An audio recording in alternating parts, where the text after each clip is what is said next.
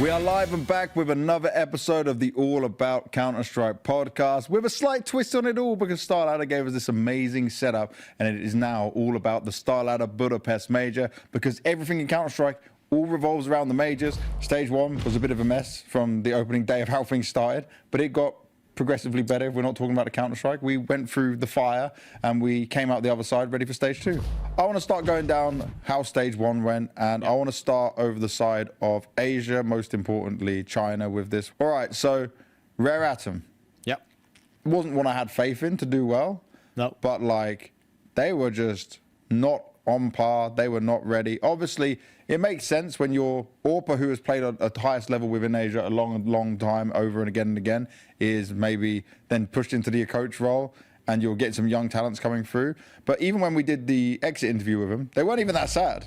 Late invasion. What a good To call. be fair, they were a surprise, but not in the same fashion that you imagine. Bro, I even said it right. Yeah, they can lose against FaZe, and I have zero problems with that. It is FaZe. But after this, it just went downhill. Red Canids next in there. The team that almost was. Yeah, I mean, they were surprisingly good. I think a lot of people had them in the 0-3 bracket. You say surprisingly good. Are we now saying that, though, only because they took a map from FaZe? Because beating Gamer Legion in their current state, that's not a big wow. No, but you can look at the Fnatic game, you can look at Gamer Legion. They had a really hard set of opponents if you actually look on the screen. And hard set for stage 1. We were looking at expectations like that, yeah. I never expected them to be close to making it to stage 2. So I actually think that this is kind of a win for them in some area. Legacy were kind of in the same position where they just should have won. Right? Yeah. They've had 3 match points to go to the next stage against a rookie team of Paravision. They didn't. So it was And that's Brazil. not even mentioning Fluxo, who also... Exactly. So basically, all Brazilian teams were so close that we would not be talking about them right now in this segment about losers, but they were so close that we were going to be talking about winners. This is a step forward for Fluxo. Probably continue with this lineup. Maybe they want to make one change in there. Yeah, I think for me, the biggest surprise was actually Art himself and his individual level.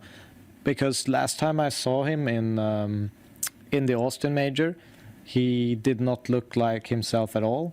He had terrible performances. And here we could see a little bit of his former self back into it. And especially when he picked up that double AWP setup. Against Fnatic, I think he was the best AWPer on the server by far. And for this major, this was kind of a legacy that I think was kind of like playing their B game and average. It wasn't bad.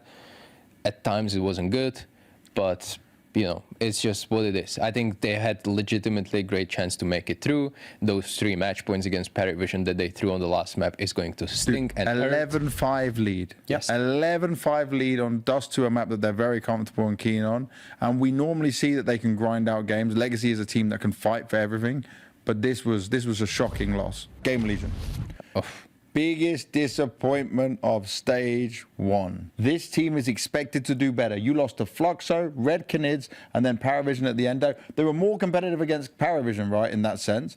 Okay, you could have beaten Red Canids on overtime, but I don't care about the scoreline. The caliber of these players, yeah, how they've been working together. This is now not an Orpa problem. This is a team problem because this was like, I could accept them struggling in stage 2, but this was bad. And like also fair play to Ash because obviously he took a lot of responsibility himself because you can't be a coach who takes so much credit for all the positives of a team where we as the community have been hyping up Game Legion for punching above their level and then seeing that like this drop off.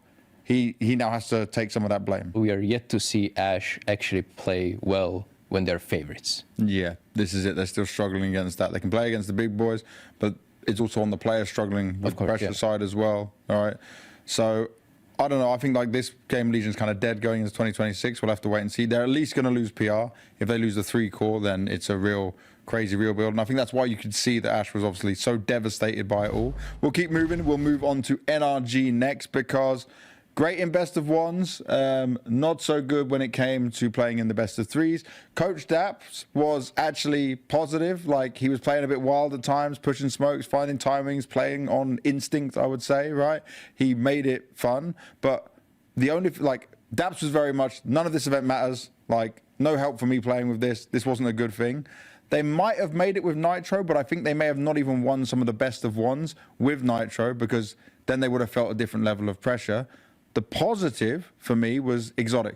For Paravision, okay, this was crazy considering it's 4 major rookies. We learned a lot from Daston, like how he's trying to teach and educate these guys and do it. But once they got to the best of 3s, right, the win over Game Legion was crazy. The comeback that they pulled off against Legacy, I didn't expect. Like, even Jame and Dastan said themselves, we thought the game was lost, but they still managed to pull it back, and they just focus on round by round. All right, Imperial real quick. I don't think there's too much we need to touch on. We can just show up the results and where we're at with it, because Imperial, I just say, is lucky from the draw that they made it here. Like, I'm not really going to... I won't be too harsh on them, but, like, you beat the Huns at NRG in the end, sure, but I have zero faith in what they can do going forward. Like, it's not great play. I like the guys, but I think this is the weakest team that made it through. FlyQuest. Positive, like crazy positive. Winning 4v5s all over the shot. Individuals looking good. Azza put some belief in the team. They made this work very well. And, okay, they didn't beat any good teams to get here, but I just... Imperial made Legacy it to in that that stage. thing. I don't count Imperial Fluxo good, and Legacy is just about good considering what we saw in the end. All right. I will just say that the way they got through and the way they were playing CS is what I enjoyed. Yeah, I mean, they were flawless in a lot of situations. I loved the way they were scaling bomb sites, the pacing, the like spacing was exceptional. It just looked like a really well-drilled team, and it is by far the best FlyQuest I have ever seen. FaZe up next, Yep. because this is a team that almost should have been eliminated, probably are not in their best shape, still look very shaky. They could have lost to Red Canids, and could have lost to Fluxo. Yeah, they could be hyped about this, but I'm still very worried about them. I think they're in some sense in my top 3 disappointments, even though they made it through. Yeah, that's fair. Because they made it through, they're still a disappointment because of what they showed. Yeah, because I mean, it's part of why you have high expectations of them. I think they had an easy draw looking at all the games, really. And they did play some good Counter-Strike at very small amounts, and that was only when they essentially already had lost the game. I'm only hoping that Frozen has bought enough time for Brokey to actually find his form again, because it can't just be Twists and Frozen in the next stage. I'm calling it now 3-0 FaZe for next stage. 3-0? Because of this stage, they understood this lineup is probably dead. When a team has played one stage of the major, and they get to the next stage, they have a bit of an advantage. A lot of it. They're warm. 100%. They're used to the pressure. They're used to the setups. They're used to everything. Okay. And so they're going to be a bit better than they were this last week, which makes it so hard to guess. So for our audience, if they don't know, but in stage 2, there were a lot of upsets round 1. Yeah. Yeah. Expect more in stage 2. 3D Max. Now, I'm really negative on this team because the high of CAC had me believing in them again. And then we looked at Bucharest. It was 12th to 14th, and Chengdu last place. Chengdu, they lost to Linvision 2-1. Yeah. They're not expected to make it this time for me. I have them as my other 0-3 right now. That's bold, man. I think Liquid is going to be home favorites because of Flashy as well. They're going to have crowd behind them. True. Yeah. I haven't thought about it. And Flashy's now had time to implement the system more. They worked together for a very long time. Taking the storyline. I'm a caster, right? If Flashy wins this event, it'll be the first rookie coach in history to win a major. Oh, God. And it'll be, All right, let's have a look now at Passion UA. Hong Kong was positive. yeah. I'm still, like, on a stage, it's worrying. This is a small crowd. They should be able to handle that. The thing that made me so unhappy was Draculan 3 they went to. I don't know why they went to it. They still went to it after Hong Kong. And then they got 3rd place, which isn't acceptable against the teams they were competing against. And now they're going into a major. Aurora expected to make it. They should be there with Na'Vi. Expected to make it. Yeah. I'm pretty confident that Aurora will do well. They're winning a LAN. I don't know if that. I don't think Aurora are going to last forever. By the way, I think when they won PGL, the vibes were awful. Mr. Producer, put Na'Vi and expected to make it, because I can't sit there when you can't have this. Bro, you can't have this. There's no way I'm looking at Liquid, FlyQuest, and Paravision, who are not playing at tier 1 events alongside Na'Vi, who still know how to win. You lifted a trophy this year, right? Yeah. What did that mean to you, the organization, and the players? Because Like, it had not been seen from a Chinese team, right? And Tyloo have not had that success despite putting so much time and effort into a Counter-Strike team. I mean, if I reflect back on the whole year, I think I'm pretty proud of the guys, like of what they've been accomplishing. But you know, we're at the major. We still need to be focused and try to close out the year in a good fashion. Thank you for watching. Hope you enjoyed it, and see you tomorrow at Major.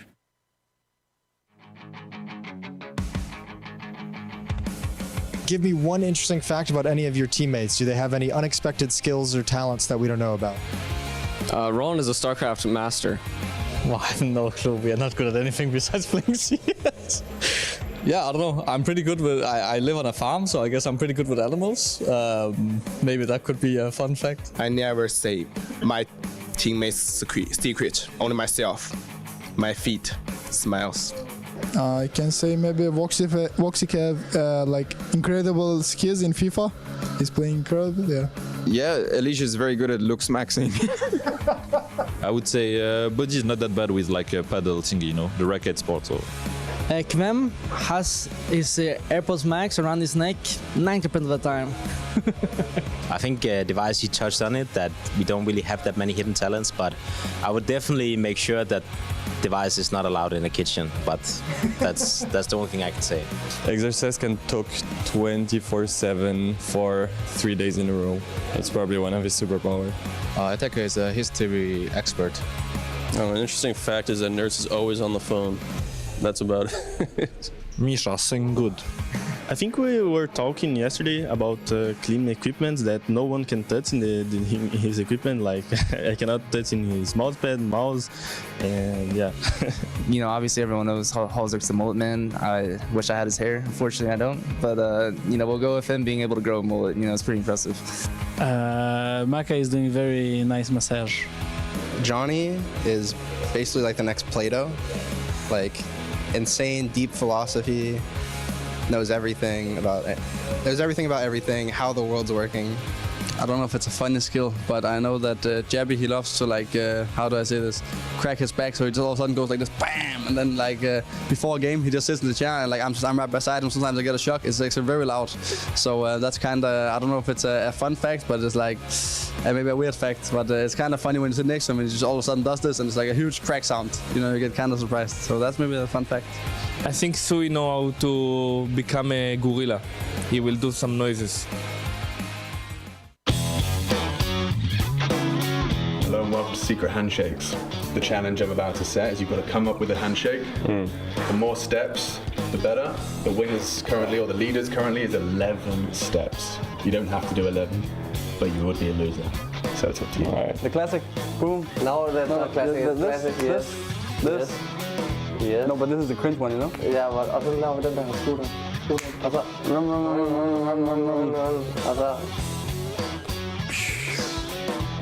That's many steps. All right, I'm thinking like this, yeah. This, twice. Okay. We lock up on the third, and then we, okay. That's not checking out. No, that's awkward. Wait, what are we doing? Wait, do this? That's turning 3, bro. 4, 5. No, I'm not doing the finger, bro. What is this? I don't know, man. Yeah, and then we lock, and then. Okay. You know how to snap? No, 3. 5. Okay. Down low. Wait, but this though? Yeah, this the same side, so sure. Up high. Okay, high. Down low. Low. To the city. To the titty. Okay. Yeah.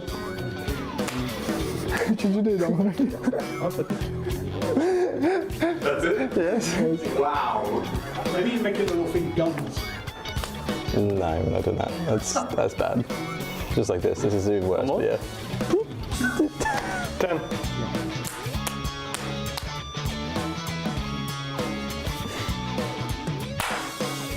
That's it.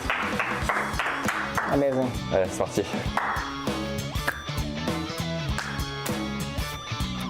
Et là.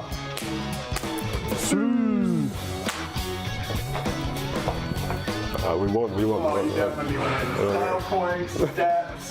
We have a new winner.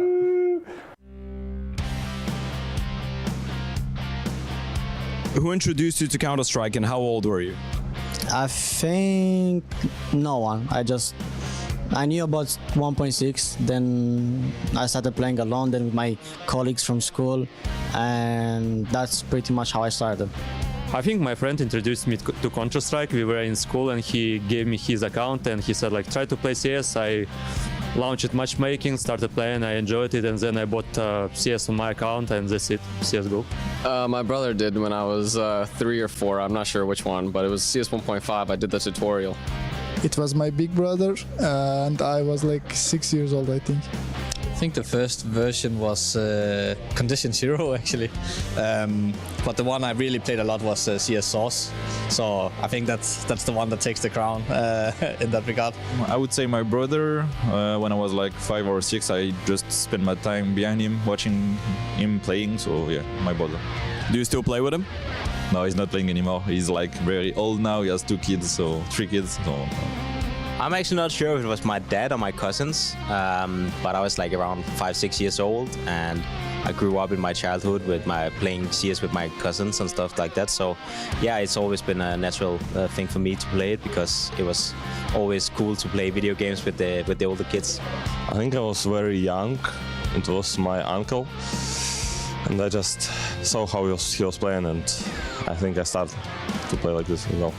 I know this game by myself because I play a lot of FPS games, so I reached a lot of information of Counter-Strike, and I know this game. I played it.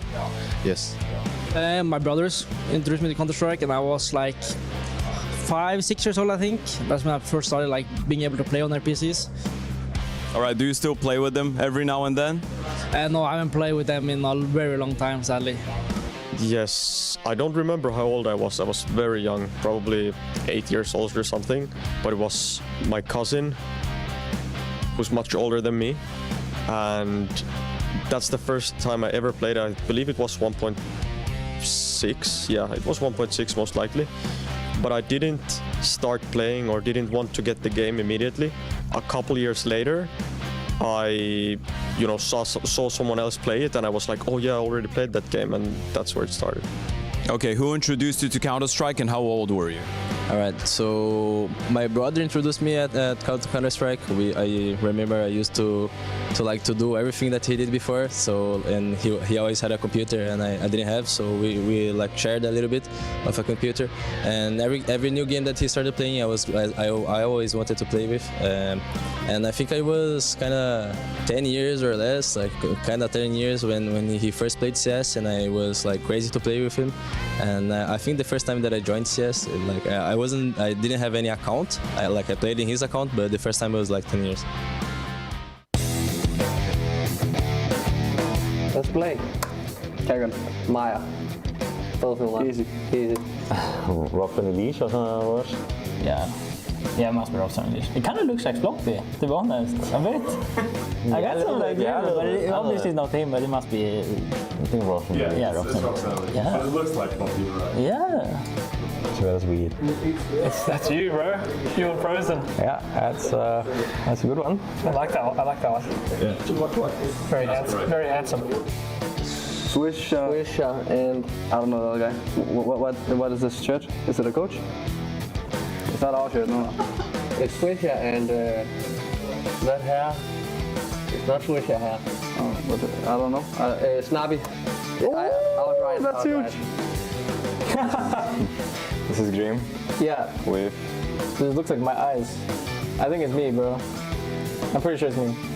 Yeah. It looks like the Grinch. It's very close. It looks like the Grinch from Dr. Seuss. Monesi and Kerrigan. Düşünmeyin ya. Casper Sky and Neo. You sure? Okay. It is.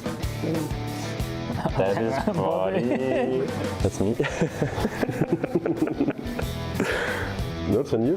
No. No, not Nuke. A Brazilian from MIBR. Bjorn? Yes. Okay, I can recognize myself. At least I didn't know. Oh yeah, the goatee, but he has it. Who is next to that's crazy. Wonderful and lucky. Oh my god. Oh, lucky and wonderful. Higosera and NAF. Okay, you guys are just the goats. This is Fallen and... Bruh, I know. Roxy? Yes. Yeah, that's a good guess, bro. Nice. Is it Def? It's Shush from... Oh, that's so good, man.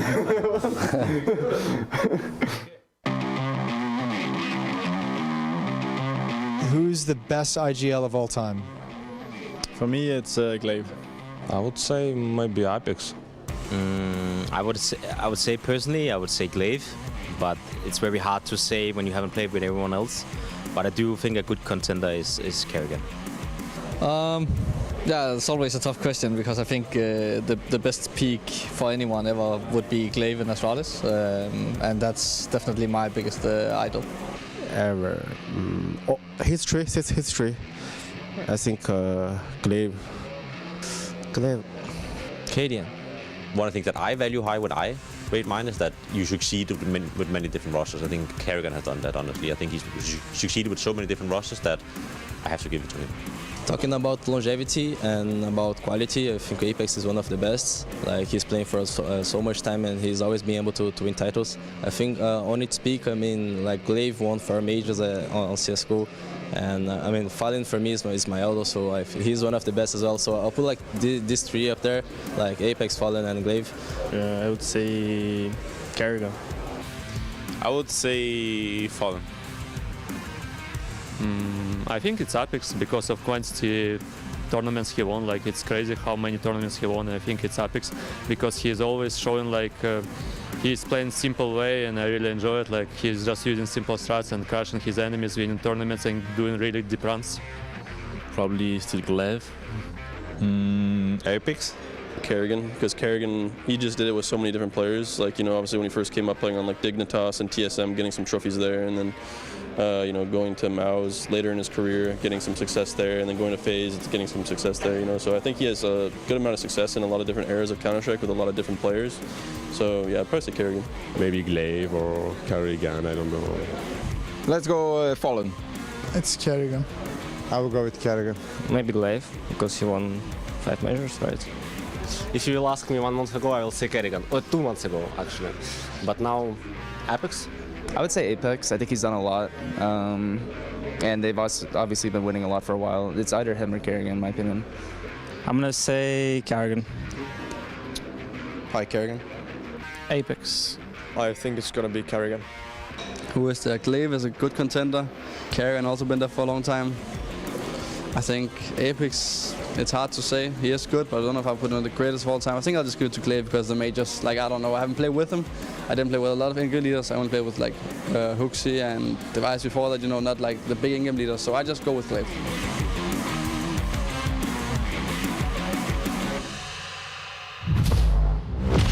Welcome back to the StarLadder Major. We're outside here at Budapest getting ready for another day of Stage 2, Jason.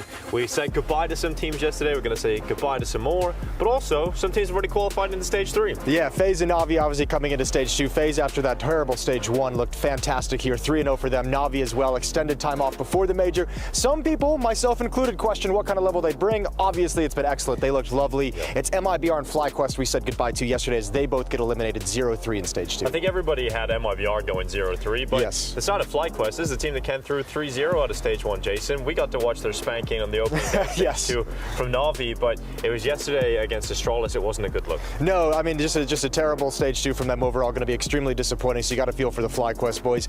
Another team that was kind of close to that boat, Liquid, which would have been a devastating way to go out 0-3. They beat MIBR yesterday to eliminate them, but now Liquid is on a recovery course. They've got to win all best of 3s to qualify onto Stage 3. They're facing off against Tyloo, so they go 0-2, but they've got a route that seems a little bit easier to recover, so it feels like there's still a shot for Team Liquid. Yeah, another shot is JamYoung. He can qualify into another stage of a major again, coming in with 4 rookies around him. I think it was incredible to see him come through Stage 1, but the fact he's performing again, Jason, could JamYoung get into Stage 3? Do you feel it? There's a little bit of magic going on over there, so I mean, he's got the potential. NIP is a team that they can beat, but NIP themselves are looking pretty solid as well. Kaspersky is having a wonderful major, a breakout performance for him within this NIP squad, and it's hard not to root for Snappy. It's hard not to root for one of the old guys who's been putting in the work with a bunch of different lineups to make it work. They worked all year to get to this point at the major. Now that they're here, they can seize this opportunity and move on to stage 3. Well, we got Aurora and Astralis fighting for elimination as well. I know. Or fighting for survival, rather, Jason. Yeah. At this point in the competition, it's surprising to see Aurora here, and Astralis having to bounce back. You know, with the year that Aurora's had and kind of the way these last months have worked, it shouldn't be super surprising, but yeah, it is a bummer to see them in this kind of a position. Just another obstacle in front of them.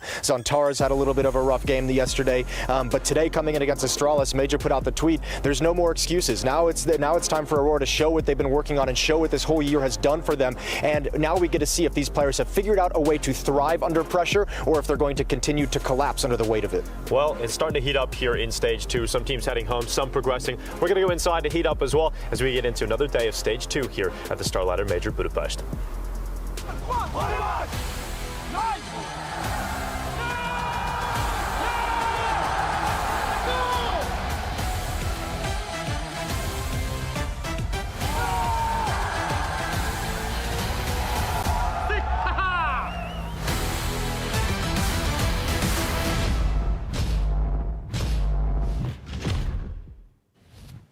Day 3 of the StarLadder Major is well underway. We're kickstarting it off today. We've got 3 best of 3s coming your way. We're going to be saying goodbye to a lot of teams, and we're also going to see a few more teams go in to stage 3, all happening here in Hungary. We have a live crowd coming in, and we're going to kickstart the day with Devilwalk and Ted here on the desk.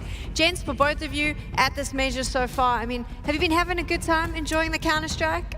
Absolutely. I mean, you know, every FaZe game has been exhilarating. It's been fun. It's been, you know, ups and downs. And, you know, I think there's a lot of these smaller teams as well, like Paravision. I think it's great to watch. You know, they've always, you know, with these 4 rookies, kind of made an impression on a lot of people. So, yeah, I'm enjoying it. Yeah, it's been an exciting couple of days so far. I feel like what we kind of wished for throughout stage 1 is coming to fruition. Finally, we're getting to see cleaner and cleaner Counter-Strike with each and every other game. Na'Vi obviously slam dunk through stage 2. That was very nice to see. Aurora having a little bit of a struggle, so we do get to see that stage 1 buff that Maui was talking about, where the teams are a little bit more used to the stage, they're into the groove of things, and they're able to challenge a lot of the stage 2 invitees. Obviously, all of the action is brought to you by incredible sponsors. So shout out to Blacklight, Monster Energy, and xplay.gg. If it wasn't for them, you wouldn't be watching this right now. So go and show them some love. And you know what? I think we do have to show some love to the teams we've said goodbye to, boys, because this is the hardest part about the major. And I mean, Devilwalk, you've lifted the trophy, so you don't know about the losing so much, but... I've lost more than I've won. I know, but it doesn't set my story up so nicely, does it? Thank you for that one. But no, like, how does it feel when you have worked so hard to get to this point and you go out? I mean, can you remember those emotions? 100%. I mean, it's pure emptiness. You feel empty, there's sadness mixed into it, but you don't really know how to behave or how to melt things down and take it in. I think, you know, for these players, they put so many weeks, so many months of hard work and trying to, you know, prove that they are capable of playing at this level. And for some of them to go out and sometimes even on 1 or 2 mistakes, it's a really shitty feeling. Do you know what's really shitty is being 3-0 in stage 1 and then going 0-3 in stage 2. Commiserations to FlyQuest. We say goodbye to them now. From a great start in stage 1 to heartache and heartbreak coming into stage 2. I want to just look at this Astralis game quickly. It was definitely a better start than what we saw, say, in the first best of 1s for you guys, but it still wasn't enough here. So what do you think was some of the issues you were experiencing that maybe you didn't notice during stage 1? Yeah, I think honestly the Na'Vi game probably crushed our confidence a bit. I think we went into our shells. That's the main thing for us. I think we kind of lacked, like our communication was really bad throughout the last game at least, and I think that cost us in the end. So you think more like a mentality side of things, just not getting those good starts, not getting going? And obviously stage 1, we looked at you guys being so good, like so confident the way you were playing off each other. Was it just like kind of a spiral of what happened afterwards? I think it was a bit of both. Obviously we got outplayed a bit sometimes, but I think there's also a mental side of it as well. So we're going to look at that, and obviously the CS stuff we're going to talk about after, but the main thing that we're probably all disappointed in is like the mental resilience. Azza, coming over to you, obviously there's a lot of work you wanted to do with this team, and stage 1 was super impressive. coming into this stage 2, what were you seeing from behind the scenes? What were you seeing from when talking to them? Because I definitely saw obviously more frustration, which is understandable during these kind of games, but also some of the individuals just were not able to pull off the same moves, right? Yeah, honestly, I think we crumbled, to be honest. Our goal was to get to stage 3. We went through stage 1 pretty cruisy, and then we got to stage 2, and I think we just really played like 10% sort of thing, right? First 2 games, the best of ones, those were rough. We started both halves. I think one was 12-0, one was 11-1, so that was really fucking hard for the mental, to be honest. And then even today, like first map in the best of 1, I felt like we weren't there, and in the last map we actually showed a little bit of what we were capable of, but it just wasn't enough at the time, right? So yeah, it's super disappointing for sure, and yeah, I think we just crumbled. Let me try and end on some positives, at least for you guys, because definitely comparing to Austin, before you were there, right, this is a positive turnaround. So you've made a stage further, we've seen improvements. So does that give you some extra hope and confidence that you're on the right track for 2026? And does it help you learn some things that you need to work on? Yeah, definitely, right? I think like coming in, I think the boys, just in general, we've gotten better as a team, we've gotten closer as a team, and I think we're heading in the right direction, right? We've hit like maybe some smaller goals, but we obviously have long-term goals that we want to reach also. So that just comes back to getting back into it, back to the theory, back to the practice, putting in the hours and, you know, building as a team. Well, good luck with it for 2026. There's one final thing I'm going to ask you to do, if you can take the logo off for me. Or Inz, you want to take it? He's going to send him.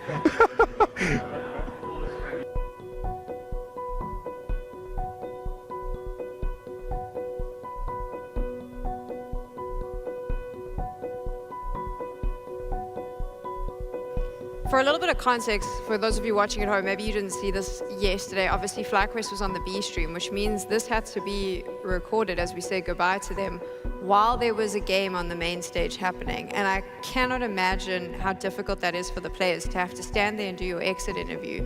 Well, you got the crowd going berserk and you're watching these pop-off games. It's kind of, you're hearing the screaming and it's just a reminder of what's now slipped through your fingers. Yeah, this is one of the most difficult probably segments to do for every single team here.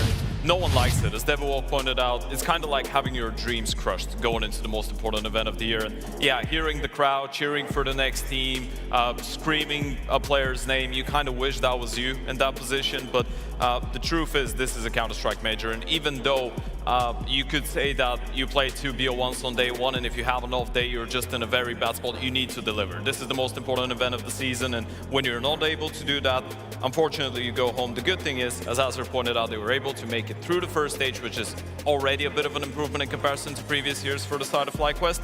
So I guess we will just wait to see what happens with them in 2026. On the other side, we say goodbye to MIBR, the Brazilian team, who, to be fair, even with their roster changes, they've kind of been, I would say, limping along since, what, like it's been the last 6 months that this hasn't really clicked? Yeah, I mean, for FlyQuest, you can at least take some positives with you. You know, they didn't show up on these 2 days and got eliminated, but they showed that they have potential. They showed they're on the right track. For MIBR, I didn't really feel any of these, like, couldn't really pinpoint a positive for them. It's a crushing defeat. They didn't really show up even in the, you know, Imperial versus MIBR game, and yeah, it's really shitty going into this tournament, not being able to show off any positive signs. Let's hear what they had to say as Banks said goodbye to them. As some teams march on forwards, others still need to go home. This time it's MIBR and Exit. I know it's probably a very tough moment for you right now. I'm sorry for the loss and what you fought, though, I guess, at the end against Liquid. Talk to me about this Mirage, because you certainly had your chances in it, right? You were able to take it into double overtime. Where were you missing moments? What was going wrong here that was just, like, not even enabling you to be able to take the map? I think on this Mirage was the only map that we played a little as we were playing on practice. We showed a little bit of the true MIBR that we couldn't show in other maps, and I'm feeling bad about it because it's the only map that we played kind of good, and we still throw it because we had like good advantage. We could have win this map, and I couldn't. But yeah. What was strange when I'm looking at MIBR right now is domestically, right, you had wins, LAN wins. It was very positive for you guys. Qikert said in an interview you had a huge boot camp as well. What was not translating from the boot camp into the officials? What was different there that like wasn't connecting on the server for the team? We spent like more than a month practicing. It didn't work out, unfortunately. We tried our best, like every day we were trying our best. We were playing Counter-Strike like the whole day. We were trying to have conversations. So we tried to put like everyone on the same page. But I think in this tournament we were not on the same page and sometimes. And it was not clicking, like we're not playing like a team. We're like, we are trying our best, but I don't think we are like so connected. But maybe it was not the why we lost, but that's my feeling right now. And yeah. What does this mean for the future of MIBR? Because obviously you bring in 2 players from outside of your region, you try to make a change, but this ends up with a less good result than both Austin and Shanghai. So what do you think is going to happen for 2026? To be honest, I have no idea. Yeah, that's all I can say yet. All right, well, I'm sorry to see you go, but there's definitely fans out there of MIBR supporting and cheering, even the crowd. So we saw this before. So do you want to say anything to them? Can I say in Portuguese? Yes, man. Agradecer a todo mundo aí pela torcida. Infelizmente a gente não conseguiu mostrar bom CS aqui no campeonato. A gente tentou o nosso máximo, a gente ficou 2 meses viajando, 1 mês de bootcamp, tentando melhorar todos os dias. Treinamos muito, jogamos muitos mapas de treino, conversando todo dia e acabou que não deu certo.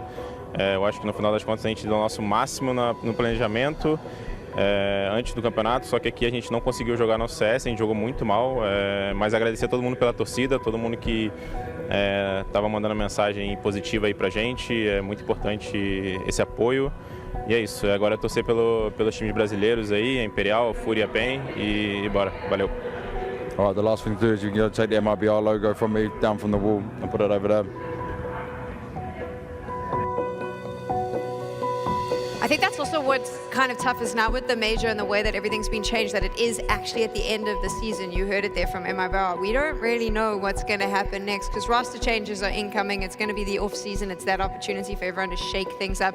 Adds another level to how rough this must be when you have to take your logo off the wall. Yeah, especially for a team like MIBR, I feel like going into this tournament, this was their only opportunity to show that this 5-man lineup with the coach obviously has a future. Right after a very lackluster season, you had to play a couple of tournaments with stand-ins, you couldn't really practice properly. Now you had a good boot camp before the major, but you go out 0-3. And I know to begin with, not a lot of people had high expectations of them, myself included, but in the end of the day, it is a little bit of a shame to see them just have such an off season. For sure. Let's take a look now at the bracket as it stands. Of course, the big talking points from yesterday, Na'Vi and FaZe 3-0. Devil Walk, that's a party for a lot of fans. Yeah, I mean, FaZe, showing a completely different level, leveling up every single time they hit the server, and especially when it comes close, when it looks like they don't have a grasp of the game anymore, making those comebacks. And, Jacob was a big thing for me. Sure. He stepped up in these games, he delivered, and, more and more, if they have those 3, Frozen, Twist, Jacob actually performing this way, they could be a scary team when Brokey wakes up. When Brokey wakes up. Yeah. He isn't feeling well, that's what we heard yesterday. Maybe he'll recover in the next few days. Any standout performances outside of the FaZe Na'Vi ones for you, Ted? Oh yeah, absolutely. Wonderful is the one name that we need to address, right? Na'Vi was the big favorite that came into this one and delivered in the way that we expected out of them. They played good Counter-Strike, they were solid, they looked pretty decent in terms of individual quality, in terms of team level, and we saw it from Blade and everybody else. The mood is a little bit better on that Na'Vi camp, so I feel like both these teams just deserve to be exactly where they are, and that is stage 3. Okay, so there's been some disappointments as well. We'll get to see some of those teams battling it out today. Let's take a look now at your schedule. I mean, for me, the team that I've got my eye on, there's actually 2, is Liquid and Tyloo. The pressure is insurmountable. One of those 2 is going home. And then on the other side, Astralis and Aurora. That's the big one. I did not think we would be talking about Aurora potentially exiting the competition this soon. Yeah, I think for Aurora and me, looking at them, they've always been very, very, Santares, he needs to have a good game. He needs to perform for them to actually make it far into a tournament, to be able to, demolish other teams. And I think that he's had a little bit of a lackluster tournament, and that's putting Aurora in a difficult situation right now. So I think a lot of people 0-3, they went to 1-2. It's not looking good. Can you imagine a world where Astralis, which looks like the most miserable team at the moment, they don't look very happy, I don't care what anyone says, knocks out Aurora from the major? So Sam, I will do my best Jacob expression right now, and I will say, hell no. There should be no way in the world that Astralis do this, but then in the end of the day, anything could happen. As we've already seen, Aurora are pretty volatile. I was about to say, I'll do my best Yanko impression. Sure. Never say never, Ted. It's Right. always possible. And what was possible, and I kind of love this, is the fact that those two players you mentioned have got so much hate coming into this, so much negativity, and yet it was those two players that were the difference makers for their teams yesterday. Jacob and Wonderful, these young players, dealt with the pressure, dealt with the hate, stood up and said, hey, we actually do belong in these lineups. Yeah, you could see, especially on Jacob's side, you know, he was immense for them on the T side. He had a 144 T side rating. But the big thing for him, he's in a very exposed positions, playing anchor and entry roles, and he's actually getting 20.6% per round multi-kills. That's every 5th round, he's getting a multi-kill, 2+ kills. If you compare it to some of the big stars like Frozen, he has a 14.7%. Xkaspersky, we've hyped him up a lot as that X-Factor player, only on 16%. We're gonna see Blame F play on the server soon, 13.6%. So you could see that he really has a big impact on that multi-kill. Yeah, and another name that you mentioned, Sam, has been Wonderful, right? As we're looking at some of his highlights from the last couple of days, Wonderful just came into this major and beat his, and I know I said that already yesterday, but I'm going to repeat it just to emphasize on how mental it is, how impressive it is. He beat his own record for his highest rated map at a major 3 times already out of playing 4 maps. He's been a standout performer. Posting a 177 rating, and this is the type of performance that you want to see out of him. Blade even said it in the interview yesterday. He said, this is the Wonderful we need on the T sides. CT side-wise, we already knew that he could provide opening kills sometimes, he could be a good clutcher. On the T sides, he's been a great coverage, kind of like an insurance for a lot of the plays that Navi have been doing. So I think a big thing with him as well is the entry success. 86.7% entry success, and he gets an entry every 5th round. That's huge. That's something that, you know, a lot of people have criticized Wonderful for, that he's not imposing himself enough on the server, and this tournament, he is. Now we're going to focus in on the elimination game that you're about to see. You can see the teams arriving here at the venue. Fnatic up against Passion UA. What are we thinking about this matchup? I think Fnatic is gonna just destroy Passion. I think they have so many different advantages from map pool, from their players individually being better in this tournament. They look good against 3D Max. Passion's lost against 3D Max. The only thing I'm worried about for Fnatic's side is they look stressed. They fumbled a couple of anti-ecos.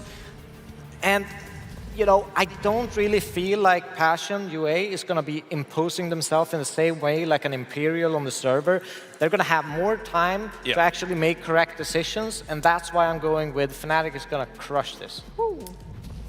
Well, I'd say I was really trying hard to find a reason to back Passion UA going into this one, but there just isn't any angles, right? There is a couple if something goes right, but as Jonathan was saying, I just feel like Fnatic are coming into this one in one of the best positions they've been so far this year. This is a Fnatic team that has played with 5 different 5-man lineup combinations throughout 2025. This is the first one that stuck around for a little bit. They've been starting to play some good Counter-Strike. Crims has been absolutely outstanding for this team as well, as this stage of the major has been the best stage of a major he's played since the group stage of Boston in 2018. So there's a lot of reasons to be positive about Fnatic. They've had a pretty decent 5v4, 4v5 conversions, and then on the other side, Passion have just struggled in a lot of occasions. The video's on your screen. I mean, what do you think about this, Devil Walk? Yeah, so the problem for Passion is, you know, pretty much every single pick they can go for, Fnatic play it. They're very, very comfortable on it. They had to go for either an Overpass or a Dust 2. They went for that Overpass.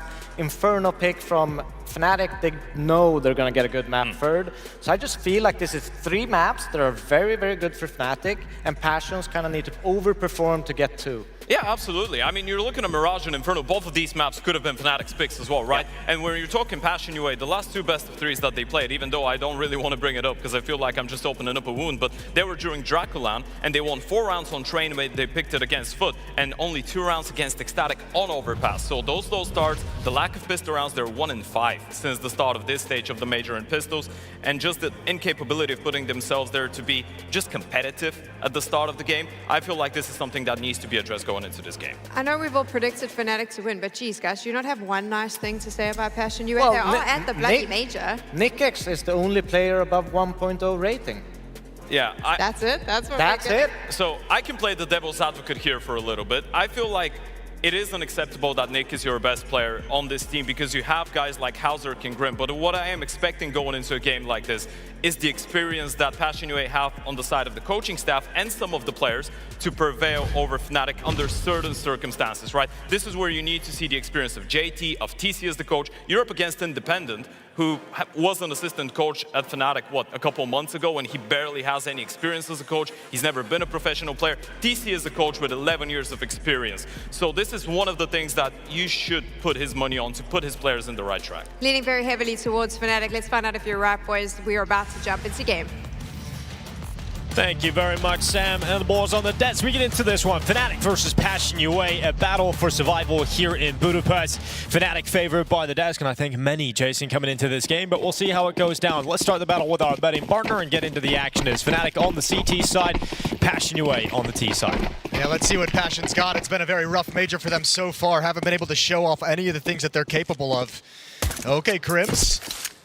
One of the stronger performers for Fnatic thus far in the major here in Budapest. He's going to get some information and back off halfway down towards Divider. And Passion's keeping up the pace. And it doesn't look like they're motivated to slow down whatsoever, so the train keeps on rolling.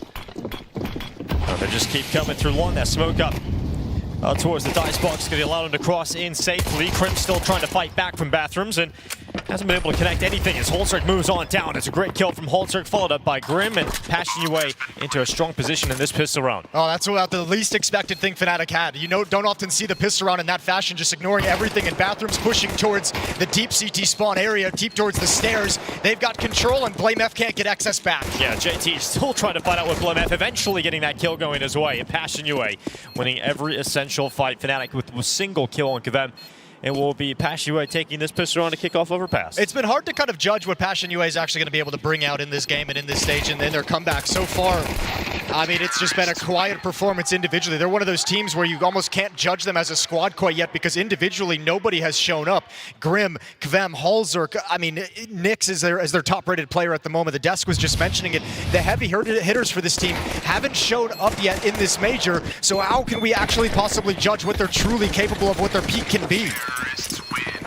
And they're going to try and reinvigorate some of their stars here for this match against Fnatic just to stay alive. Yeah, you can hear the panic of the desk almost about the fact that Nyx is the highest rated player. Passion UA struggling to get their bigger players online. Well, this is the last chance to do it. At least it's a best of three. Let's see what Fnatic will do with a force buy here. We've got a mixture of Deagles, 5.7s, and an MP9. Fnatic obviously had their fair share of criticism coming into this major, making the move for Chikasmo over Cypher, and we would love some results to back up that decision at this event. Well, they're getting some of it, at least individually, out of Crims, right? He was one of the guys who was highlighted the selection to keep him around instead of Cypher, and you look at it, and he's the most experienced player. This is going to be his 18th major. He's their top performer as well at the moment, so all that experience is actually paying off. Two-time major champion in Crims, and he's delivering for Fnatic so far. So at least you have that going for you where the pressure isn't on this guy who's kind of been questioned of whether he's still got it at this level. And performing here in Budapest. 18 majors total for the Fnatic organization. This is just the second major that Passion has featured in. We've got Nyx and hallzerk, a little bit of team kill action going on as hallzerk drops his teammate Kvem and JT. Stepping up here for Passion UA in this force buy, not going to work out for Fnatic. So it'll be a nice, comfortable 3-0 lead for Passion UA as they successfully take over that B-bomb site. We'll have a full eco up against them in the next. Well, 2-0. Let's not get too far ahead. Let's put some faith in these USPs. No, I'm good. I have to have some faith in Passion UA for this next round, Jason. You know, I think one of the things you could talk about with Passion as things are going to settle, and as you mentioned, a really advantaged round for Passion coming up next. But I think one of the things you got to look at and say they've been knocked so off kilter of how they wanted to start this major and the kind of the idea they came into this major with, the idea that they've kind of gone away from Train, which is a map they've been happy to pick in their last few months and a bunch of their last few series play. Back at Draculan, picking that, letting it go through as the third map in series. going away from it here after that 3-13 stomping by 3D Max. I think you're seeing a severe lack of confidence, and a confidence that's been ripped away from Passion with an extended period now where they feel like the results haven't quite been there. So that's something that they're playing against, and that's part of the reason why I sort of like that aggressive pistol round opening, is just get him into it. Start of the day, first round, rush in, don't have to use the brain quite yet. Everyone wake up and warm up into this game, and then you can start descending into the strategy. Because you'll come into this event preparing for the major, and you'll have a few maps that you're very confident in that maybe have gone well in practice, and that's your idea going into the major. And then when reality sets in and how that official went, you're like, oh, well, let's immediately go to plan B on the possible last game that we've got here with the major itself. What's that Mike Tyson quote? Everyone's got a plan until they get punched in the face, and that's how Passion started their stage 2 of the major, by getting punched in the face. So they've moved on to plan B, which is an overpass selection. And at the moment, with a good lead, Fear taken down. There's the weapon out of his hands, and now just the pistols. Maybe a little bit more than I was anticipating for Fnatic here in this round, but Mike 7 not getting the job done. Nyx doesn't want to get involved in that fight as well, so he starts to back away. We'll keep the range, and we've got Crims inside of bathrooms. Great shot on the Deagle. Is there anything else here for Crims? There you go, Crims get a couple more into it. Nice slide from Grim. Assertive in taking control of bathroom. Blame F gonna go for the flank. JT watching for it, heads up from the IGL. And this 3-0 does look secured now. There we go. Never in doubt, Jason. Never in doubt. We could have just skipped it altogether. Yeah, Passion UA gotta go take 3 in a row. We've got Fnatic getting onto weapons in the next round. Interesting team, this Fnatic squad. Obviously, Fear, Chasmo, and Jambo breakout was in the Shanghai major. I mean, it's funny enough, you mentioned that. I mean, the last time these two cores played each other, Fear, Jambo, and Chasmo were in Passion. Oh, no way. Against the Complexity core at the Shanghai major, which featured JT, hallzerk, and Grim.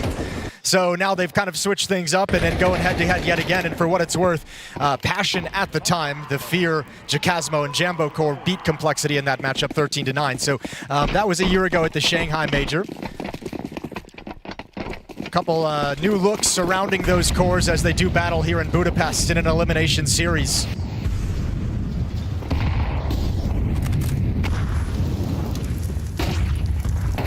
Got Jambo out of party. Spraying down is going to be Kvem gone.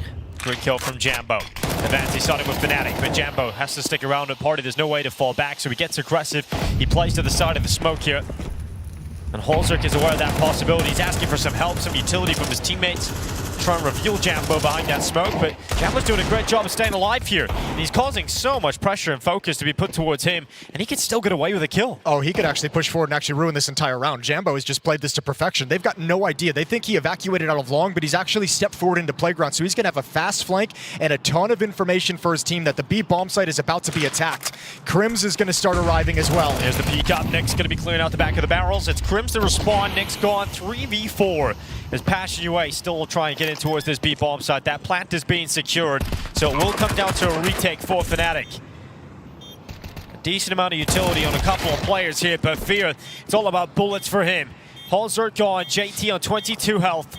And they have no one to watch the flank now that hallzerk goes down, and this round will just fizzle out as a Fnatic victory. Yeah, well, JT just winning the pillar. How much damage can he do? How many players can he bring down with him? And just the one as that Jambo flank comes in.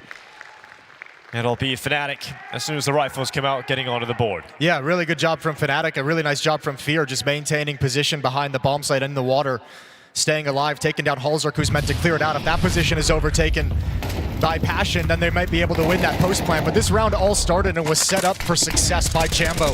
That mid presence, the mid kill, the survival, it took a lot of options away from Passion, and they got lured into this B bomb site hit. Nice, guys. Well fucking done. So 3-1 in the favor of Passion still, but Fnatic gets started as soon as the guns come out. No ops in play quite yet.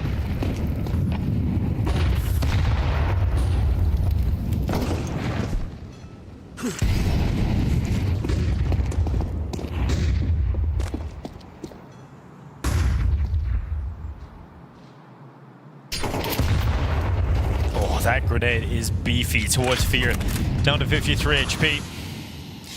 Little bit of a mistake there, though. They just double smoked monsters, so that's a resource they won't have. And You'd imagine that that's going to be called out by Nix, who's that monster player for Passion on the T side, and he's going to be saying they screwed up. They burned an extra smoke for no reason, so let's everyone line up towards this B bomb site because they're going to have one less piece of utility that we can take advantage of. They're going to have access into the B bomb site 17 seconds earlier than they normally would have. Here comes the charge. Jacasmo back to the barrels, blinded and taken down by Kvem. It looked like he was guaranteed at least one there, Jacasmo. But unfortunately not on the board just yet. Kvem continues to move forward here for Passion UA, carving out space into the site, plant being secured. Fnatic want to win this one. It's a 3v4 retake required. Look how far away the remaining forces are. Yeah, Jambo and BlameF just called it off as well. So Crims backs away as well, and Passion are able to crack into the bomb site and get a 4th round. Now a 3-round lead overall, and that's just off the mistake of the double smoke. I like the initiative. I like the call, the assertiveness from JT. Gets that information passed over from his teammate and just makes this simple call based off a huge advantage. A lovely strike, and Kvem provides the 2 opening kills. The major rookie having impact here early on in the opening map.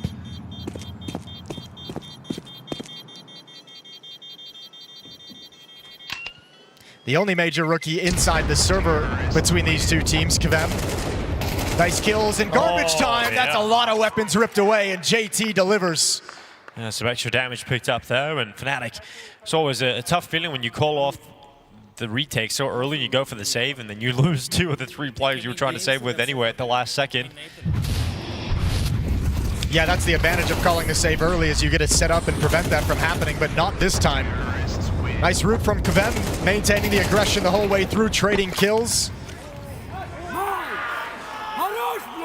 Gave an interview earlier, Kvem, he mentioned he's not really all that nervous. He's like, yeah, this is my first major, but I mean, if I was 15 or 16, I'd be nervous, but he's a little bit older in his first major, and he's saying feels like he belongs here, like he's supposed to be here. So trying to do his best to make the best of the opportunity.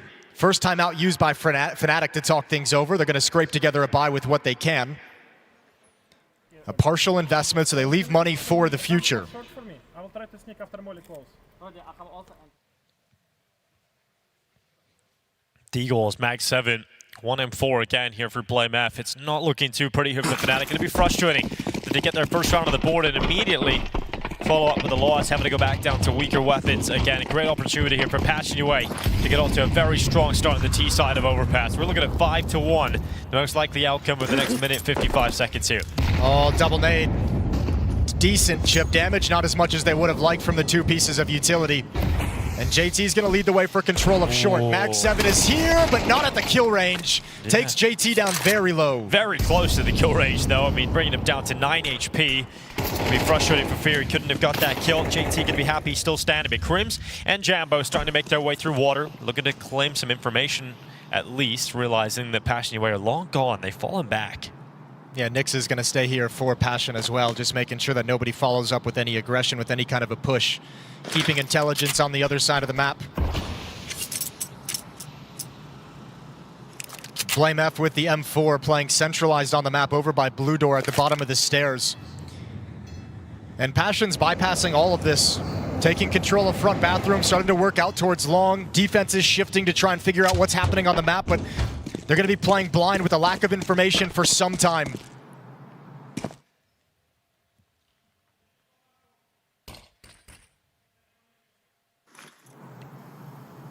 30 on the clock. Jacasmo leading in behind the truck. He's got Jambo out towards bathrooms with him. This could be effective, but Jacasmo has to deliver something, and he just can't get a kill here. Grim dropping him on the defense, and Jambo then getting spotted. They can all focus on the fights towards bathrooms. Another good shot here from Crims. Jambo's got one on the Deagle, and all of a sudden, the huge advantage to Passion UA has fallen to equal numbers. So 3-3. Plant's still not secured, just enough time to get it down here at the back of the truck. So Passion UA, now it comes down to this post plant. They're still going up against weaker weapons. They've still got the advantage to close it, but that grenade goes in and finishes off Grim. So now there's a chance for Fnatic to get back into this yet again, but that door is shut in their face by hallzerk and Nix. Admirable attempt from Fnatic fighting back into that. All the Deagles creating production and opening up the chance for BlameF's M4 to then have further impact and seal the round, but he's not able to get it done rotating over. Good nade towards the back of the bomb site, but that rifle could never have any of the kills that it needed. You gotta say, lovely utility as well from JT, far back and long. The Molotov towards the truck to activate them into the bomb site. Smoke for Bank to protect them. Makes it easy despite the difficulty provided from the two deagle shots. Back to the guns we go, and now Jambo's got the AWP in the field.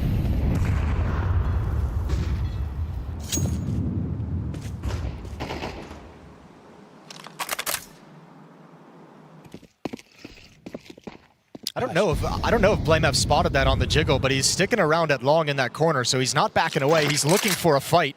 Yeah, and that fight surely coming to him soon. He hears all the steps heading into his bathrooms. And then BlameF's going to go up for a peek and go down to hallzerk. So at range, it's a quick shot from hallzerk, punishing the peak of BlameF. Yeah, for a team that came into this and it looked like they were all struggling to kill and frag and find headshots, none of those problems thus far for Passion. hallzerk 6-1. JT 9-2 leading the way for this T side. And another 5-on-4 found. Can't find the equalizer with the AWP, and he goes down as well. Grim and Kvem crack into the A bomb site. And once again, Fnatic's defense just has to back away and save. Yeah, no other option. They're just getting wrecked right now by Passion away. Every single little peek from Fnatic to go and try and gather info early in the rounds. Crucial fights being missed out on by the operator here in Jambo. Yeah, it's a very tough start here for Fnatic, and it's getting to be quite the hole they find themselves in as Passion away building up a beautiful T side. Ooh, not able to take out any of the saving players, but that's information if Passion want to hunt. They've got some cash to take these weapons away and risk their own, but might not consider it worthwhile at the end of the day. This is a nice lead for Passion, and T-side Overpass, you're sitting pretty already right now. You're so pleased with where you're at that everything from here is a bonus. Fear dropping utility just to protect himself. And these rounds haven't felt close. If you lose these two rifles, Passion UA's chances of building on 6 rounds already are hugely increased, and Chikasma holding on will be taken down. Absolutely no mercy from Passion UA. Yeah, you have to like that attitude. You have to enjoy watching it. Just ruthless from Passion, making sure that Fnatic have nothing going into the next round. Oh, this is brutal. Lovely shot to open things up from hallzerk. Great headshot from Grim as well. And the slow start, Jambo hasn't been able to find any rhythm. The first time he gets the AWP out and not able to have impact with it whatsoever.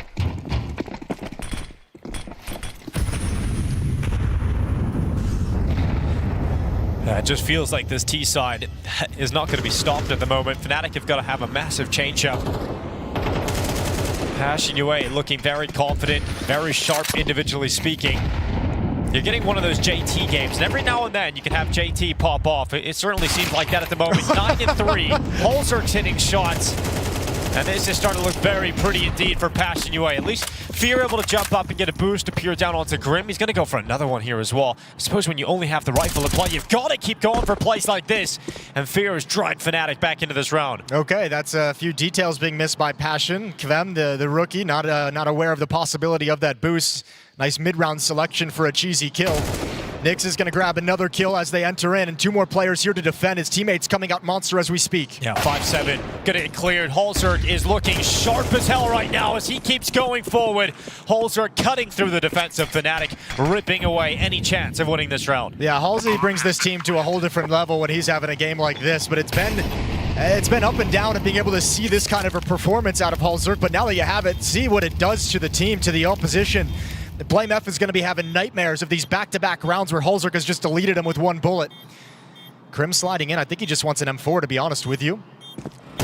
Stepping back turn spotted now by hallzerk, who's looking for his 4K. Grim staying down on the bomb site, keeping pressure up, and eventually will be taken out by hallzerk, who is looking incredible to kick off Overpass. Yeah, completely different Passion team than from what we saw in the first 3 stages of this Swiss system.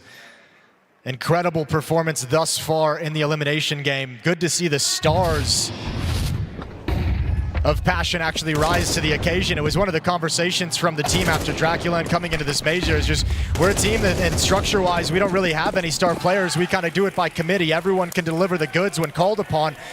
Haven't seen that actually play out in their first 3 games of this Swiss system, but you're seeing it here and actually getting star-level performances out of JT and hallzerk thus far.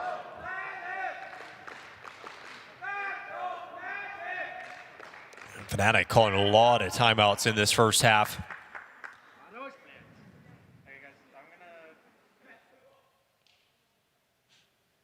And Grim obviously very happy with the performance of his team right now. It's starting to keep it up. I mean, it just seems like they could rack up a ridiculous scoreline in this first half.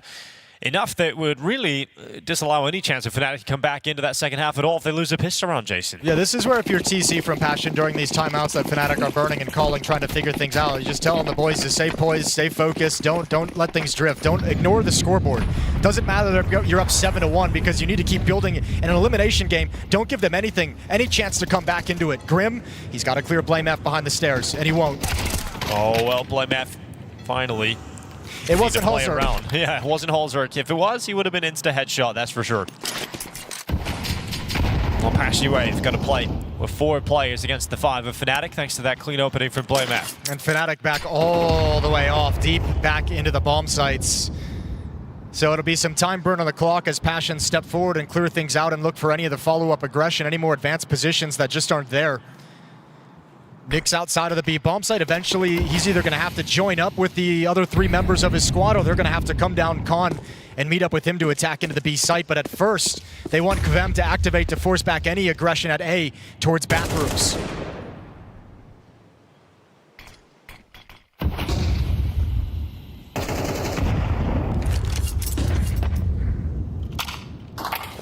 Passion UA taking some time to position themselves for their finishing move. They showed enough presence that they want to progress up bathrooms towards the A bomb site that it's kept Jambo here as a 3rd player with BlameF and Krim. So actually, despite being a man down, Passion have found the better bomb site to hit. Well, 30 seconds left on that clock, or under at this point at 25. We've got Jacasmo winning in the pit. And they're going to come swinging out towards it. Passion UA, the flank is here, and BlameF finally getting around where he can show some of the impact he's capable of. Jambo with a shot on Nyx, leaving hallzerk 1v5, and although he's been incredible, not this time, as BlameF will clean up a 4K. He kicks off the round and he closes it. Exactly what the doctor ordered for Fnatic. If you want any chance of recovering, that's a good first win to get to stop the streak from Passion. 2-7, you're still 5 rounds back, but with all 5 players surviving, you have the confidence of building up a little bit of bank behind you. And you can immediately go into the playbook because you don't have the risk of that immediate reset of your money. So you can actually choose to take a risk in this next one if you want to try and build up momentum to close the gap before halftime.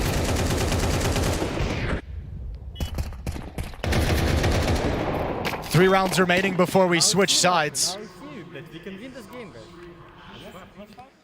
Well, Jacasmo trying to bring some positivity. They can still win this game. I mean, absolutely still have a lot of rounds to play with in this first half. And Passion UA getting their timeout straight through. We got TC back as the coach of this squad. I mean, it's got to feel good for him, who was part of this team for a long time throughout the complexity days and went off and tried to start a new project on his own. He managed to bring his former teammates along with him. I was going to say, I mean, you have to imagine there's no other way to like logically think about it, that TC goes over to Passion, is coaching the Ukrainian side, and they find an opportunity. He finds an opportunity to bring the core of his old team over and just say, look, these guys are here. We can grab this core. They keep Kvem around. He says, you know, we know how to use this guy. He's got some skills. He's got some talent, and we can bring him out, and he's going to be a great piece to fit in with the 3 players that I played with in complexity for a long time. So TC's orchestrated this team. Results haven't been there thus far at the major, but looking good here on Overpass. BlameF is starting to heat up though, and Fnatic is starting to get their groove back. Yep, this is much, much better here for Fnatic. Clean entries and in a position now where you've only got 3 players left for Passion UA. The round has just started and it already feels like it's lost. Yeah, but I think the important thing for Fnatic is that you're popping that bubble. I mean, Passion was able to just, hold on, they almost line up for Nyx. Can't get the first fight clean. Now the monster swing comes in, but great utility to delay things from Grim, and now so many players on the defense are here. It's going to be very tough for Passion UA to even get close to feeling comfortable on this side of the map.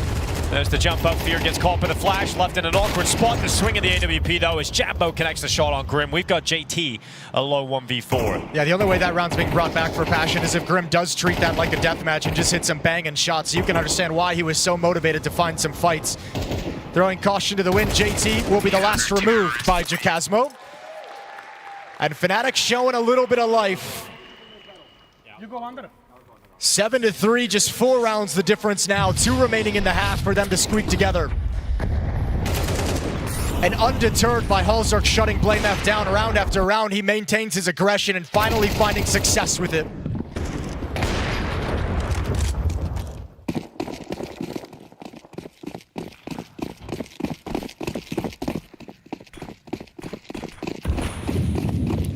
Couple rounds left here, and they've broken down the money. Passion UA starting to run out of ideas. They're going to try and go faster to the B bomb site, but that utility has slowed them down. It's held them at bay for now. And Nick's also falling away. An opening kill for Fnatic. Doesn't look like this is going to go all that well here for Passion UA. It's Chikasmo shutting it down now. Fear comes out over to clean up, and Fnatic are certainly back. Yeah, this will feel good. Out of the second timeout, it took 2. They had to burn them, but it's all getting the results now. Lovely string of rounds, and Fnatic has just been dominant in this 3-round run, only losing 1 single player in round 10. That's it. Reestablished and sent a message to Passion that closing out this map, while starting it might have been easy, closing it out is not going to be easy. 7-5 half.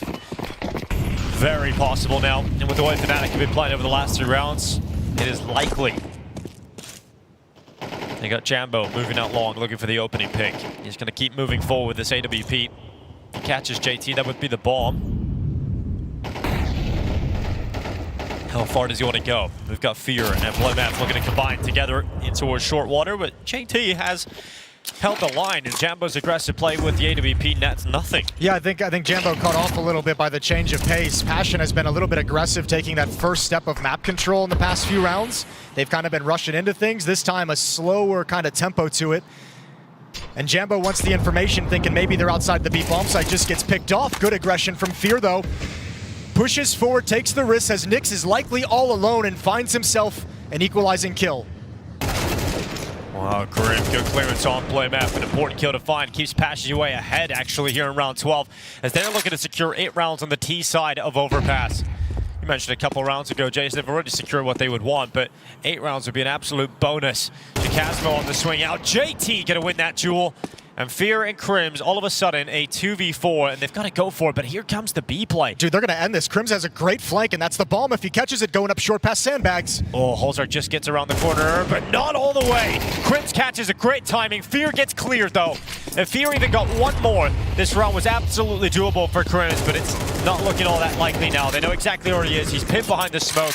And an 8th round for Passion UA is coming right up. Yeah, Fnatic was not fooled at all by JT getting that kill at the A bomb site. Krim still laser focused towards the B bomb site. Looked like they might have been able to trap this attack between 2 players. Krim's in a desperate 1v3. Nearly impossible to get. Flashbang comes in. There it is. Double swing, and Passion, they come in hot. 8-4 lead on Overpass T side going into the break.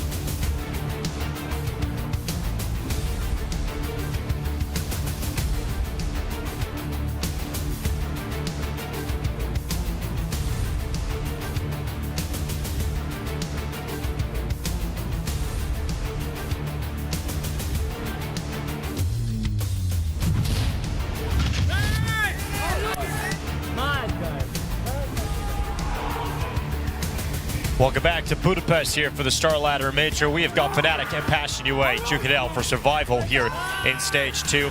Passion UA with a strong lead.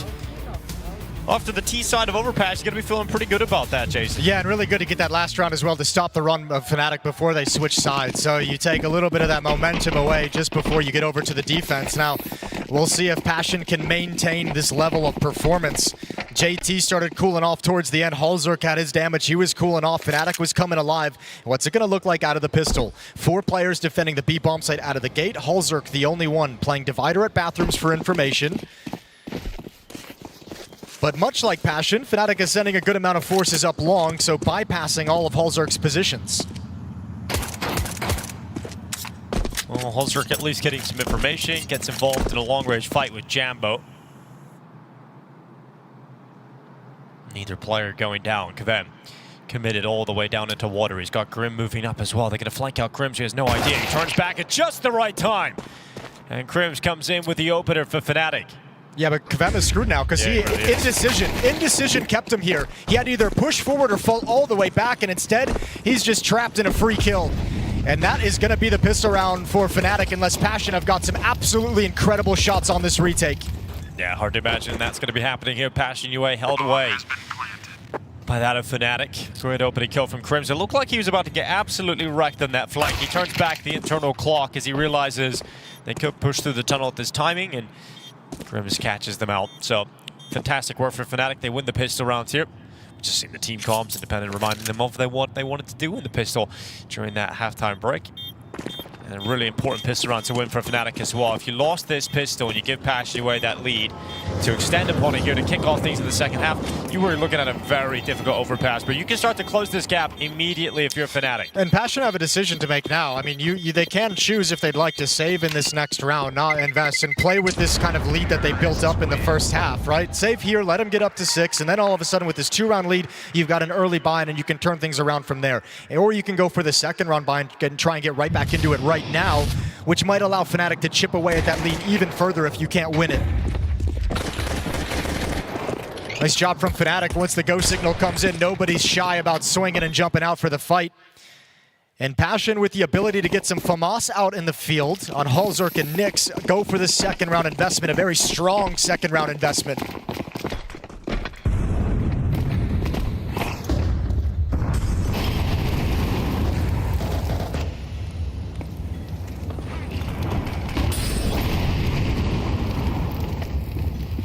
Grim committed down into connector. He hears all the steps. He's trying to time his peak, and he times it very well to get rid of BlameF. It's blasted away, though, by Jacasmo, who not only takes one, but both kills inside of connector. Yeah, hallzerk even walking into that last bullet headshot as well. That's got to be frustrating for him. Felt he had the kill. He had Jacasmo stuck in a spray with nowhere to go.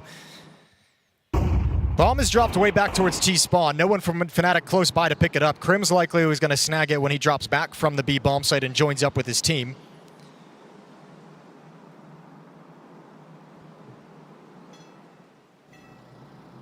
JT with his deagle telling his teammates, just stick towards the B bomb site. I have experienced nothing. I've experienced no attention. There's no pressure here.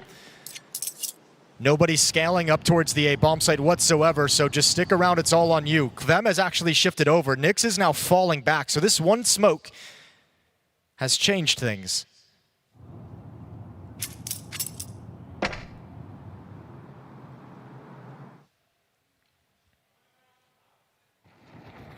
I think at this point, Passion, this just turns into a gamble at the bomb site and you save the weapons. Now that Fnatic, you hear them moving into the B bomb site. So a 6th round without contention in the final thrust.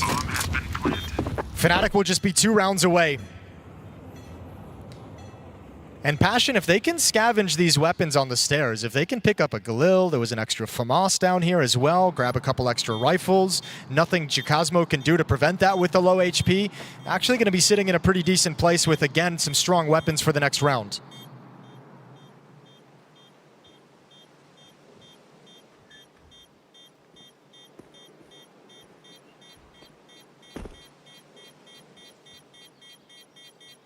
And Fnatic going to be very happy about closing this gap down.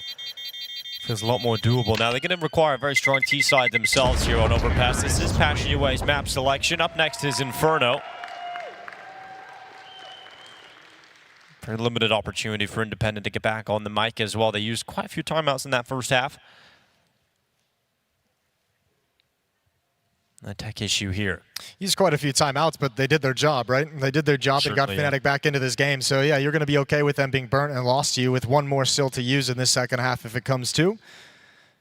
We'll get these tech issues figured out and resolved. What's going on, Budapest? How's everyone doing today? Yeah, I'm doing good too. Plenty of Counter-Strike action going on. NIP Paravision going on the other stream at the moment. 4 more matches taking place across both streams later on today. Going to be a long day of Counter-Strike as we start shuffling teams forward into stage 3. Start sending some more teams home. It's Krims who's got the tech issue, as the PC's being worked upon. Headphones off, so we'll keep some of the Counter-Strike information away from things. So, Budapest, I'm hearing a lot of Fnatic fans out there, am I right? Is there a lot of people thinking Fnatic are going to win today? What about Passion UA, though? They've been getting some fans as well, I've heard. Anybody for Passion UA? All right, definitely more Fnatic fans in here, Jason. Yeah, way more Fnatic fans.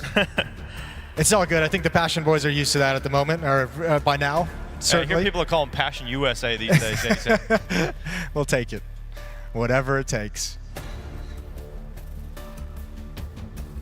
Coming up after this on this stream as well, Aurora versus Astralis later on today. That's going to be elimination game. Budapest, is it Astralis going home? Yes. That's yeah, it sounded kind of like a yes. One person believes. Well, we have got obviously JT having a good game here, Jason. We were talking about that, but he slowed down a little bit, right? He was 9-3 at one point. I couldn't exactly keep it up, and Fear started having some good impact.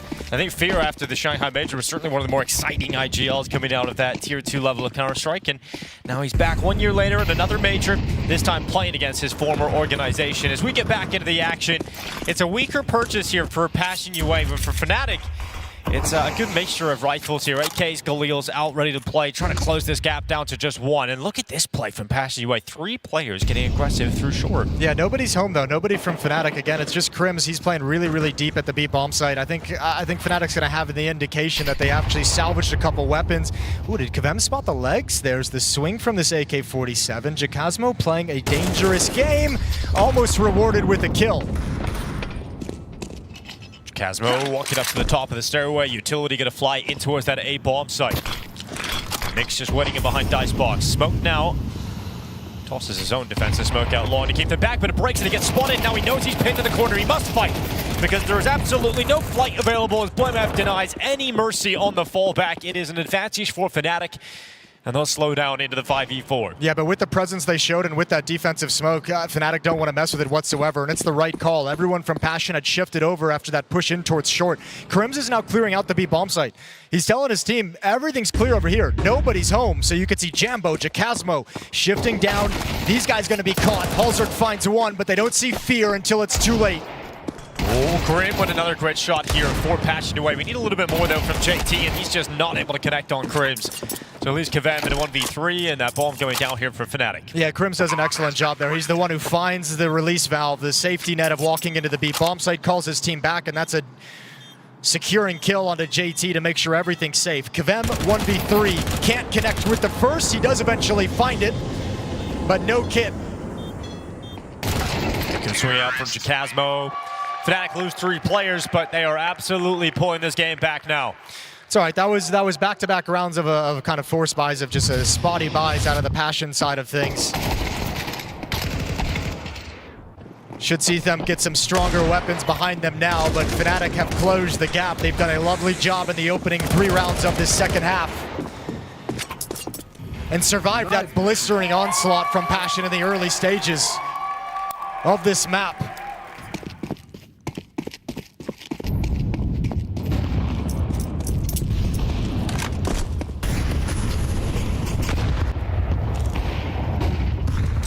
It's a great start from Krims. You talked about his fragging ability. He's been performing very well here at the Major at points, and a little bit of impact from Krims running ahead, getting that opening kill. And he's been playing this role on Overpass, I feel like, since this map was created. Like, there's probably not a whole lot of players with more experience than Krimz in this role on the T side, so he's going to have a variety of plays, and obviously, what a mismatch in terms of experience between Krimz in his 18th major, taking out Kvem in his first major. Those two going head-to-head, Krimz is going to have a lot of tricks for him. It's the aggressive play forward from Passion UA. Trying to take some of that control back. Sending two players aggressive short, but that's great information for Fnatic. Starting to overwhelm the bathrooms. Now we got Fear moving out long. He's not alone. He's got his teammate just in behind him in BlameF. hallzerk had that incredible impact in the first half on the T side with an AK-47. Passion really need him to replicate that with the AWP on this CT side. First time we're going to see him with it. It's been hit or miss for hallzerk so far with the op in this major. 30 seconds on the clock. Blinded as hallzerk goes back out to the left side. Chikazmo gone, and hallzerk with another great shot on the AWP. Needs one more to make this close. And there's the flank though from Fear. That's hallzerk gone. He lost his support and his teammate, and so it has fallen into a 2v3. Passion UA have got to play a retake in this scenario. As they move forward, it's Fear to drop Grim and put Nyx in the 1v3. hallzerk does everything he can, but getting wrapped upon in the rotation couldn't arrive in time to save him from the backstab from BlameF. Nyx has got to back away, and it's Passion now who are staring in the face a huge run from Fnatic. 7-1 run going back into the end of the first half. Fnatic have just grabbed control. Despite the fact that the scoreline is only tied up, it feels like they have everything going for them. Yeah, you start to forget about those big starts from Passion UA with hallzerk popping off, JT having a great game. You start to sort of miss that. And Fnatic are absolutely dominating right now. The scoreline doesn't tell that story, but very likely to head into the lead of the game now, considering the money situation here for Passion UA.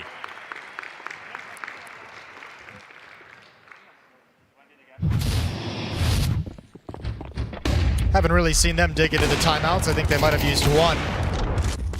Might be time for another before the next full buy round comes out, as Passion need to put a stop to this before it's too late. Fnatic looking like they're going to take a lead for the first time on this map. Yeah, then the frustrations will start to creep in, and the mentality will certainly be tested. You know, there's one of those timeouts being used up now by Passion UA, getting TC on the mic, and actually going to be investing into this round. There's not a huge amount of money in it, so they're going to leave some for the next buy round and try and make this one as potent as possible. Yeah, the important one is going to be hallzerk, because he's going to want to have that AWP as soon as everyone else is able to buy rifles as well, so he'll save a little bit more money. Fear barking out some orders before the timeout closes, before freeze time ends. Yeah, and I mean, they've got to listen to him. He's top fragging right now for the squad, 15-9 at the moment, 108 ADR, looking really solid as Fear. It's a luxury when your leader can frag like this in a game that matters the most.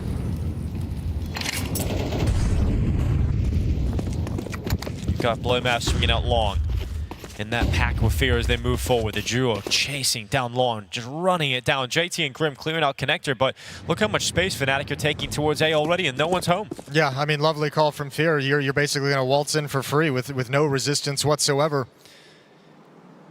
And then Passion will have to figure out what they want to do as the round kind of comes to a close and starts ending. So much advanced position. hallzerk is just going to get deleted for no good reason. Oh, he didn't spot it as well. The timing. Oh, he gets back. They're not looking the right way, but he hasn't been able to make the most of it. And eventually taken down by Fear.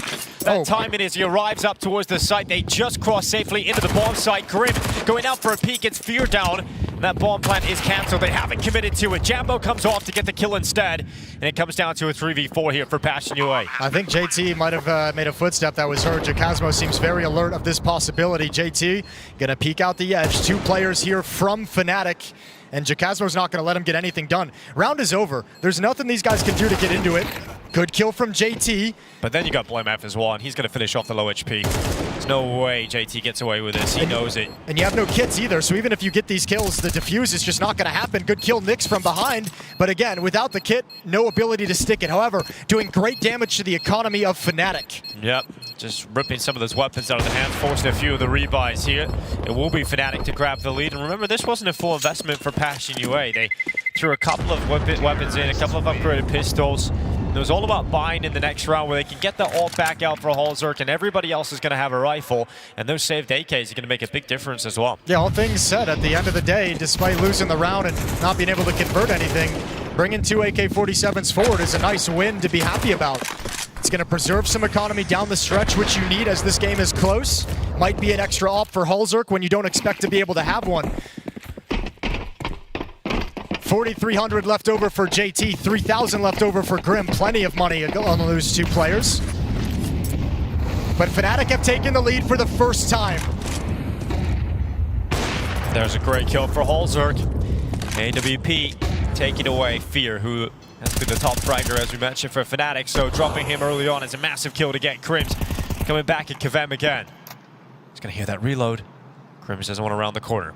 Waits for the aggression to come back his way. Here's that experience versus inexperienced matchup. Once again, Kvem is willing to challenge it as well, taking the jiggles, now going to back off. They call a stalemate, and Passion still playing with the 5-on-4. Oh, Jambo, great flash here from JT. That's going to really ruin his day. Jambo gets peeked on by Grim. There was no way to win it. It looks like Passion are going to tie the game up again here.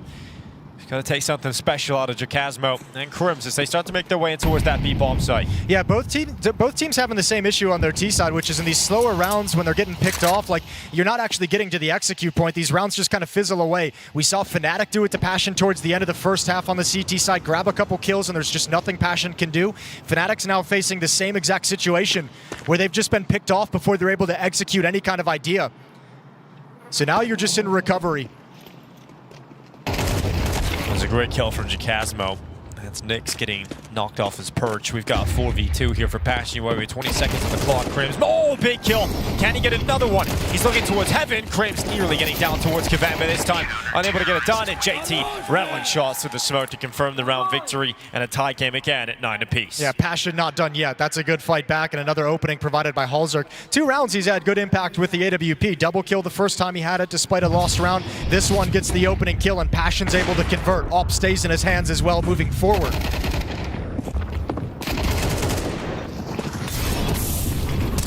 Some lovely kills, some nice attempts from Crims at the end to bring it back and do some economic damage, but not as much as they would have liked to produce in the closing moments of the round. Buy right back up into it, although Fnatic out of cash. If this round ends in a loss, it's Passion who regain the advantage in this map.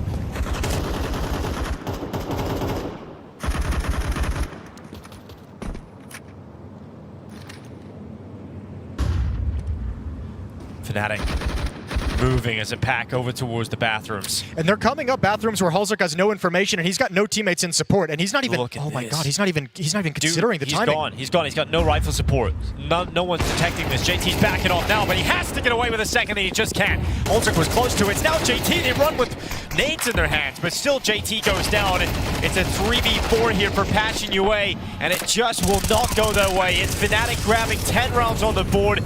A great call from Fear again. Yeah, Passion need to have the adjustment. They need to shift the third player back to this A-bomb site way earlier. They're giving a lot of time for hallzerk as the opera to keep his mind on so many different things. And that time, it's just interesting, not even considering the bathrooms walk up whatsoever.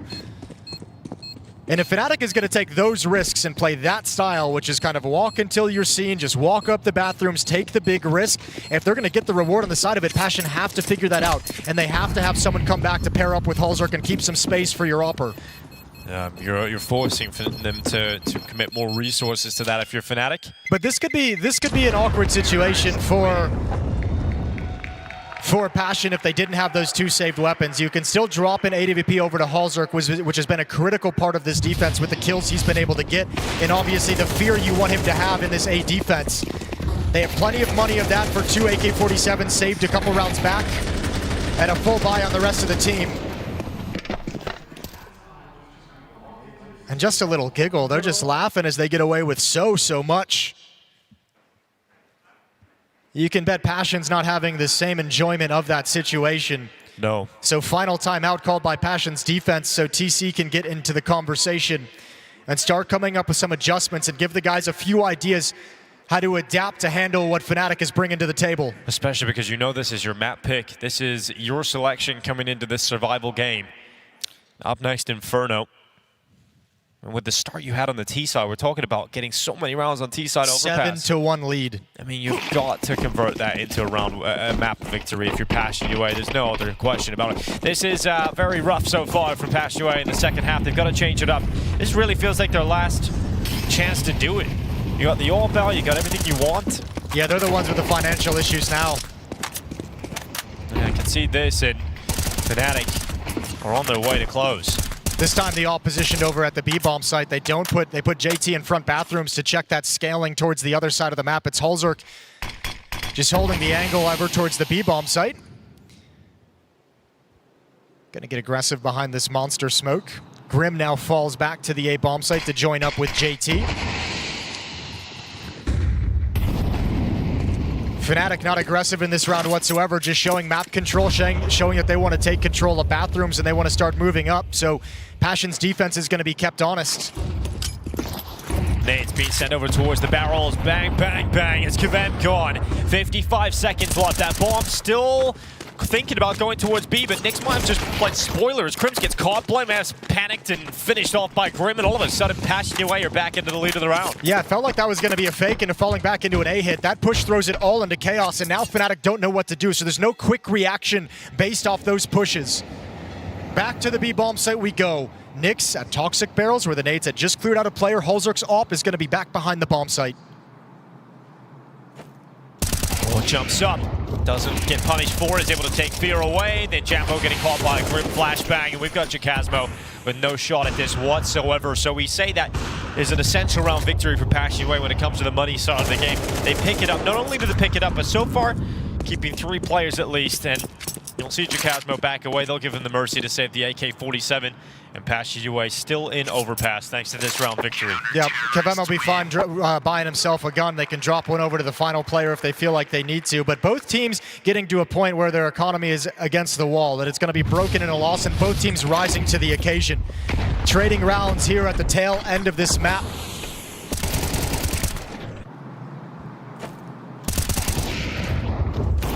It's going to be Fnatic now who have those financial problems once again. Well, they decided to take the more conservative approach, not throwing everything they've got into this. They've at least got JKazmo and blameaff on rifles. 1 AK for JKazmo, Galil for blameaff. And because of that, they're going for the mob mentality, hoping that the strength in numbers will be enough to break down this B-bomb site. Yeah, well, look what the defense is doing. They're already pushing towards playground, so they already know nobody's home. Everyone's towards the B-bomb site. Do they expect this timing? Nyx, is he going to be ready? Moves off the angle, gets back just in time. Looked like Nyx was about to get caught. He might still. That smoke is up, and that defensive cover is keeping Nyx alive, but not for long as JKazmo rips apart 2 in the defense. Missed shot from hallzerk as JKazmo is doing everything with his AK-47. Here comes that flank you pointed out earlier, Jason. Is now arriving through Monster, and Kvem's got to make it happen. Fears all the way around the back. hallzerk's dead in heaven. JKazmo continues to frag out, and that flank results in nothing for Passion UA. A simple but effective tactic from Fnatic and an overperformance from JKazmo, their most recent addition heading into the major. And that slingshots Fnatic into a really strong position because they didn't invest everything, and now you get the benefit of picking up some weapons for free and having that cash you saved already behind you. For Passion, man, they had everything they needed. They pieced it all together. The aggressive play let them know that nobody was coming towards the A-bomb site. They had Party, they had Fountain, they had everything clear, but the understanding on the other side of the map didn't sink in fast enough. Grim and Nyx had to be way more prepared for that attack to be coming in, and they just get caught. Oh, you can't say they haven't had their chances here at Passion UA. They get a strong T side. They win an important round like that in the previous. You're going up against pistols and a couple of rifles, and you let JKazmo run over the top of you in that B-bomb site. That smoke helped them for a time, preserved their life for a time, but then there's nowhere to operate, nowhere to move as those 2 players. And Krim's just as hyped up as ever. And if you're JKazmo, you're going to feel vindicated with your addition to the team when you're pulling off rounds like that in such important matches at the major, getting added. A lot of criticism around his pickup. And JKazmo steps up with an important round win here. Will it be enough to put Fnatic up to map point? We'll have to find out. Again, Passion UA a breaking point economically. Lose this, and Fnatic will have a great opportunity to close out the map. Passion have to have 2 minds in this round. It's got to be a strong defense, but if there's a situation in which they're definitely going to lose, they have to consider saving weapons. They've got no money after this. If they lose everything, Fnatic have a chance to win the map with such a supreme advantage in weaponry.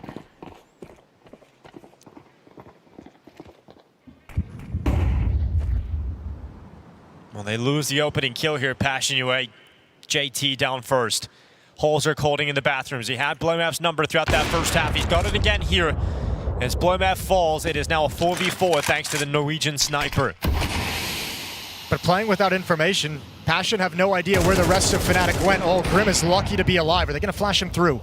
Does anyone have the utility for Grim? No. He's the only one with it, so he's going to play the smoke fade. 2 players here, risky from Grim, but the reward could be huge. We've got Grim just walking up, but it doesn't pay off. The reward is not huge whatsoever. In fact, it's a kill for Jacasmo. And it puts Fnatic into a player advantage again with 25 seconds left on the clock. They've got to get towards the bomb site. hallzerk could still play spoiler. Another great shot from hallzerk. Looking out to Long, seeing this next victim. He goes back again, realizing the pressure's on him.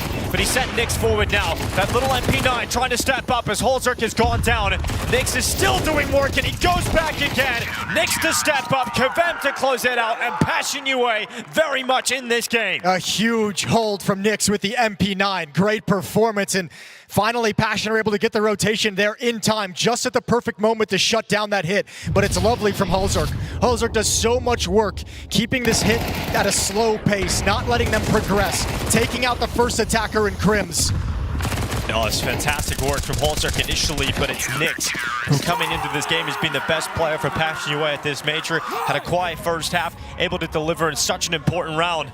Bang, bang, bang. And it's been frustrating for both teams throughout this. Fnatic finally using their last timeout. It's because look at the way the rounds have been traded back and forth at the timeline on the bottom of your screen. No team has won 2 in a row in 5 rounds. So you're sitting in a situation where they've been able to put their opposition at the breaking point, and they know it and they can sense it, but not able to get that win that actually secures them the massive advantage. We're just neck and neck the whole way through, 11-11. And the pressure mounts, calms get more chaotic.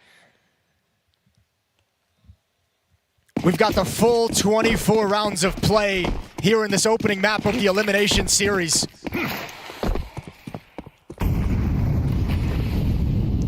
Fear with no fear, charging through that mid-smoke. He's just all the way pushed up towards the front of the bathrooms now, just was about to go for that fight, but it's Jambo. It's aggressive maneuver up through short. Kvem has been having a rough time. He's down. hallzerk to pull it back though on Fear. Yeah, hallzerk's been doing that all game. He's been so good on this CT side of grabbing that one player. I don't know if they expect Nyx along the wall. Free kill. Nyx just gets away with it. That's the Opera walking through Monster alone. Could be inexperience as well, trying to make the play that wins your team the round, and Jambo's just giving up an extra kill. Might just end up being one of the plays that loses them the map. We've got Passion UA now 4v3. Just over a minute left. hallzerk starting to come together with some great impact he hasn't spotted Jacasmo, though. This is a great slide, a great positioning. Yeah, Jacasmo, once again, he can be the difference. hallzerk getting caught but not brought down. Jacasmo now in a very tough spot because there's 2 players up on this A-bomb side, but he handles business on the first. hallzerk with such an important kill on that AWP. Is Jacasmo down, and Blowmap and Crims trying to win this one out alone. It's Blowmap to fall and Crims to follow. Passion UA right at the end, finding enough life and looking like they're going to get Overpass. And it might just be so fitting. The first team in 5-6 rounds to win 2 in a row. That's taken the money away from Fnatic. Now you've got that incredible advantage of weaponry, of utility, and it reduces the amount of playbook that Fnatic have to work with. So Fear, you better call something spectacular. But remind yourselves, just a few rounds back, Fear was able to work around with what? 2 AK-47s, a couple Tech 9s. They're able to steal the win away in a round like that. If they can do it again, they bring us to overtime.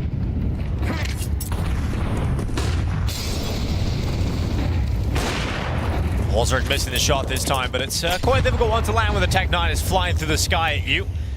So at least some pressure being applied here from Fnatic up towards bathrooms. And that kind of pacing from a Tech 9 is going to scare hallzerk, and it'll send him far back into the bomb site very early. Calls JT over. But look at this, playing on the fade of the smoke. You've got Nyx and Kvem doubled up at the Monster Tunnel. Fnatic are going to go quick at this B bomb site. Another smoke down into Monster to buy more time. Stall them out a little bit longer here as Fnatic try and force overtime.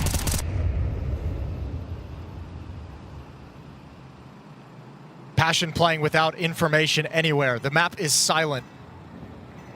The defense so deep at A that they have no clue if anyone is lining up and execute. They're also confused. Are they lining up the execute outside of the B-bomb site? 3 players to come short. First kill is Fnatic's. Yeah, Jacasmo and Grim's 2 of really important frags here, but Nyx and Grim keeping Passion UA going.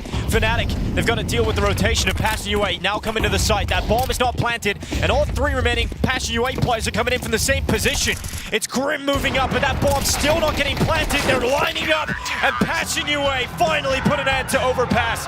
It was a strong T side. It was a rocky second half, but in the end, Passion UA come through with their map pick. Yeah, these games are going to be scrappy. It's all about survival and a back and forth affair down the stretch. That's the kind of Counter-Strike we're looking for in these 2 teams. No one grabbing that huge advantage and everyone battling back for every single inch, but it's Passion who come out on top. A timely reset of the economy to make things a little bit easier in that final round. And we came into this today worried about Passion UA and some of the individual form they've been struggling with. You haven't had the likes of hallzerk showing up, but he absolutely delivered in that first and second half.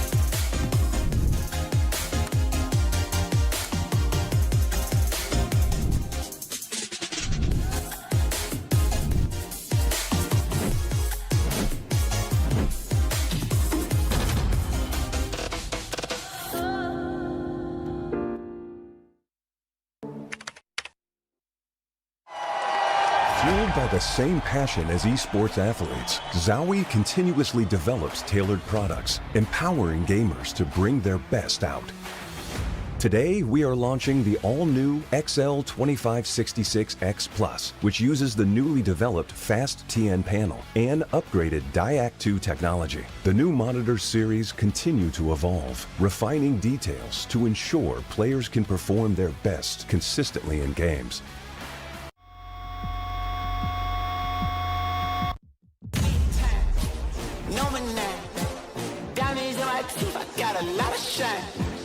Running up the number, that's a lot of crime. Try to take it from me, must be out your mind.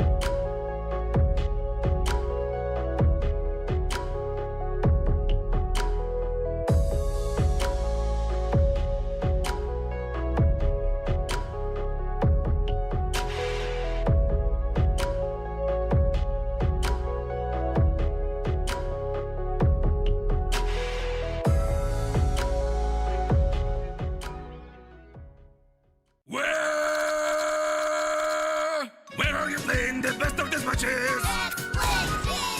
Where in retake will you pull out that clutch? Where you'll be testing your deadliest thing. Where are we perfectly training all day? Ready? X-play, X-play, X-play, X-play, X-play, X-play, X-play, GG!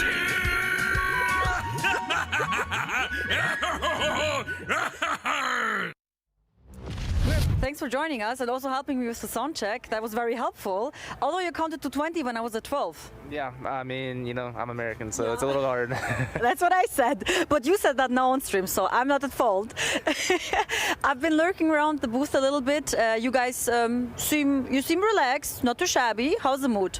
Yeah, I mean, mood's good. Obviously, it's an elimination game, but, you know, you're trying not to think of that and just trying to treat it like any other game, so there's not as much pressure. But overall, you know, we're ready to play. We showed a pretty poor result yesterday, and we're excited to hopefully, you know, show that we can do better.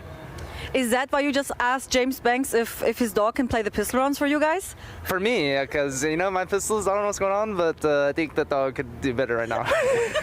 Did you work on that yesterday? Yeah, I mean, I think we've all been obviously DMing a ton of pistols. I don't know what's going on at this point. You know, we got 4 people calling pistols, but, you know, we're trying not to think about it because obviously if you start overthinking the pistols, then you get in your head even more. And then when you lose, it's like, oh, you know, classic passion away pistol. So we're trying to do our best, and yeah, everyone's been working hard on trying to fix it. Okay, so who's gonna call the pistol now? Today, I think it's our Analyst Monster for one of the maps, and then JT for another one. Okay, now we know who to blame. Thank you. Not me. I don't call the pistols. Okay, just to summarize, I mean, yesterday you had a really bad match, but the first day actually wasn't too shabby. Like, you had a close match against FaZe and a respectable win against MIBR. So how do you feel about facing now against Fnatic? Yeah, I'd say overall our tournament run hasn't been terrible. I mean, we should have beat FaZe, in my opinion. We lost a bunch of clutches. I mean, they won a lot too, but I guess today's matchup, I think it's a bit better matchup for us. I think obviously BlameF, you got to worry about him all the time. But I'd say if we bring our like 120%, like we've been trying to speak about and do the stuff we've been talking about in practice, there should be a better result today than yesterday for sure. Okay, I hope to see that. And yes, always worry about BlameF. He's a great player, but you also have an advantage. You have the bolt buff. Are we gonna see that today? Yeah, bolt buff. I mean, it's always scary. You know, we got our Liege, there's the Crims now too. So we cancel each other out in the server. So we'll see what happens. Okay, I'm excited to see that. Thank you so much, and best of luck. Thank you. Fnatic have got a tough fight on their hands, and it's time to bounce back. I've got BlameF with me here. I got to talk about the yesterday game because it got very messy and uncomfortable at times. Did it feel like you guys kind of lost control in the chaos? For sure, I think both teams did, because we kept winning force buys, they kept winning force buys, so yeah, I think it was just a game of who did the more mistakes. A lot of grenades were failed as well in crucial moments, so I think we probably did more mistakes than them, and they won in the end. Looking at that though, did you yesterday go back to the hotel and specifically discuss anti-eco rounds, force rounds, and how to avoid that happening again? For sure, it's something we always discuss, to be honest. Okay. But also, yeah, there was some tills in our game on Dust for sure that they were ready for. So it looked like they had also done some anti on us and stuff like that. So, but for sure, like we had an extra talk about yesterday to make sure that in key rounds we have good ideas of what to do, and hopefully it will show today. Fingers crossed that it comes in a more positive way today for you. I want to also ask about Jambo a little bit, because his stage 1 impact and in just general the impact he has for the team is obviously very positive. At this stage it's more of a slowdown from him. Have you noticed any difference in him, if there's some kind of conversation you've had around that? For me, I think maybe if you look like stats wise, maybe he's not as good at first stage or whatever, but I think I still feel his impact on the server. Let's say yesterday on Dust 2 CT side, he was like in lower, getting entries. He was peeking short, getting entries, like getting boosted short, getting entries. T side as well. He was like, he got like a hero Galil and just like swung top mid. Like he was still making plays, and it seems like he was still doing stuff that he does when he's confident. So in my opinion, maybe from the outside it doesn't look like, maybe, I don't know what you tell me, but from the inside of the team, I feel like he's still there, confident player, doing his things, and I still think he has a huge impact right now. That's really positive. You want him to be confident, especially in these matchups. Now, going against Passion UA, it's obviously the old organisation for these guys as well. Are they a little bit more fired up in that sense? Do you feel like they want it more? And obviously, you're facing elimination, right? Does it add anything extra? Yeah, I think probably more the last part. I think we don't care that much about who we play, to be honest. But of course we care about we're 1-2 in the major and it's elimination game. But it's always the same majors, like they're in the same scenario as us. So both teams has pressure. Let's see who handles it the best. I hope that we will do it, but we'll see. Hopefully you do, man. Thank you very much. Good luck. Thank you. Flash America. I'm going bank. What, China? I'm gonna HP. I can kill China. Long as well. I'm holding long. China coming up. Holding sands. I smoke in China. I smoke China. Let's smoke me bank. Dead long. I was B. Nice! Nice! Barrage blades. Holy shit, we win the run. Doesn't matter. China. He's still China. Yeah. Still his ass. Let's push him here. Vicky left. Push his fucking shit in. Nice. We did it! We did it! Did who? I don't know for now. I'm jumping. Long. I'm hiding. One. You can smoke, you can smoke. Nice. Front toilets, bro. That's Kirby. Holding nothing else. Yes, Kirby. Monster. Bomb down. Bomb. Nice! You got to see some of those player interviews coming into this after Passion UA was able to win their map pick. And Devilwalk, there were some serious questions being asked there. A conversation between Donna and Grim, so I'll pose it to you. Can Banks' dog Snowy play better pistols than Grim? I feel like they took some tips from Banks' dog there for the T-pistol. You know, they finally did it. They finally got one in. And I mean, it put them on a great start in this match. And their game plan was excellent. They had everything going for them. And, you know, you got to credit JT. He was really, really immense on that T side. He was the one leading the way, getting the entries and making sure that that T side buffer was enough for them going back into the CT side. Yeah, it felt like that was the first time that we actually got to see Passion UA start a map comfortably, right? And I'm very glad we actually played that interview with Grim and Donna, because Grim himself spoke about JT, spoke about TC, spoke about Munster, the analyst. That was kind of the thing that we were talking about before the start of the game. Passion UA is a team that knows how to prepare well, but what happens when you lose those first couple of rounds and you don't really get to go to your proper game plan? Well, we didn't see that here. We saw a much better version of Passion. We saw a much better version of Fnatic as well on that T side, because they were still able to recover after having a 1-6 start on the CT side of Overpass, which is not always easy. You're talking a lot about how well Passion UA played, but it was very close. Yeah. I mean, Fnatic at one point looked like they were going to take the map. Yeah, I mean, it looked like almost Passions felt like they already won the game. They didn't really need to do much. But Fnatic, they found the gaps, they found the, you know, holes in their defense. And, you know, credit to both IGLs in this point, because Overpass is not an easy map to call T sides. And eventually, they actually got caught by the AWP of hallzerk, who they could eventually get some rounds back together. But felt a little bit like Passion UA didn't really play to win, but playing not to lose. Yeah, it kind of felt like it was a little bit of a mismatch in some senses in that second half for Passion, especially at the start. But they were able to pick it up, and they were able to close it out in the end, Devilwalk. I believe there was something else you wanted to bring up as well. No, I mean, I'll bring it up because there is a specific round where you actually see Fnatic come into the game. And this was something, Devilwalk, we spoke about when we were watching that round 9, where you finally see the Fnatic boys kind of join the survey, if you like.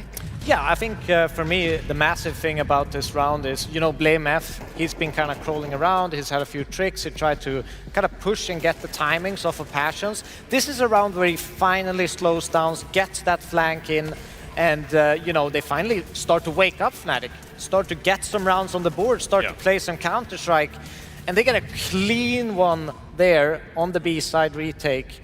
And I feel like they just didn't show up in the first couple of, like, 8 rounds or so. It felt like Passions were way more, you know, into it, they had more energy, they were more direct, and they got things flowing.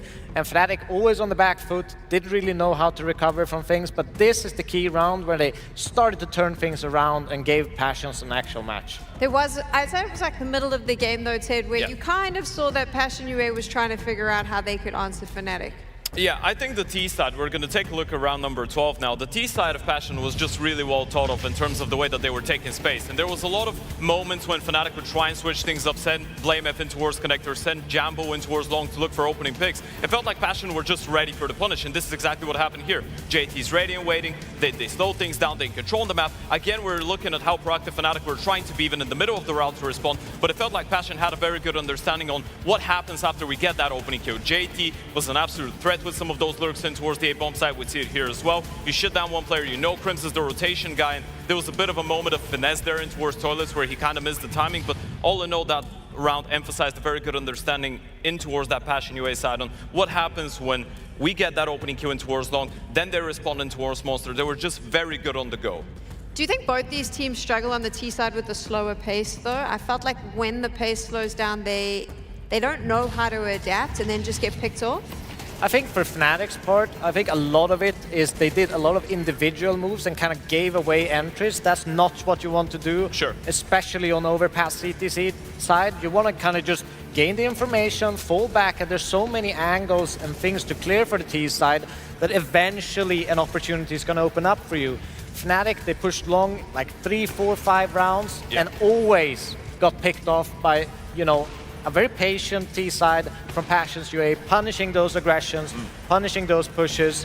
But I also want to credit Fear. I think that he was the only reason they actually held up a little bit on their CT side. He was creative, he did a lot of boosts on the B side to kind of bring them back into a round and make sure they actually had a chance. Yeah, there was a lot of creativity coming out of that Fnatic T side in the first half to some extent, right? We saw them a couple times get kills onto Kvem with some HE stacked up, with some spams and Molotovs timed well, and then even on the T side, the way that he was taking space on contact, not giving away his position, they were able to catch hallzerk off guard a couple times, but we have to talk about hallzerk a little bit as well. I mean, he was a game changer for the side of Passion UA. That was without a doubt his best map so far this major. He was able to go 5-1 in opening kills, top the board, and a lot of the times in towards that A-bomb side, he was one of the difference makers for Passion to be able to close out the game. We're moving on to Fnatic's map pick. How do you think this is going to play out? I still feel like it should be going to 3 maps.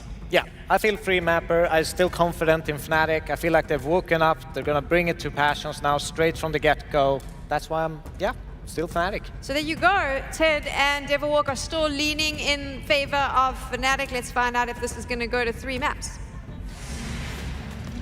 Well, let's find out indeed. Fnatic versus Passion UA here at the StarLadder Major live up from Budapest. We're getting to the second map of this elimination series. Fnatic 1 map down. They bring it close on Overpass, but they couldn't quite get it done. Let's get this started with our betting partner and get into the action. CT side here for Passion UA. Play the game at all. We cannot show that we are afraid or we are helpless. No, we need to show completely the opposite way. That we are on fire. We play like we have momentum. Yeah? Well, gonna try and get that momentum in this pistol round. All 5 players in Banana, and this is gonna be a brawl. 4 defenders at location. They're stepping forward like they want to go take the initiative. Good kill from hallzerk, and they all swing in. That's the bomb down, and now Fnatic have to recover. Shots coming through. It's going to be hallzerk coming out on top of the fight against Fear, putting Crims in a 1v4. So this pistol really gets nowhere for Fnatic. They stay committed towards going towards that B-bomb site and end up getting shredded. So Passion UA really hoping they can replicate some of the success they have from the start of Overpass and bring it in here to Inferno as well. Yeah, and this is now territory that the desk kind of talked about before the series began, right? Like we discussed, you know, the lack of confidence in Train after Passion has been dominated on that map a couple of times. They went away from it. They win their map of Overpass, but now you get to Inferno Mirage, which are going to be in the wheelhouse of Fnatic. This is where they have the advantage. So still going to be a really tough test for Passion to be able to overcome this, but a pistol round victory is a very good start. A convincing pistol round is a very good start. There's a missed smoke from the CT side thrown up as we go towards bottom Banana. It's been a little bit too far and landed on the roof. Now's the round to miss it. Yeah, I suppose, but let's see what Fnatic can do as they move up through Banana. Straight through it. Another smoke coming in, blocking top Banana this time, but Fnatic just going to disrespect it, charge through and put Grim under pressure, but there's no pressure for Grim. He does not crack, and JT will deny the ace from Grim on the hold. Yeah, but a really nice hold in a sketchy situation. Now, timing of them coming through that smoke, Grim found himself in a position where he couldn't fall back after that initial kill. Had to stand and fight. Good spray control, good support from JT, even though he does steal the ace. We'll give him a pass on that one. 2-0 for Passion. And Fnatic, the complete investment in the previous round nets them absolutely nothing. No success, no economic damage done to the CT side. It all goes to waste. Now, while most maps it feels like have been shifting towards like more and more towards the CT side advantage, Inferno is one of those maps that still feels like it's got a little bit of T-sidedness to it. So Fnatic going to look to grab some rounds on the board throughout this half and maybe take a lead into the second half. hallzerk got to be careful. They're coming up behind that Molotov. Now Nyx is here all alone. That third player from the B-bomb site going to start shifting back, but won't be here in time if this goes south. Oh, big swing from Jambo. That's going to be hallzerk, knocked off his perch. So it could open it here for Fnatic in a round like this where they've only got pistols. Yeah, and I think JT realizes I don't want to take this kind of a risk now that we're already a man down. So backs away, defensive smoke at the base of Banana. And actually not even keeping information whatsoever. They're pretty convinced that this is going to be an all-in play towards the A bomb site, but Fnatic haven't made a decision yet. They might come storming up Banana with the bomb as well, and nobody's home on that side of the map. What a big risk for Passion in round 3. In a round like this, when you know you're up against pistols, but they're going to go peeking into middle, and that risk is going to pay off. There's going to be no worries for Grim and Kvem as they start to take everybody down inside the middle, leaving Fear on the T-stairs, and we see Passion losing another member here. Yeah, that's maybe an experience out of Kvem. He's trying to just take the USP fight at range. His life and the weapons are way more valuable, so some economic damage now for Fnatic, which is nice. That risky kind of rotation of wrapping around, they find a perfect timing for it. It has to be quick once all 4 players are there at top mid, because once that smoke fades at the top of the ramp and bottom of Banana, then Fnatic can make their move. So Passion had to execute that within the timing, and they get all the benefits from it, showing they're going to be very proactive around the map. A 3-0 start, a convincing 3-0 as well. And we get into the gun rounds as Fnatic bring out AK-47s across the board. Now, hallzerk's got the AWP out straight away, and he was definitely the impact player for Passion UA on map 1 of Overpass, both on T and CT side. Krim's running through that mid-smoke, catching out Kvem's aggression, and no answer yet from Passion UA. Yeah, Passion was trying to execute an aggressive tactic of their own. I think Nyx wants that fight, at least wants to make Jacasmo honest and not chase him down. Sticking around in his own flames, and now backs off safely. 5-on-4 advantage found for Fnatic. Yeah, Fnatic meeting fire with fire there in the early round. You're right, Passion UA going for something aggressive. I think they got a little bit panicky once they seen Fnatic are running at them. Yeah, they wanted the mid push from Kvem, they wanted the window peek from Nyx, they wanted the alt mid peek from hallzerk's AWP. None of that net success. Blemev burns a little bit, but he'll still make his way up through Banana. Held back for now. It's going to be just JT holding down B alone here. He's really hoping that he can dissuade them from wanting to go towards that B bomb site with the utility and make them march back into the 3-man stack. Now 4-man stack as JT has arrived at the A bomb site as well. Yeah, and he's not even going to be home at the B bomb site as Fear throws out a fake. That's all this is, but nobody's home to really have it sold. Fnatic about to walk into a trap in middle. First kill is hallzerk's. Yeah, 30 seconds left. Nyx moves out as well, and it's all crumbling here for Fnatic. They may have got the opening kill, but they'll get nothing other than that. Great stuff here from Passion UA. Good calling from JT, and the stack pays off for Passion UA. Fear, how was Nyx not taking this kill? I'll never know, but he's still hanging around, still alive, as Fear backtracks down second middle. The longest fight, and finally Nyx comes out on top of it. I think hallzerk's have a little bit of a chuckle about that one. Yeah, we'll just forget that one ever happened. What a lovely round again for Passion. This 4-man shift back to the A bomb site. A second time they've executed this trap, and it's worked perfectly. Great calling from JT, great decision making. Looks a little bit scary on the minimap when you see that B bomb site entirely vacated, but this is twice now they've pulled it off, and twice now it's gotten them a round win.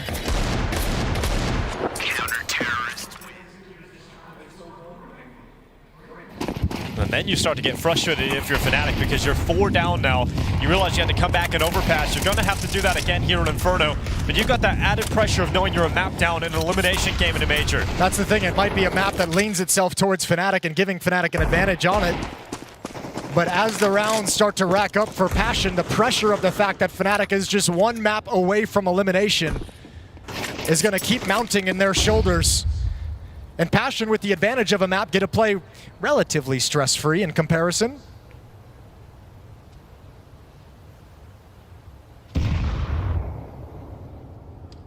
hallzerk biding his time. Good shot as Jambo goes down on the peak. We've got Grim making an aggressive maneuver here as well, down bottom middle. Wasn't so clean in that first kill, and that's why he couldn't really stabilize for the second opportunity, and then Krims actually makes the most of it and gets 2. How are both Banana players dead that quick for Passion UA? We've got hallzerk having to run back to try and stop it. Yeah, he's going to be in position. Smoke is coming out for the CT cross. He's over at Coffin, so the op should have an angle. One's already slid past, but the second gets taken down. hallzerk, you can play this passive if you want. You have all the advantages in the world. It gets away just about around the other side of the Coffins. We got Nyx as well with utility, can set up his teammates with flashes to go in. Bomb is dropped. They need to go recover that and get that planted while the smoke is still up, but they choose to fight, and now that option is gone. Passion do recover the situation, and a 5-0 start. Both maps so far in this series have been all Passion in the opening. Yeah, Passion UA looking stellar right now. This is incredible to see from them.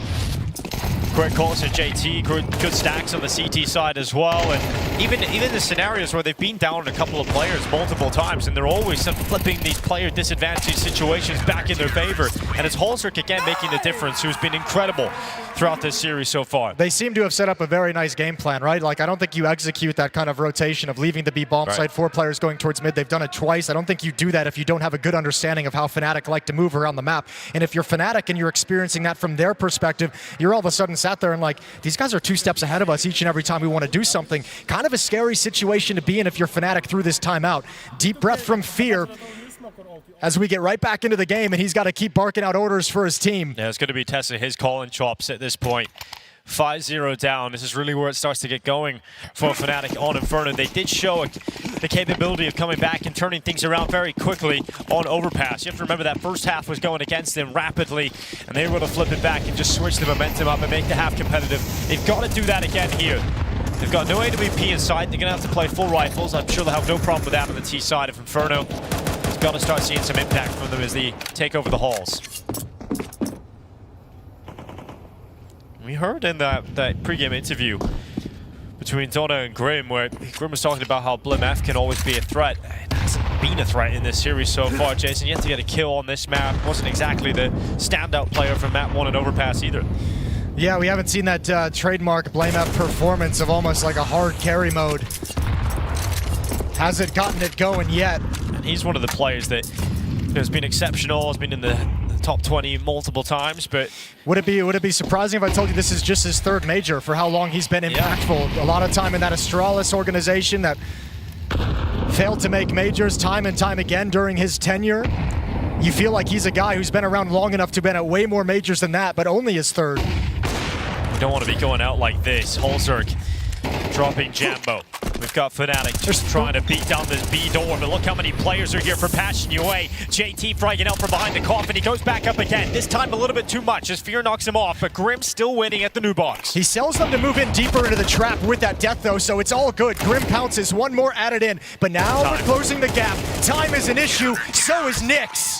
And Passion is unrelenting, 6-0. Pure domination right now, and those timeouts were effective on Overpass. That was a big key as to why they were able to get back into the game.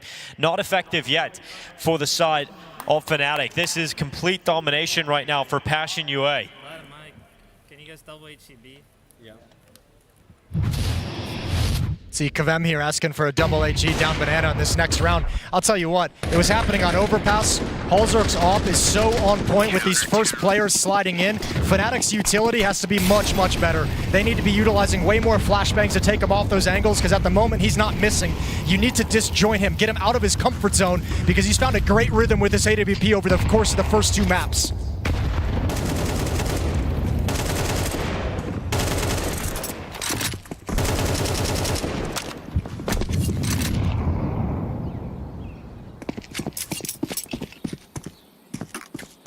Fnatic definitely had the idea of playing fast in the first few gun rounds, and that didn't work, so slowing down a little bit now.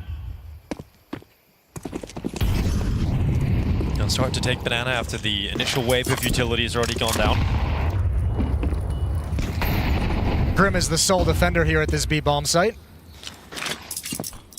Kvem is just activated for a mid-peak to make sure no one's taking control of brackets, and with that information, JT's going to shift off. Kvem starts easing back as well. 1 more smoke for Grim. They're going to come through this smoke. He's got nade in hand. He's in trouble. Yeah, Fear just comes right through. Grim caught off guard. It's now JT trying to step up, and instead it's only 1 kill from JT. So finally, Fnatic getting through to that B-bomb site. And this time messing with your expectations. Grims thinks he's got the freedom to hold that smoke, find a timing to drop it, but Fear comes right through, leading the way, making the call as the IGL and the team follows up. Finally, Finally, Fnatic is on the board. But we saw this on Overpass, the 7-1 start from Passion, Fnatic starting in a hole, a comeback mission, a recovery mission, and they do a great job of bringing it back. But that deficit that they start out in made it impossible for them to actually close out on Overpass. They've got to change that here on Inferno if they want to extend their life in the major. Kvem catching 1 kill on the way out here. We have Nyx also, who could cause some problems for Fnatic. They can't really afford to lose too many players here. They want to keep all 3 remaining up, and they will be given that mercy, at least in bottom banana. So Fnatic finally off the goose egg, gonna get their first round win here on Inferno. It's got to be a streak now, though. That's the difficult part. We were talking about how in that second half of Overpass, neither team able to get any consistency in terms of there was one team winning 1 round and then trading back and forth the whole way. Well, bad news for Fnatic is the start of this game for them was a disaster, so now they're playing it on Nightmare mode, because yeah, you do have to go on a little bit of a run here, but every single round you play against is going to be a full buy, a full investment from Passion, and now they're getting the confidence again to go back to this mid-aggression. Kvem's got the first, almost able to grab Chikazmo with the second, but that's a good start. We got Nyx all the way up into the apartments. We got Chikazmo and Jambo starting to make their way down the hallway. Nyx coming to address that issue. Sees the head and sees the chance as Chikazmo take it away.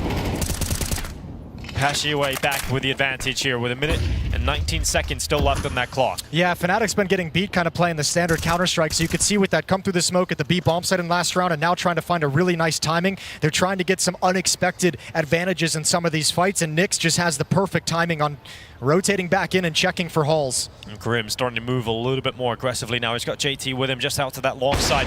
hallzerk takes the first peek. They were playing anti-flash looking into the wall, but then they peek out realizing there is no threat as they frag out once again. Passion away, bouncing right back after their first round loss, straight back to winning ways. That's the 3rd time again that Passion has executed that same concept. You lose a man, quiet at the B bomb site, drop a smoke, shift everyone over and get aggressive on middle, and for the 3rd time, it has completely destroyed Fnatic.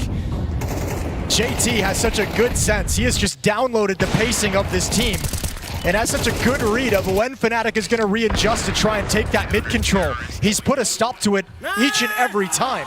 Yeah, it's been incredible so far from Passion UA, and obviously for now, you know, panic stations for Fnatic. It's oh yeah, alarm bells ringing. It's like, okay, we have shown no ability to get into this T side whatsoever. We win our first round, we immediately lose the follow-up. Money's still a little bit rocky at points. Now this is getting very tough for Fnatic to see a world in which they're going to be able to rein this back in. Yeah, I mean, if Passion win this round, this half just turns into a complete stomp. It'll take the money away, and I mean, at this point, it feels like there's never going to be any financial issues for Passion. Sitting so nice in terms of the scoreboard, in terms of their economy, in terms of their strategic play. They're winning in pretty much every aspect of the game.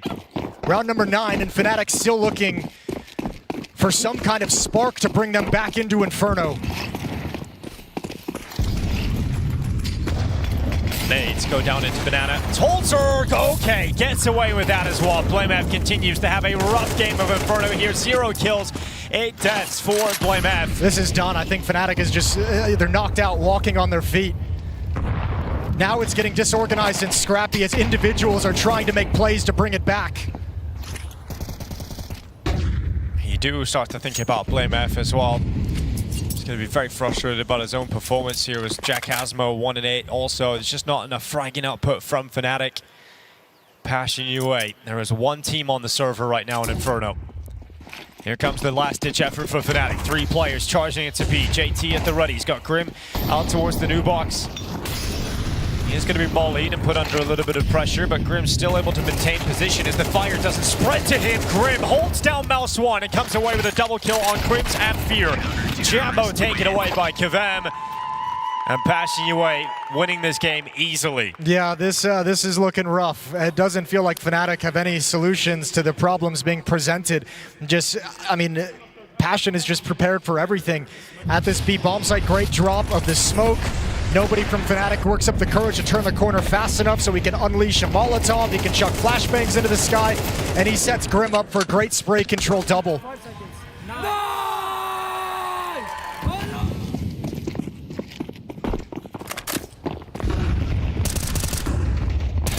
Well, JT over the top of the window. It's Chikazmo and Blameth both gone. And Passion UA are just continuing to have fun as the Inferno server shredding through this Fnatic. It's Krimz fighting on, doing what he can, but they are starting to taste defeat. I mean, with these pushes being executed now, and the amount of times they've tried to pull it off, if you're Fnatic, you're just like, you can't even execute your plans. You're struggling with the first step on the map now. Way too much confidence has built up for Passion that now they just don't care. Now you have to make Passion respect you because there's none of it at the moment in the server for Fnatic.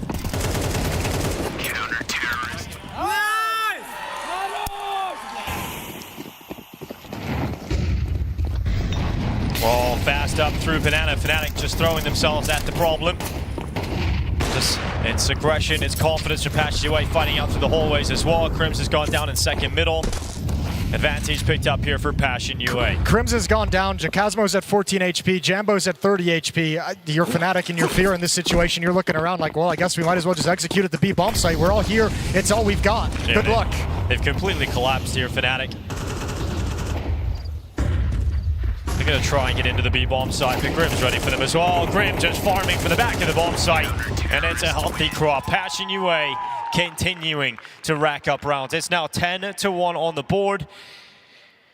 And we're going into the last round of the half here. It is, I mean, this is just unbelievable. It's yeah, I would have not have ever expected this kind of a dominant performance. This is probably one of the most dominant wins we've seen from this Passion core, no matter what jersey they wear. Hey, in this team, we know sometimes they can lack a little bit of confidence, you know, and this is a game that can grab some of that confidence back, especially with the way they were playing in their opening best of ones. Nyx hasn't died yet. He's 10-0. Yeah, this is fantastic. I mean, Nyx hasn't died, and Blameth hasn't got a kill. 0 and 11 in this half. Grim is just shutting them down. There is nothing they can do against Grim. It is absolutely Grim for Fnatic right now as they are looking to be eliminated from the StarLadder Major in Budapest. Passion UA in full control.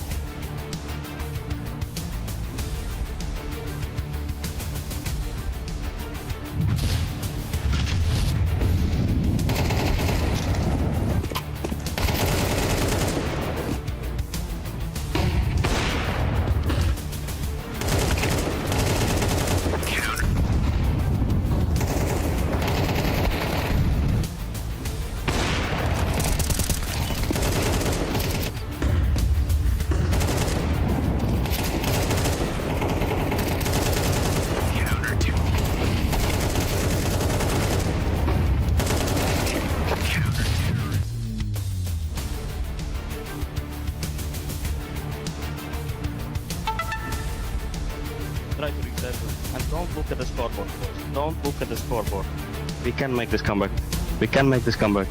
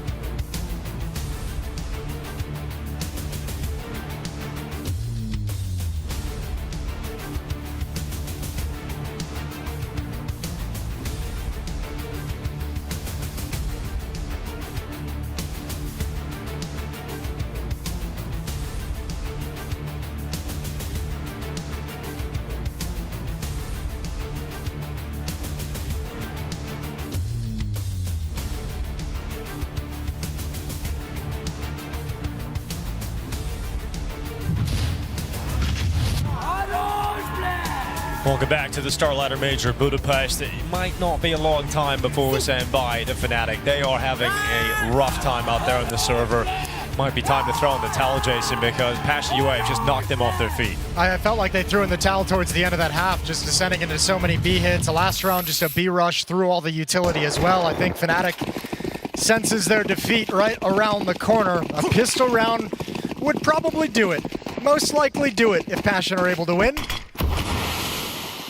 Well, they're going quick up towards top middle, keeping it simple here. Passion UA charging right through. Jacasmo and Crims, though, shutting down this pistol round. So a little bit of life in Fnatic yet. Yeah, let's see what they can do with it.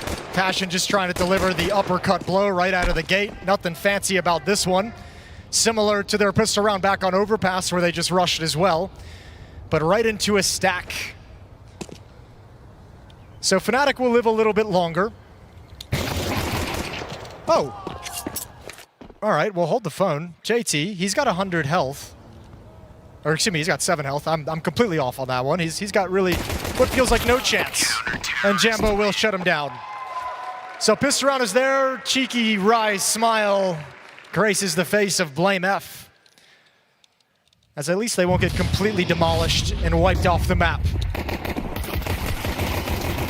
Gonna be a while before we consider any kind of a comeback to be effective. We'll have to see how these first gun rounds go. Without a bomb plant, no reason for Passion to buy, so a very low investment as they come into the next round, and they'll be content to wait for the AK-47s.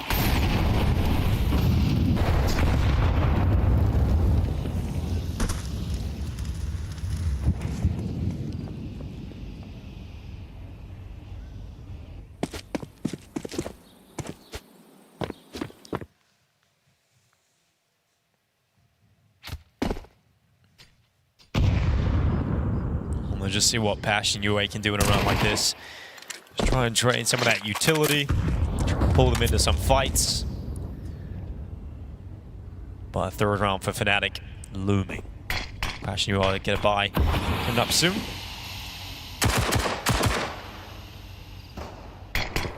Okay. Well, there's a shot from JT through the edge of the wall. Crims has gone down. Fair enough. Well, okay. Let's not do it like this. No, they won't. Don't get knocked out like this. Nuh-uh. I'm just waiting for Blame F to get a kill. Like, surely this is the round. This is where he usually thrives, right? Oh, he's not at the B bomb site. He's going to peek middle. JT falls back. I mean, one more deagle shot and this round cracks open. And fear with these jiggles might give the opportunity over. 35 seconds. Fear jiggling on the half wall. 30 seconds on the clock. And he gets overwhelmed. He's got no delay utility. He just has a single flashbang. He doesn't have a Molotov or a smoke to drop in the choke point. A rotation is on its way, but if he misplays this, Fnatic's in trouble. Oh, chance for Fear to win it on his own. Out towards New Box. Blame F has arrived. First kill of the game here for Blame F. Then taken down. hallzerk with the Glock responding. Jacasmo getting taken out as well. And a decent amount of damage dropping it to 2 players there. Yeah, that's a big dent into the economy. The M4 thankfully is recovered, but nice kills with just pistols. And now the rifles come in, so the game gets exponentially more difficult for Fnatic. They need quite a run on this map to bring this closer, to make them feel like it's even possible. And even a round like this gets uncomfortable at certain points. Here come the AK-47s for Passion UA. Is it going to be enough for series point?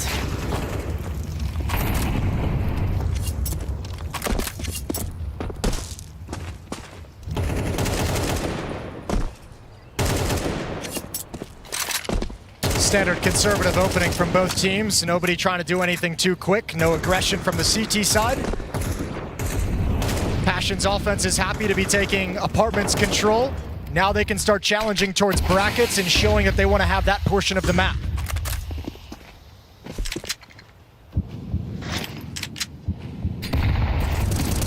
Good peek on the break of the smoke. It's Jambo to the first kill. Kvem dead, but JT continuing to frag as Nyx goes and just tries to fight out the site. It's JT with that 1 kill though, has opened up that B bomb site. Now comes the rotation. JT still fragging, bombs now arriving. This could get messy. This could be 12. Yeah, but it's a great Molotov towards the back to protect the plant. The rest of Passion is going to arrive. 3 on 4, blinded, but they somehow all still survive. Yeah, getting back into the post-plant positions. JT forced into the open. Jambo with an important kill, but he moves forward. Now hallzerk down into the darkness. Grim to protect him. And this crossfire could hang Fnatic out to dry. It's BloimF and Crims coming back in to try and win this. 2 of the more experienced players in this Fnatic squad. trying to get the job done in a retake, trying to force them out. Grim is smoked away at the moment. hallzerk burned out into the open, and it's all on Grim. That defuse stuck all the way. Grim's holding it. Grim not getting to the angle, and Grim's able to just hold it down. And Grim doesn't peek for it, doesn't go around that corner. Thought he came off it, and he is definitely mistaken. I think that bomb was planted a little bit more to the left than Grim expected. You saw a little grimace on his face when that defuse comes through, a little bit surprised because he thought Crims wasn't actually sticking the bomb.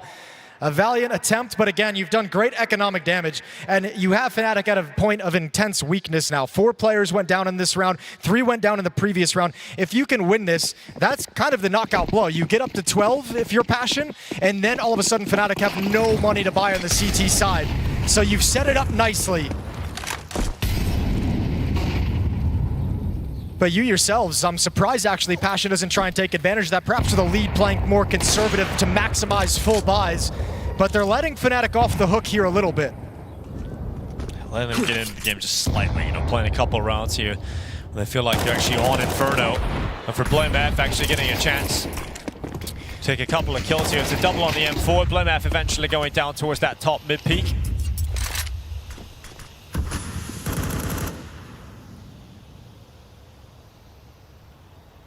Nothing to get past this AWPer though. It's all gonna come down to just Grim with a stellar shot. You might even need a miss out of Jambo, but you won't get that either.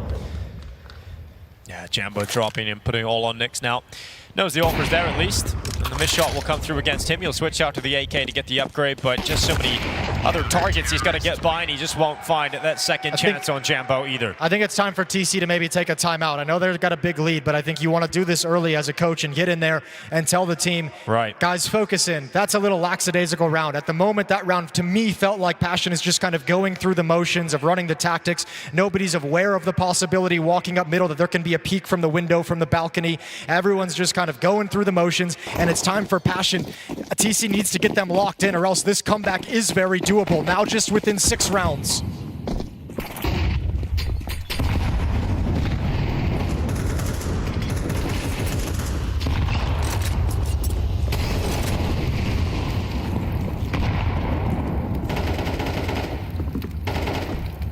JT makes his way up to the half wall.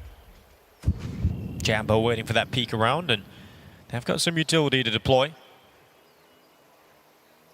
And there goes the util out from Fear, just to clear that half wall. Grim can be forced out of the logs as well. Here goes Jambo, starting to limit their positions. He spots 2 inside of Banana. They're just going to keep the pressure up, trying to apply it towards the AWPer. Jambo retreats. Smoke will fade around the 50-second mark. Fear's got another smoke as well. That he passes over to Jambo. So they can stall this out a little bit longer. And all the meanwhile, Nyx is now having a little bit of attention, a little bit of fun over towards the other side of the map. He just wants to establish some presence. Make Fnatic worried about some potential of an A hit and keep the 3rd defender here. 38 on the clock. Fear boosted up, ready to go as they cross over towards CT. He's been spotting. Will Kvem take a frag? So far, the answer to that is no, as Grim is taking some space towards the pool. There's 28 seconds left. Jambo finally getting a kill here. Grim's head spotted and dropped by Fear, who sends himself forward into the site. Chikasmo right back through that smoke. More success here. Jambo over the top.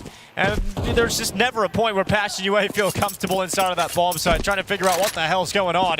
Yeah. And Fear thrives in the chaos. Where'd everyone go? Where was no one inside the bomb site itself? I think Fear's even surprised when he comes through the smoke and sees that nobody's actually looking for him. Everyone got aggressive towards the fights instead of the objective. And those are the kind of rounds that are going to allow Fnatic to claw back into this game one by one. I watched them. Passion's got to be careful. They didn't have to burn timeouts in the first half due to the fact they were so dominant. So that's not only the scoreboard lead, but a lead in terms of the amount of resources that TC has to work with these timeouts. First one is called so they can start getting into a discussion.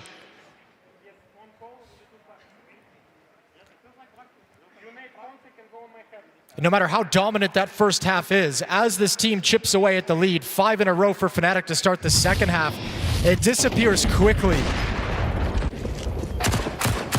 And Passion trying to avoid that sensation of looking at the scoreboard and saying, how did it get so close without us realizing it? Because you still feel like you're in a dominant position because of the first half. But that's all an illusion. Let's go, boys. Round by round, round by round. That's to be the mentality that you use. Round by round for Fnatic. Starting to close this gap against Passion UA. BlameF getting aggressive. JamYoung's taking the opener. He's starting to look good on this CT side. Fear also pushing down through Banana. And Fnatic playing with attitude in the second half. That's the attitude you didn't want them to build up. You never wanted Fnatic to gain this kind of confidence and this kind of swagger to go for those kinds of plays. And how many times have we seen throughout history this core of Passion UA, who were once Complexity, collapse in the big pressure games when they're close to winning, when they're close to getting through, and then just disappear, Jason? There's so many heartbreaking moments for them. Kvem trying to clutch this up 1v4. Fnatic shouldn't give him any further chances at this point. Over a minute left. At least he has the bomb to work with. What a special moment it would be for the rookie to be able to win this 1 versus 3. Not being shy about looking for a fight, making noise the whole way through, stepping through the smoke, not even looking towards the bomb site. Gonna go for the plan. He thinks it's just the one. Easy kill for Fear. And an easy 7th round for Fnatic. Yeah, really starting to get into this now, Fnatic, in the second half. If you're Passion UA, when do those thoughts start creeping in? You're watching that lead They're already creeping in now. Especially as you're starting to see Fnatic players individually be able to challenge and fight in a way they couldn't in the first half. Right. You can see it in the scoreboard, you can feel it inside the server, that Fnatic is still battling back into this. You haven't killed them the way you thought you did in the first half. Deagles and Tech9s. That's what Passion UA have to play with in round 19. Getting up into Banana. Fear waiting with Jacasmo.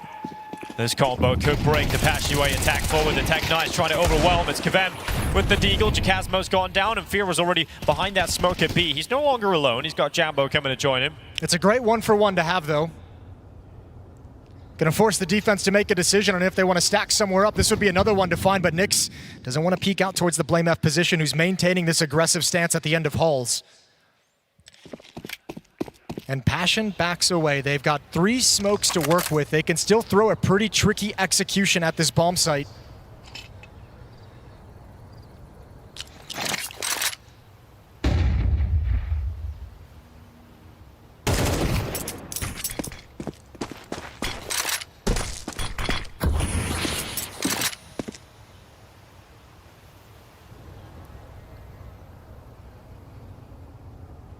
Goes BlameF wrapping through the apartments.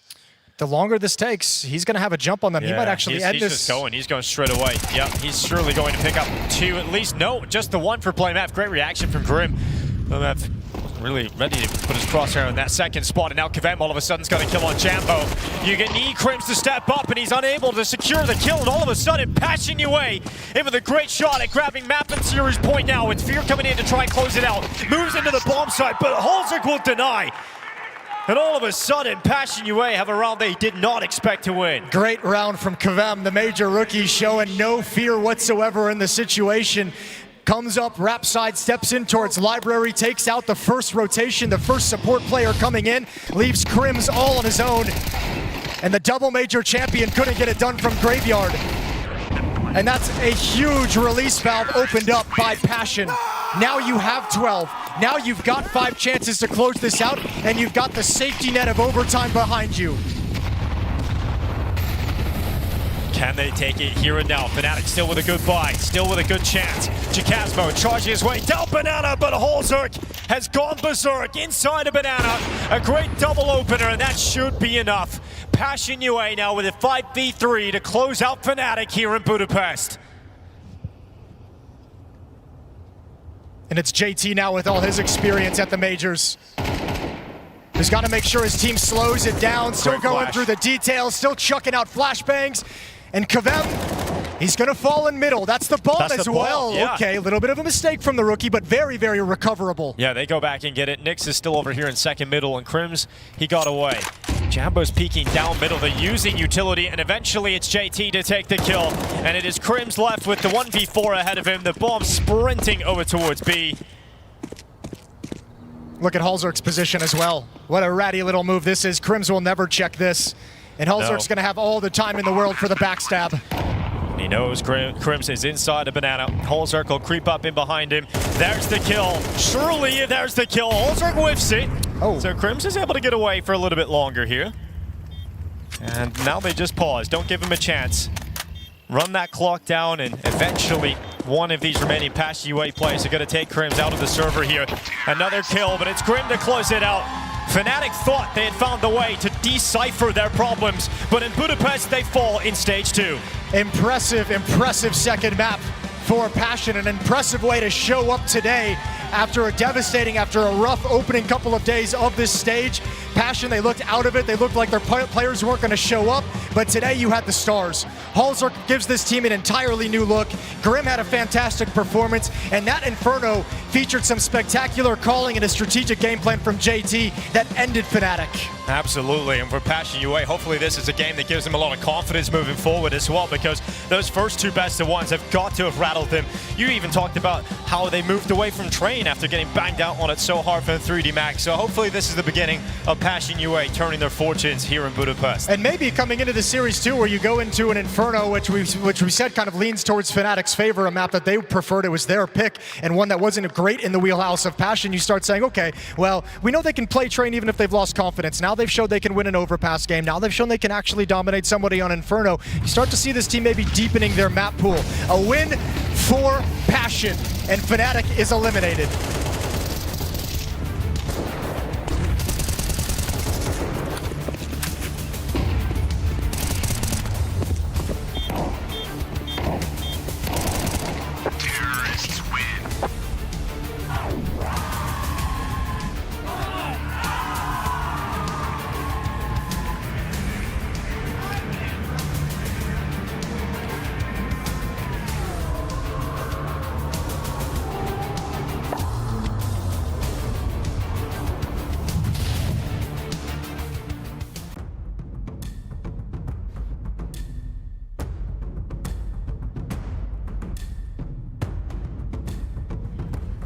Okay, so we had a little bit of an issue there with Donna's mic, so we don't get a chance to hear that winners interview, but I'm sure if you were Passion UA, what you would be saying is, well, that was a quick day at the office.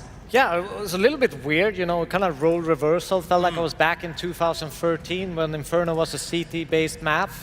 But, you know, great game plan. They shut everything down from Fnatic. They got a really, really good, strong lead. And, you know, hats off to, you know, coach and in-game leader of Passions. They did great. Yeah, absolutely, and hats off to just the mental preparation going into the game. This is what we wanted to see. This was probably the first time in a long time I've seen hallzerk smile while playing a game of Counter-Strike. And we know he's a very passionate, very emotional player, but this is the good side of the emotional hallzerk, what we've seen, right? A lot of opening frags, a lot of proactiveness. He was everywhere on the map, constantly looking for kills left, right, and center, and Passion on that CT side. Regardless of the hiccup in the second half, they were very proactive, playing in the faces of Fnatic. And even when they were just going for stacks, even when they were just trying to read the situation, it felt like it was more than accurate.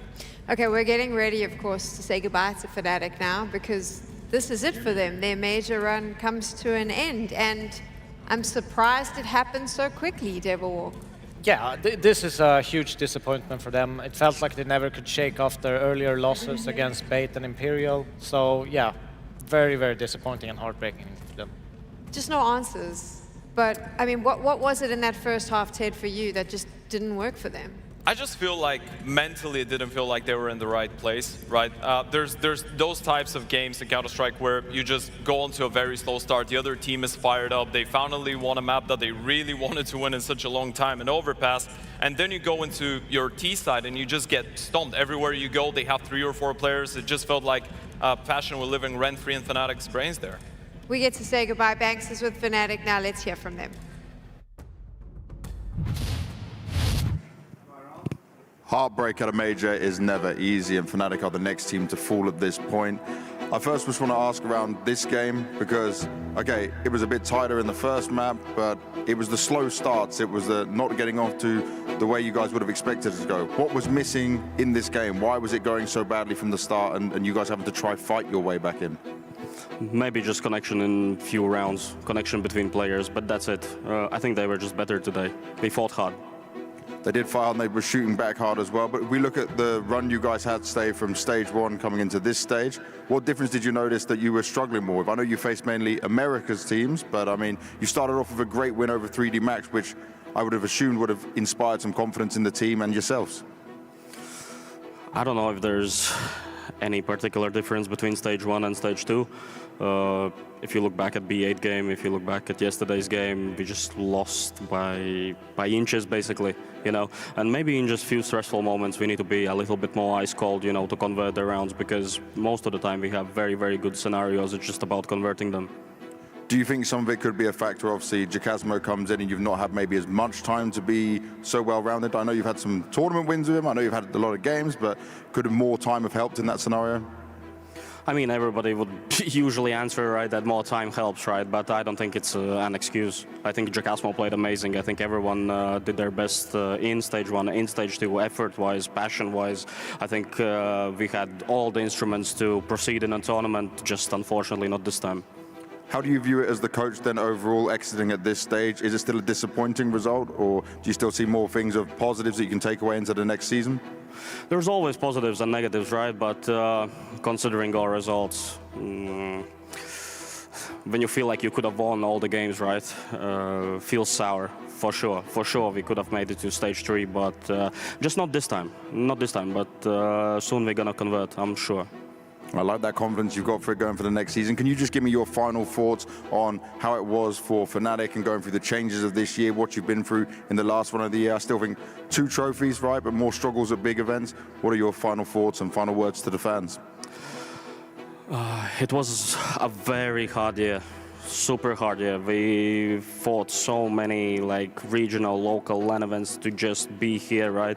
And that was the ultimate goal of the year, to participate in Budapest. And we should be, all the guys should be very happy of this achievement, right?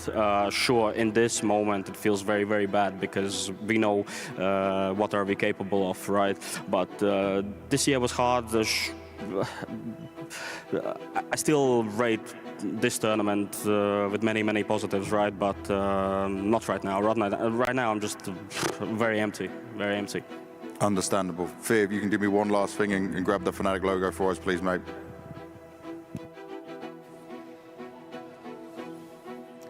The ultimate question, I suppose, for Fnatic as we watch them take their logo off the wall is, where do they go from here? I mean, they just have to keep grinding, keep their heads up, and keep improving. You know, they've gone into this tournament and, you know, done considerably well. They had some close games, just as Independent was touching on. They could have won them. The mental wasn't there. They couldn't handle the pressure. Take that with them and improve for next time. Yeah, back to the drawing board it is. As he said, this has been a very tough year for them. They were one of the teams that started with that fight in the VRS, like NIP. They made it to the major, so I guess this is a step in the right direction. But yeah, definitely back to the drawing board. Disappointment for them. Obviously, on the other side, we have Passion UA, who's going to be celebrating. It looked a little bit shaky for them yesterday. Today, I mean, their map pick looked a little bit shaky. It was very close with Fnatic. And then in this second map, again, a little bit shaky in the second half. It looked like they were going to lose the 11-1 lead. What are they taking away from all of this to prepare themselves for tomorrow?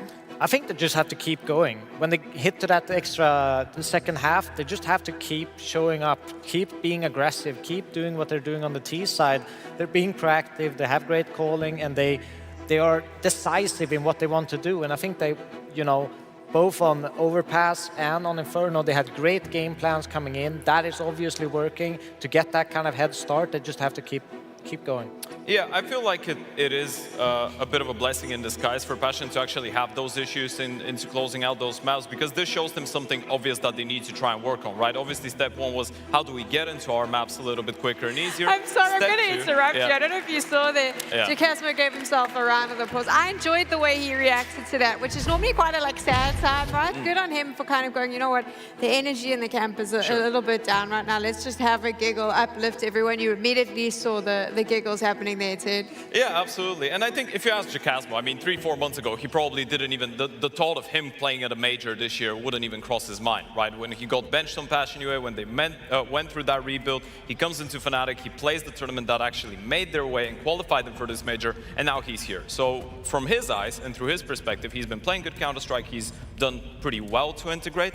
It feels like he has reasons to be happy. He's smiling. I mean, I think it was more to try and just uplift the team, but you know who's smiling for real right now? It is Passion UA. Donna is with them. Let's find out how they're feeling after that victory. I'm joined by Kvem and Grim. Guys, thank you so much for waiting here with us, and the rest of your team already packed up. Kvem, you said you already talked about some stuff with your team, so what were the first words shared after you won? Let's go, guys. Keep going, keep going. Tomorrow, the same vibe, the same energy. Okay, so the vibes were good, the energy was good.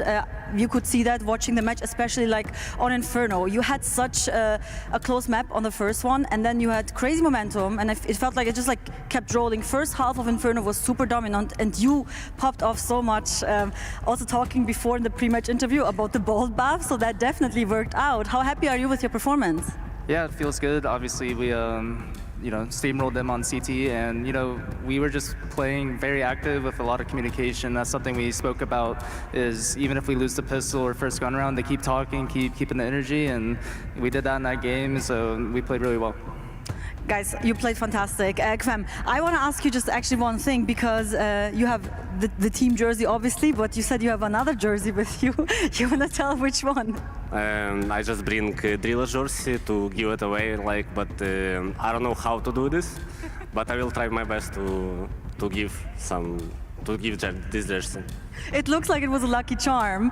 And one more thing, actually, Grim, I wanted to ask you about the necklace before. Does that have any specific meaning? I don't know, it's just like Grim Reaper it's just like Grim Reaper. I really liked it when I saw it, so I figured I might as well get it. Okay, and heading into tomorrow, you're one win away to make it into the next stage. What are you going to do today? What's the plan for tomorrow and the attitude you have? Definitely rewatch game, take some good positive moments from this game, and I don't know, just bring the same vibe and yeah, just do our best. Grim, how confident are you that you're going to make it to the next stage? Obviously, pretty confident we could play like that tomorrow, and definitely needs to up it, because I don't know what team we're going to get yet, but I know there's still a lot of strong teams in the 1-2 bracket that still need to get played. So yeah, we're just going to chill, reset, watch the games, and prepare for our next opponent tomorrow. Come in with 120% confidence like we did today, and we'll see if we can take the win. Excited to see it, guys. Thank you so much, and congratulations. Thank you. Thank you. Thank you so much, Donna. I tell you what, I'm going to steal Donna's question because I'm being lazy. Devilwalk, Ted, how confident are you that Passion UA is going to make it to stage 3 of the major?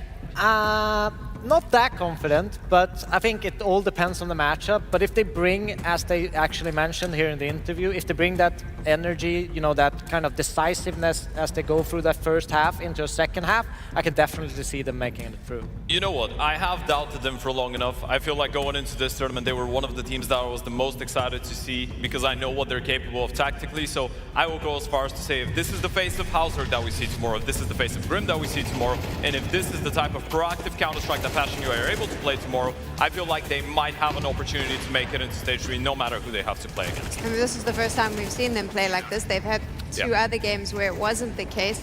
I do know consistency has been a question mark around Passion UA, something to maybe worry about? Yeah, absolutely. I feel like as well the fact that they haven't really had the chance to play too many big events so far this season, right? You're looking at Blast, but that was about it. They had to play some of those smaller VRS LAN events, and all of that was about consistency, but that's a different level of teams. There was some very worse results for them there, so it was a little bit difficult to actually build up the confidence. But now I feel like we're finally getting to see Passion in their true colors that they wanted to show us from the start, and I like it. What do you think about the CS that they're playing in the server, though, Devilwalk?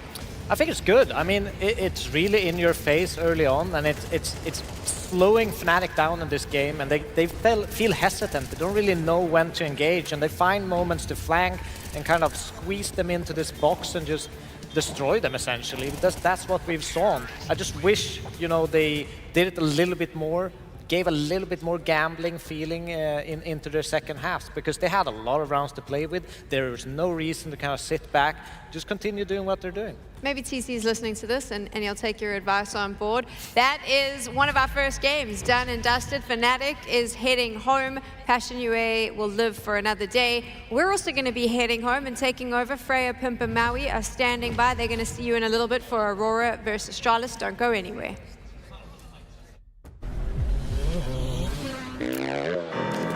Do not get in my way, you cannot drive in my lane. Tires is burning the pain, you don't have nothing to say. This is how legends are made, I know I got what it takes. And I'm not popping the brakes, and I'm not popping the brakes. I'm too competitive, I like the narrative, that I'm the best in the league. Who you comparing with, that is infinitive, top of the throne, it is me. How you moving so when it's speed, I just been bringing the fire.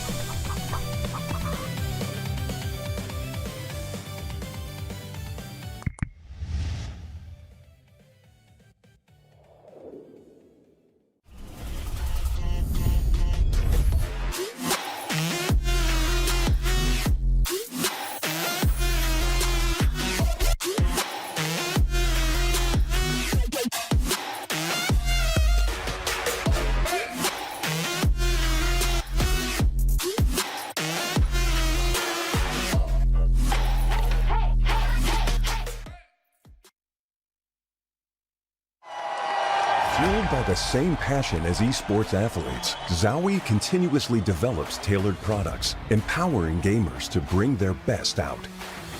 Today, we are launching the all-new XL2566X Plus, which uses the newly developed Fast TN panel and upgraded Diac2 technology. The new monitor series continue to evolve, refining details to ensure players can perform their best consistently in games.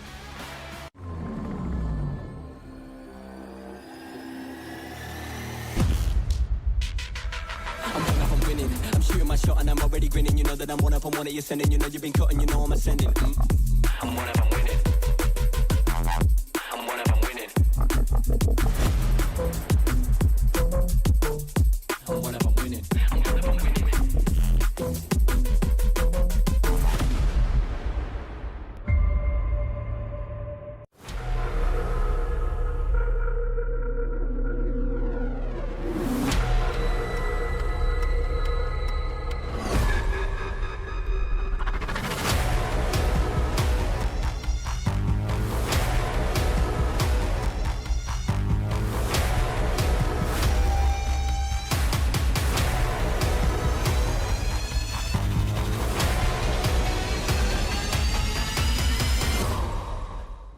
We often ask ourselves, bigger or smaller? But first, you need to figure it out. Do you have a massive FPS? Or a tiny ping? Is that good? Nice. Yes, it's fantastic! X-Play GG. High FPS and low ping servers. Astralis have their backs against the wall here at the Major. They're looking to try and turn it around. And you did yesterday against FlyQuest. Obviously, it was a very rough day one, Hooksy. So just tell me what you felt was the difference. Okay, it's a best of three, but was there something you felt internally?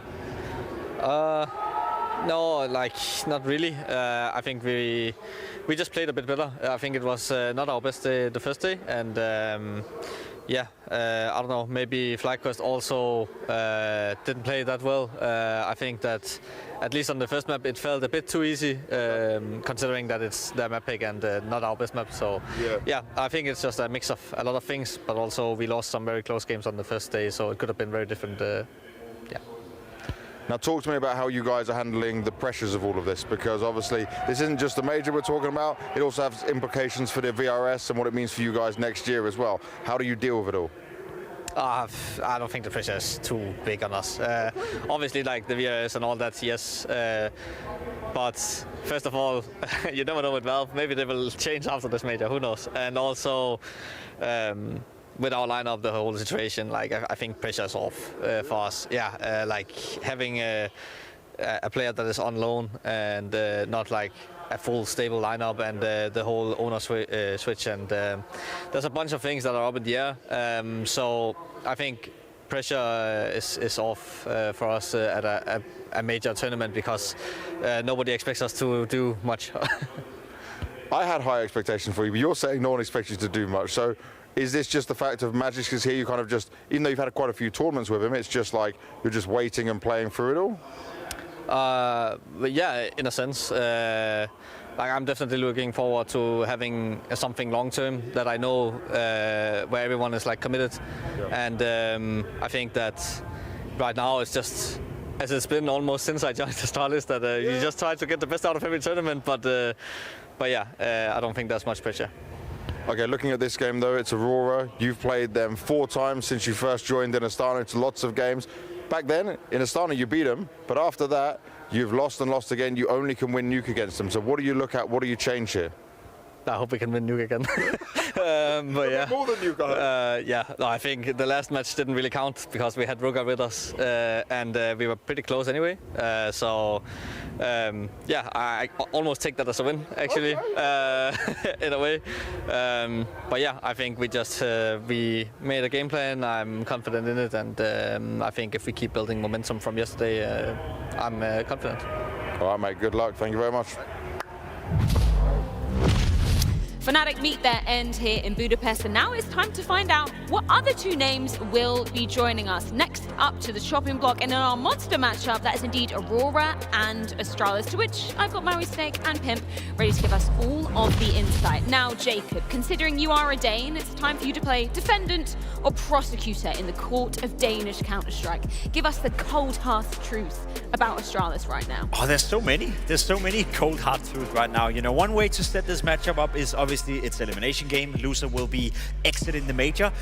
If that were to be Astralis, which I think is the most likely outcome, without, you know, jeopardizing too much, saying that it could be the last time we're going to see Magisk play in an Astralis jersey. I think there's a world where Device may also be on his way out with the way he's performing and with the way you're sensing the vibes around Astralis right now. So it could be the end of an era. So I don't really know if I hope they win or lose, but I'm just open to the fact that this could be the last time that we see Magisk and Device play in an Astralis jersey. Obviously, it should put some pressure on HooXi, although in the pre-match interview, didn't seem like he actually was feeling that much pressure. Why not? I was a little bit confused by that. Your organization has missed 5 consecutive majors, and the first one that you return to, if you walk away with a single victory to your name, that's disgraceful to the Astralis brand. It's already been 5 majors of humiliation. Do you really want to pour on that with another poor showing at your first major back after this many years? That's ridiculous to me. It sounds a little bit like cope coming out of HooXi. I don't know. Anyway, Aurora, I think it is arguably more surprising to see them in this situation. Can you give the viewers the TLDR, maybe if they missed out the matchups? How on earth did they end up here? Well, even just looking and zooming out to the entire year, I mean, this is a team that has been incredibly consistent at making it to the playoffs. They've only missed 3 playoffs for the entire year. In the first half of the year, they only missed the Austin Major playoffs. Regardless of that, they were a beacon of consistency in the CS2 space. Even this season, only missing 2 playoffs. And for Aurora right now, I think that they're looking at themselves and they're regretting a lot of the micro of what happened. The loss to Paravision in particular is one where I think Wycadia showed his discomfort on that map versus them. And in general, I think that the problem with Aurora is that so many people have seen them go deep after tournament. And so there's so much footage on this team. But thankfully, they've taken a 2-week break or so since the last tournament. They can retool their strat book, hopefully. Unfortunately, that's put them in a 1-2 position. So now I'm left scratching my head wondering, what did they work on? Yeah, it's kind of confusing to watch Aurora play, to be completely honest. They had a couple of close losses in best of ones, which you can always excuse yourself with, but I've been a little bit disappointed in the way they've been conducting themselves. I had them obviously making it through. I also have them as a team that on a good day should contest for the playoffs, so I think the major starts for Aurora right here, right now. First best of 3 they're going to play. They're playing Astralis, a team they beat 3 times in a row, as Banks alluded to in the interview as well. Nuke goes the way of Astralis all the time, and then Aurora is winning the following 2 maps, so I think they're quite confident coming in facing these 5 players because they beat them 3 times in a row. I'm not trying to incriminate you in this court, Jacob, but what makes you think that this might be the last time we see Magisk in an Astralis jersey? Why Device as well? Why are you making these bold claims? Well, as far as I'm aware, Magisk is on a loan contract, on a short-term contract, and whether or not they're going to renew that, obviously we don't know, but it's likely it's going to be the last time we see Magisk in an Astralis shirt. It was even a surprise that he was coming back in after his stint in Falcons.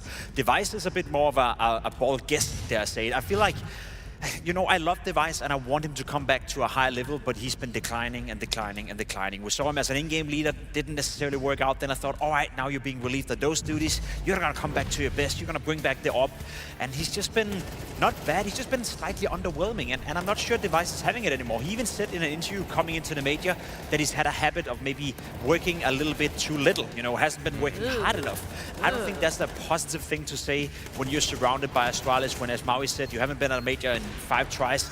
You're supposed to work hard, and if you're not, then maybe you're not motivated anymore. It's easy to get caught up in the swell of Danish talent that is now across the board when it comes to Astralis. I mean, when Device looking at him this season, he had Stown, he had Yabby, he had the up-and-comer in Stare, and so I feel like he took a little bit of a backseat to some of the more proactive plays that they would go through, and I guess that's kind of been a characteristic trait of watching Device this season, is that he feels like he's just a role player, and that's not the Device that we really want to big up, the guy that we know was winning 4 majors with this organization. It feels like now he's just trying to make sure he doesn't mess things up, and yeah, he'll get a good scoreline at the end of the game, but in terms of the eye test, I just don't always feel the impact from him, which I feel like was more than prevalent during his legacy run. We got a little bit of maybe a spoiler to one of the maps in the hope of the interview. We got Nuke, that's coming as the Astralis pick. Does this make sense, Train, and then Mirage if we do need it, Maui? I would say that the only thing that's changed from the last time these 2 teams played each other was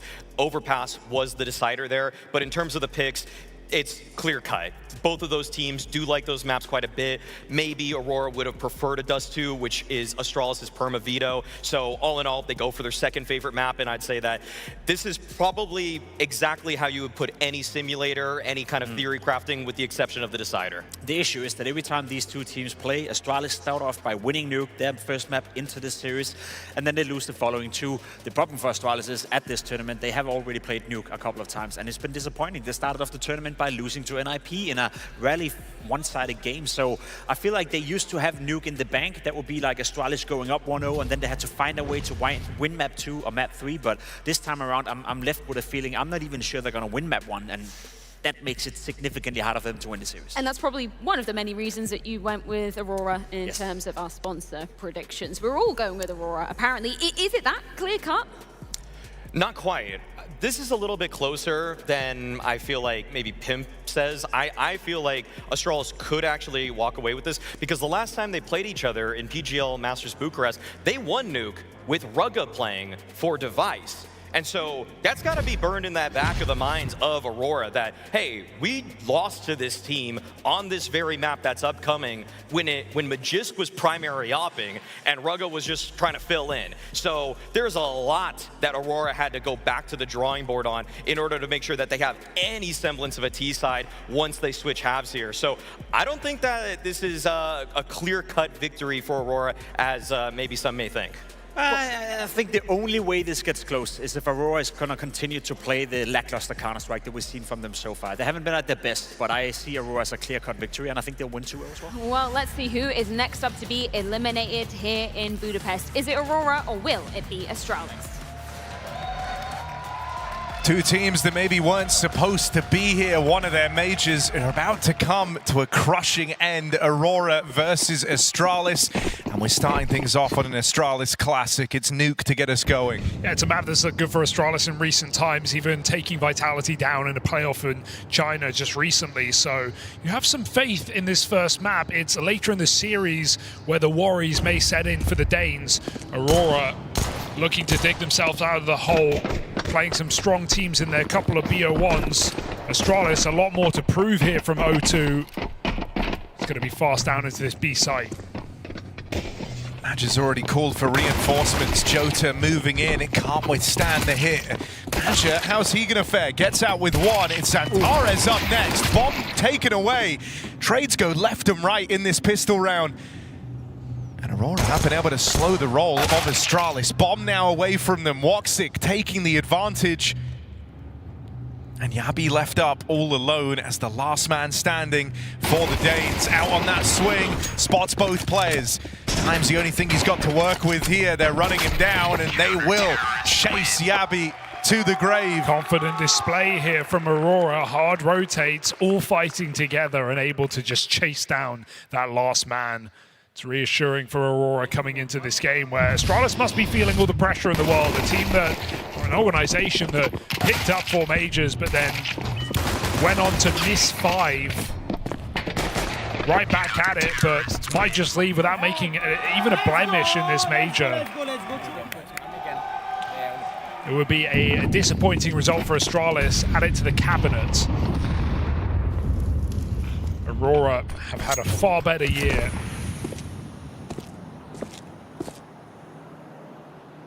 So looking to capitalize on that by bouncing back from this dismal beginning here in Stage 2. We've seen, obviously, all the Stage 1 teams go 2-1, really, for the most part, and the Stage 2 teams who aren't warmed up, aren't used to the setups yet, come in a little bit slow, a little bit lackluster. These squads no exception. Only room for one of them in that final day of play, and Aurora trying to make sure it's them, but a bloody mess outside gives 2 kills off Glocks. And Astralis looking to pick up some guns. Device's Deagle does in a second. I mean, it's the 2 legacy players for Astralis left in this. Magisk onto a gun, can't deal with Madja on that swing.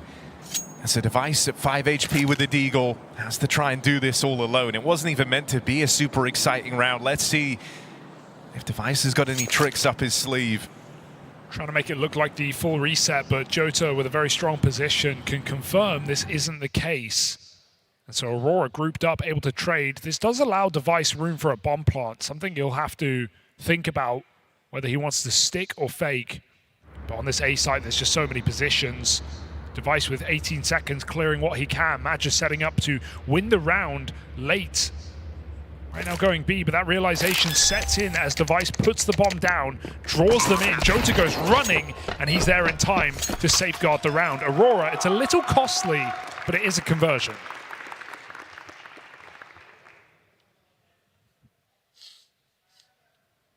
Like the Jota just runs in there, doesn't, you know, wait for Madja, doesn't look to play the 2v1.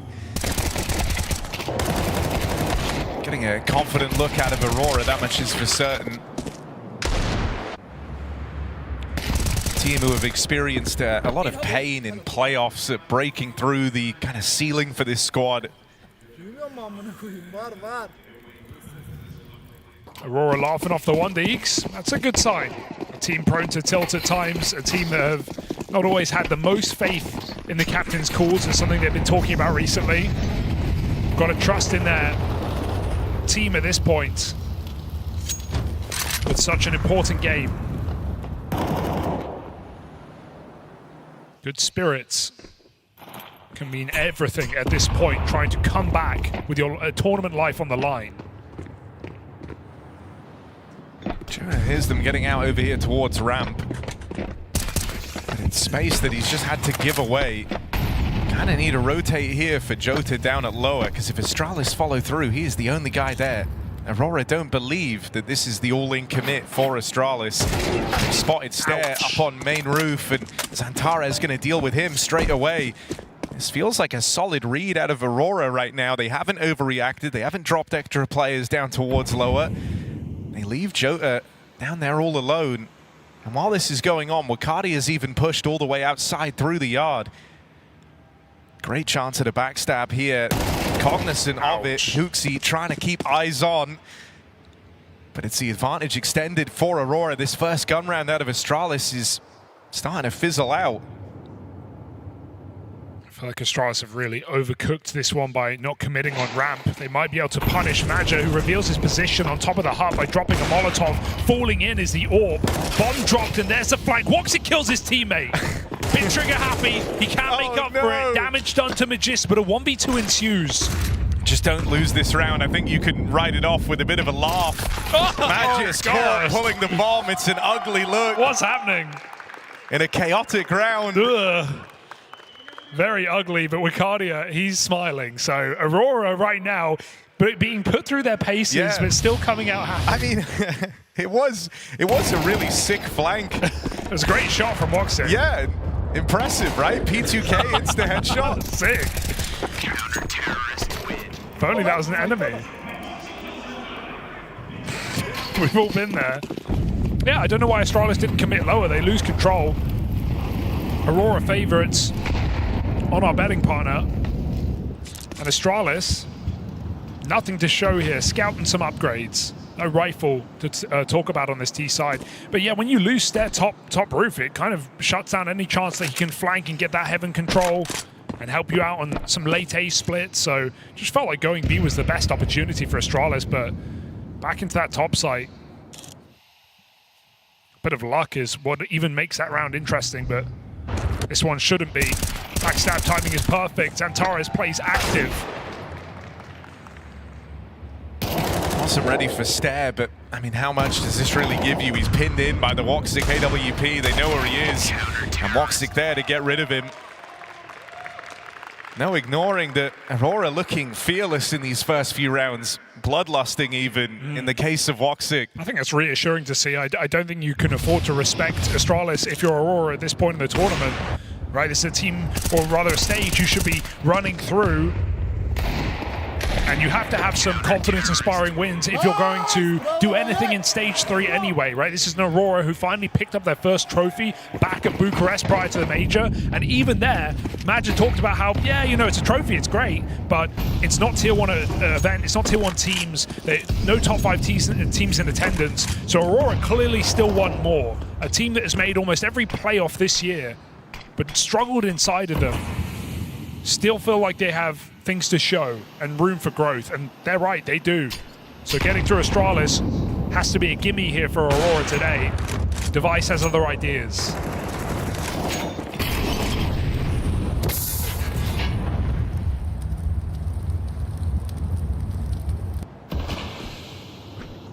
We'll get to see how Astralis look with a man advantage to play with.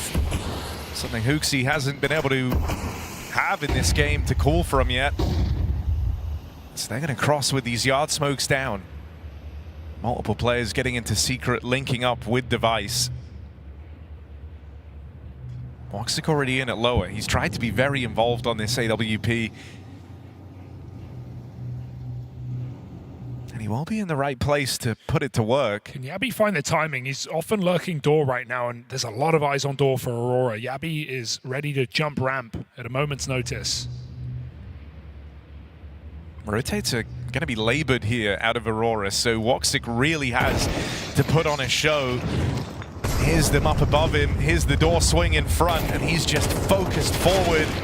Jump down for stare, clears him out, and woxic, you relied on a multi-kill there to even entice Aurora for this retake. Yeah, the pathing is nice for Astralis. I don't think woxic can really do anything there. He can't be looking up with the AWP, revealing his position with his barrel, flicking around. He just has to hold the door and hope they come through. Aurora given nothing on this B-bomb site, so save is the right call. Yabi's lurk doesn't even activate. He's coming back to chase these kills, and he might find them. Two players heading spawn side. Yabi here to punish. One got removed, deals with both of them. And so this becomes a costly round for Aurora. They were hoping to just kind of run it back in the next. They got out with all those guns, would have been a super comfortable buy. Still going to be able to get one, but it will have limitations here for Aurora. This can be a way back in for Astralis, thanks to that hunt at the end.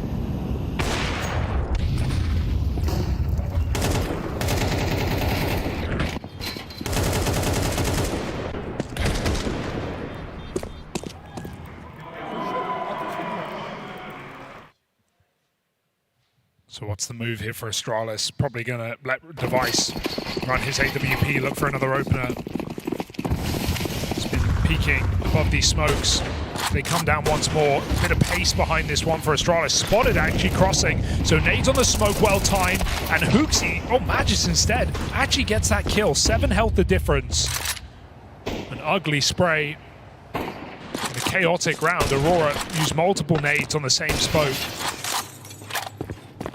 Tries to get one man down, but they make it look like more, so I feel like Aurora are going to panic here. Look at the rotates coming down on ramp. 3 players. That's exactly what Astralis want. Ending up an empty bomb site right now.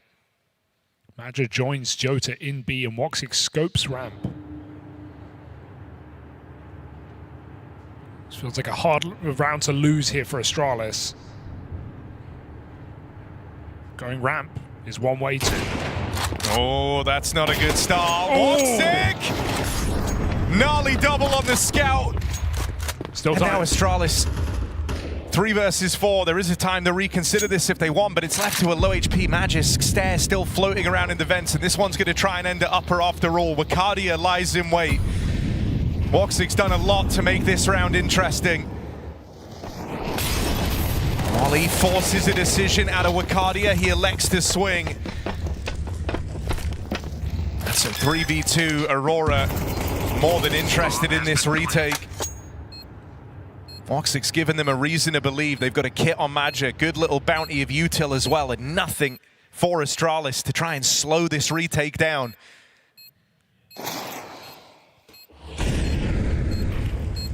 Flash comes in. Hooksy, it's not the dodge. Full blind, still going to get away with it. And now Stare plays it forward right in to the waiting arms of Magisk. That was a low econ round out of Aurora, and woxic with those scout shots over towards ramp completely changes the nature of that round. Yeah, unfortunate for Astralis. They go right into woxic, and he still nails 2 headshots. That's just can't be accounted for. Trying to split B to join up with Stare. It doesn't even come to matter that Aurora have stacked that B bomb site. I love that Wakadia pushes through that molly as well. With a man advantage already, he knows 1 kill drastically increases the chance of winning the round. It thins Astralis' numbers. It means they can't cover all positions in that post plant. So big play for Wakadia. 5-1 lead right now. Aurora full control. Astralis' chance to break the money eludes them.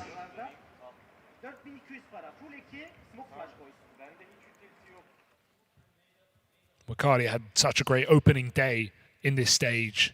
Even though they went 1-1, he was statistically top player of the entire stage as well.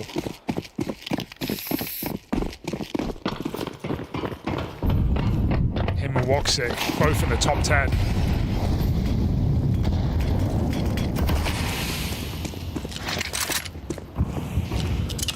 Astralis utilizing a lot of double walls. This is the least they've been outside in any of these rounds. So as the second cross wall comes up, questions may be asked here for Aurora. Their smokes don't break. Astralis ready to pop this top site, and for some reason Aurora seem to have read this perfectly. They have no one outside right now. Xantares is even pulling back. woxic just leaves heaven. The time to go is now here for Astralis if they want to make this exec work, but Xantares just about in time. Wakadia trying to play through, was hoping to save the day here. Play hero at the back of the site, but he gets crept on. Stare, an important kill to flush out the anchor man. Might lend a little bit of time here to Jota on the backstab, see if he can make this interesting. It's a strong position to have, and if he can find a kill, Aurora's suddenly interested, but flanks on flanks. It's Magisk that hits harder. Jota might get out with a handful of kills here. 1v2, he decides he doesn't want to give it a go and heads for the hills with this AK. I would like him to maybe try it out, but having such a powerful post-part position that Magisk more than favored to close it out, and Jota at least gets an upgrade. Astralis, nice A execute. Even though it felt like for a moment Aurora had read it, it was actually just a change of positions. woxic and Xantares swapping spots as the smokes fade outside. And so Astralis jump at the perfect time, reducing the Aurora economy to nothing but the saved AK. So a chance for Astralis to get moving here on this T-half.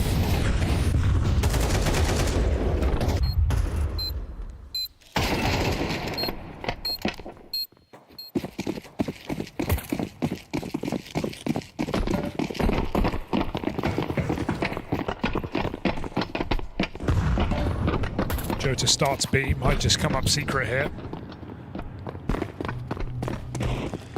Last time Astralis kind of had that chance to take control of the money was the woxic scout round, and so in this one, you know, you just have to hope that everything's kind of on rails here, that nothing weird or wild happens. You do not want to give this one away. Jota in the right place, plays it through the molly, hangs around, fighting to his last breath. And they're now going to go looking for that gun out in secret. They can afford to wait right now. It's Astralis feeling the burn. You just don't want to give this over. Otherwise, you've had two opportunities at these like breakthrough moments in the game. And this one, far more one-sided in Astralis' favor. Has to be where they start picking up some steam. Stair brings us back into a 3-on-3, but are they ready for Wakadia? He saw him without a gun. I wonder if that makes you question it. Stair's still considering. He's got the bomb here. Crossing in out towards main. Wakadia is going to miss this timing, and he'll link up with the rest of his team out on the top site. It's a weird decision for woxic. I would have liked it if he just fought with the AK, play on that headshot angle. If he dies, his teammate can still pick it up. He kind of just gave a kill for free, and Wakadia never went to trade it. So kind of no point on that move here for Aurora. It's left them, despite Jota's double, in with no chance. Grab those guns outside, perhaps. Orb is not a bad save. So Jota's done well, but Astralis have done better, finding their third on this T side.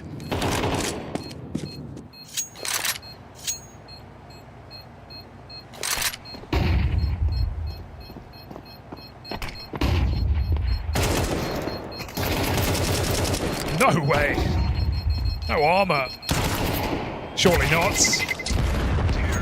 So just the orb save, but good damage at least here from Aurora on their way out. Astralis still have plenty of money for the time being. Astralis is a team that, even in recent times, have struggled getting rounds on the T side of Nuke, but despite that, begrudgingly pick it time and time again. Looking to improve, looking to find their form on this map, and now relying on it to stay alive in the major. Train has been anything but good for them. Yeah, you're dead on. I mean, it's been, you know, even though it is a very consistent appearance, a very consistent pick from Astralis, and you're a little bit a ways away from, really you're thinking of EPL when you're talking about some of those most woeful T-sides where they had back-to-back games not picking up a single T-side round, but occasionally that problem has reared its head for them. And you don't want it to have kind of cropped up again in at the major at the worst possible time in the do-or-die game. So now they're kind of at this juncture where they can really recover this T-half before it becomes a problem.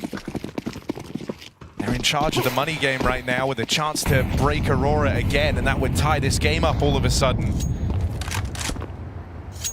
And the first time Aurora throw a molly on main roof, Astralis don't throw insta smokes. Going for a dry round outside, just crossing to red. woxic looking to hold on to this, or pull back to heaven.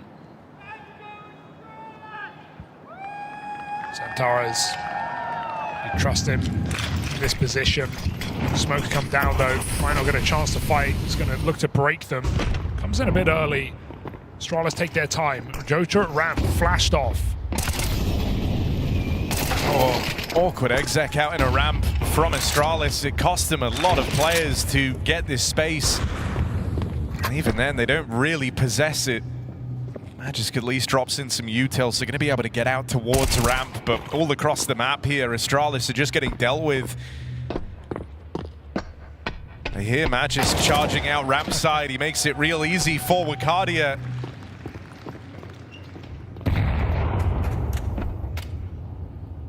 Just a bunch of cheeky positions taken here for Aurora. A bunch of off angles, and unlikely clears. Can Stair style anything out of this round with 20 seconds. There's so little time.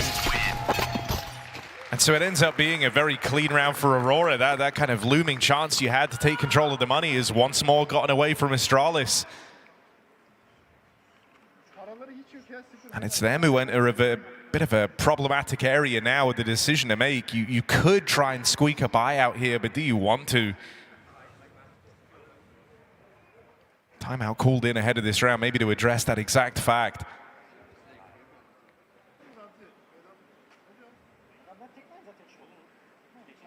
I think one of the things that is just starting to feel rough for this Astralis T side is they've had multiple chances now to be the team in charge of the money, and it's in these kind of make or break moments, the rounds where you could start streaking, you know, 2 for 1 essentially.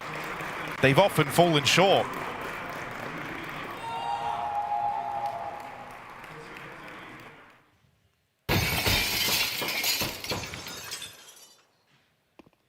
It's Aurora who are capitalizing on the money, having no problem dealing with these eco rounds. Another device deagle, but with the exception of 1 AWP kill and 2 deagle kills, it's been quiet this game. It's been a bit of a problem for Astralis recently, devices form. Been a while since he's been the consistent output player for this Astralis team. Centaur's getting pressured right now, might have to fall back, put some range between him and the Glocks, but the spray is fine. The smoke's in the way here for Astralis, so not far to go, but the grave. Centaurus and Ricardi are just getting stuck in, hounding down these remaining Astralis players. That's something.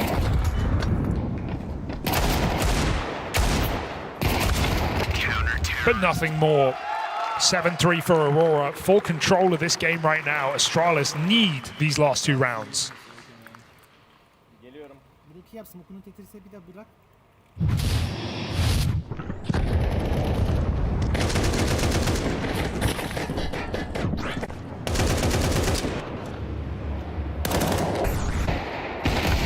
Counter-terrorists win.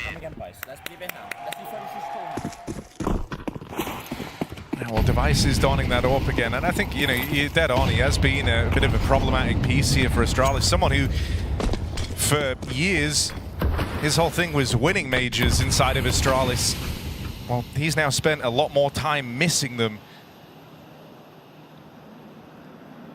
The last time we saw Device in a major playoff was in NIP. That was years ago.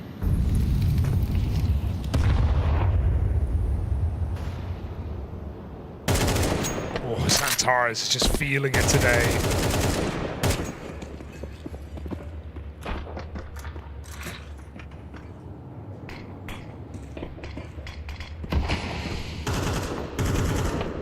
Oh, woxic, eyes on the door. Oh. All that was left to do was shoot.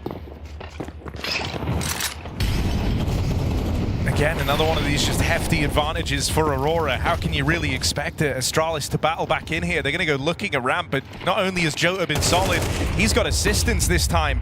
Doesn't even feel like he needs it right now with how consistent he's been in these ramp fights, but there is Santares as that second piece to stop the spillover. He's everywhere, man. He is absolutely everywhere. 2 frags outside, moves back into a committed position in ramp and just plays off Jota beautifully. Like you said, Jota's needed no help, but just adding to the tally here for Aurora on this CT side. 8 rounds already, and Astralis have no money to show for it. They're not getting bomb plants, they're not even getting high damage rounds. The last 3 rounds, they found 2 kills combined. And so you're seeing a lot of frustration as well on the cams. Astralis, it feels like, you know, the problem of these T sides is really leveled its head, raised its head at the worst possible moment for Astralis. Right when they needed to depend on Nuke the most, feeling like it's let them down thus far. And a lot of these rounds will just come down to them getting picked apart, right? We're not seeing any real set plays. We haven't seen a boost on this A-bomb site, although it's very hard right now with, you know, how mobile Aurora have been. But Astralis have nothing they can feel like they rely on this T side. That's a good entry. Santara is caught looking astray, but is that gun even retrievable here for Astralis? It's always a bit hard as well, right? When you find Santares like that, he's given a tremendous degree of freedom here on this CT side, so it doesn't tell you a hell of a lot either. Wakadia now tries to take up this position out in the yard to stop it becoming a problem, and woxic's just handed a free chunk of damage there on Hooksy. Looking like it might just be a top-site exec for Astralis in the final round of the half. That's all they're left with. Util comes out, but they're going into the stack. Yeah, feet spotted. Bacardia back in time, still gets his shot, and they're waiting for this flank from Magisk yet again. They might not need it. Clean tap for Jota. Can he read this flank right now? Magisk looking to win the round on his own. They line up with a Mach 10, but there's a trade for Matcha, and that's enough for Astralis to break through with pistols and find their 4th round. It's not a lot, but it has to be enough for Astralis to survive in stage 2 of the major.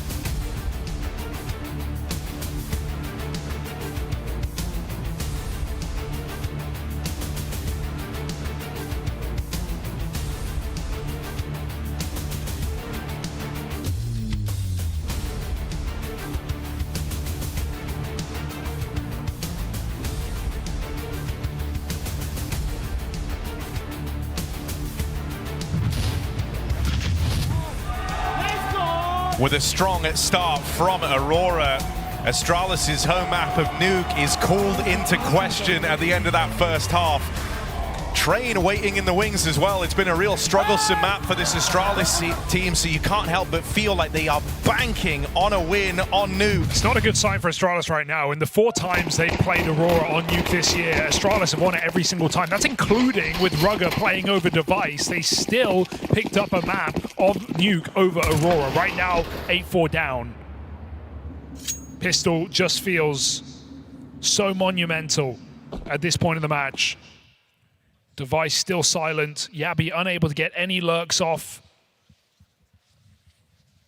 No one here to save Astralis. And you know, I mean, you're dead on. They've played each other a hell of a lot, but you can kind of see some comfort and familiarity from Aurora as a result.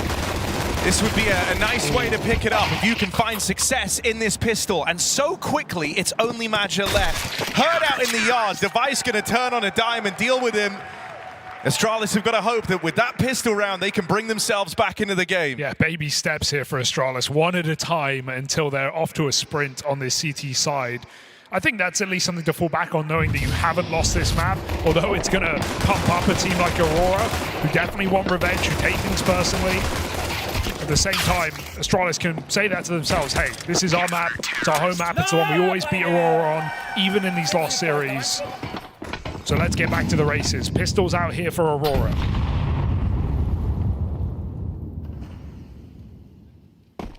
Yeah, similar looking second round to what Astralis got to run. It's this one deagle for woxic, and that's really about it.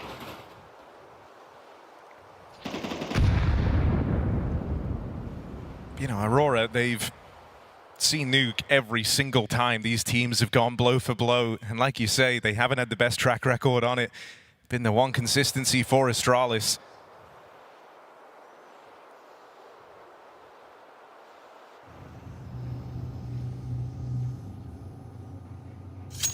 agree. Also means Aurora, they knew this would be coming. They knew what to expect. So much of Aurora can come down to, you know, whether Xantares is having a good day, right? Whether woxic's hitting his shots, and we've seen some shaky games from woxic in this tournament for sure, but Xantares showed up to start this CT side, was just roaming in the yard, finding multi-kills. woxic hitting the shots he had to as well. These are reassuring signs from Aurora. Yeah, pound for pound, Aurora have looked better.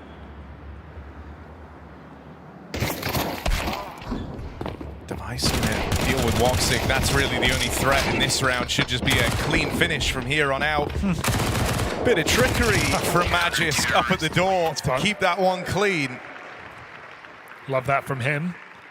Discussions on the desk of, you know, if Astralis do get eliminated here today, is this the last time we see even a couple of players in this roster?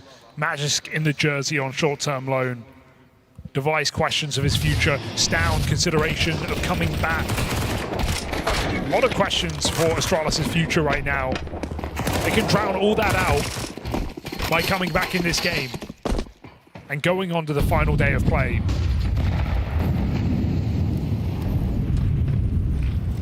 So what's it gonna be? First gun round on this T side for Aurora. Smokes come down outside.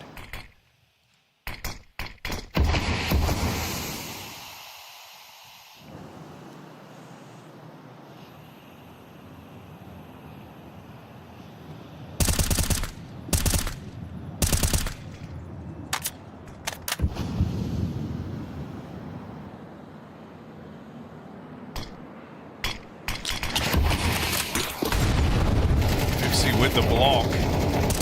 Denies a cross in towards Secret, but with that kill on the device, Xantares and co pick up a bit of steam out in the yard. Hooksy caught in a very awkward manner as Jota drops in off the roof. And I mean, now Astralis, they feel boxed in. There's nowhere left to run in this round. You got two players in at the top site.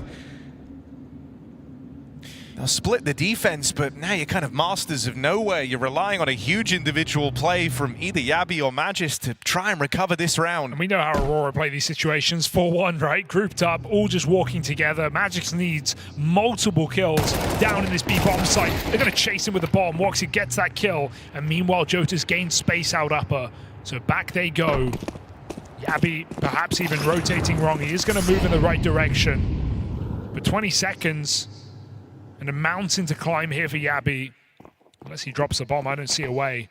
Jota's got the cover if he's going to swing out. Comes in for the clear. He's got it easily. Nice round from Jota, 3 kills.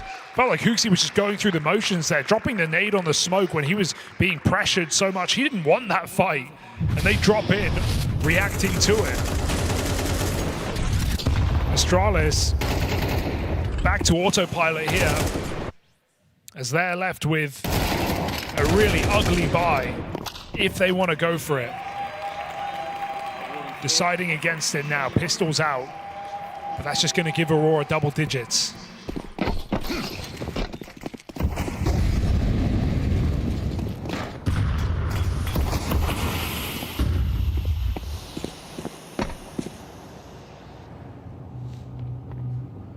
Oh, he heard that. He goes no further.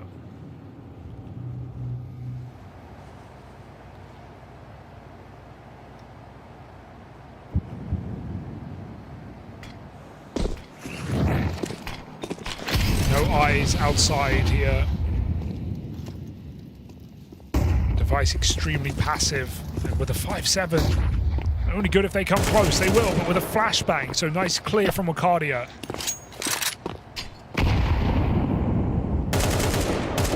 Hooksy waiting to delay, but it's already too late because Aurora are up top.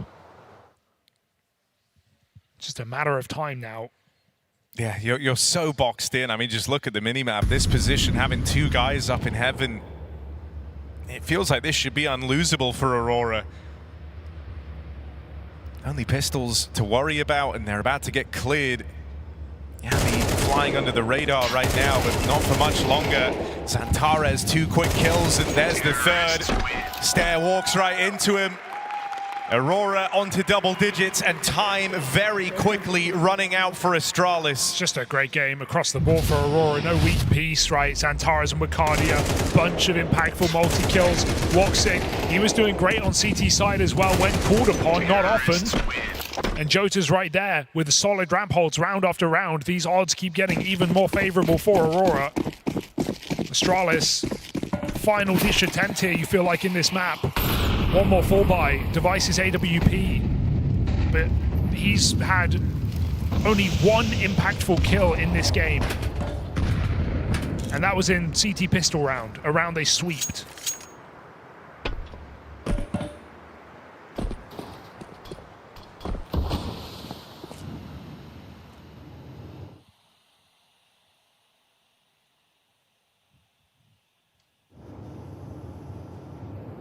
I mean, you want to see more mileage out of Device, because there is this slow feeling that the sun is setting on this player. He was already someone where, you know, largely due to like medical reasons, it was sometimes a little nerve-wracking to have on the squad. But at least his output was good for most of the year when he was there. The idea that he would be struggling now on top of that, I think, could leave you in a bad way. So let's see if Device can have his moment. Just one off of the AWP, as it's a mad scramble out in the yard. They never saw Wicardia, who closes in with the bomb, looking for a bit of space down here out towards Hell. And again, Astralis have no real choice but to split the defense here. Once more, just depending on a big heroic moment, and it's not going to arrive. Aurora, anytime they've wanted this heaven control, they've had it. Okay, that's a bit of a problem. That's a mistake. Threw the bomb in the wrong place. Oh, if he missed that jump, it would have been an issue. But Aurora get it down in time. Gabby up the vent, 1v3. No kids, no knowledge of that third player either. He's going to find out the hard way. Wicardia just swings in because Aurora just feel confident right now. Everything's working. You know, when we talk about some of these more experienced players, some of these older players, and especially around the conversation of age, I think there's no better example than Xantares, right? 30 years old, just won his first LAN coming into this major, or, you know, first proper LAN of his career. You know, first time in HLTV top 20 last year at number 15. That's crazy to believe. And he's still putting up games like this. The performance from Xantares in this map is so dominant.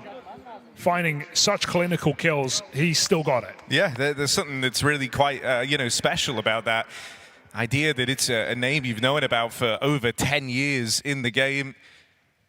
Just even had that time where he went further afield and, you know, went into big, went international, then returned to try and build up Turkish Counter-Strike again. And this was one of the guys that was 11 years ago now was meant to try and bring the hype to that original Space Soldiers roster. And it's still the same guy, still doing the same stuff. Doing better stuff sometimes. He is the finest wine.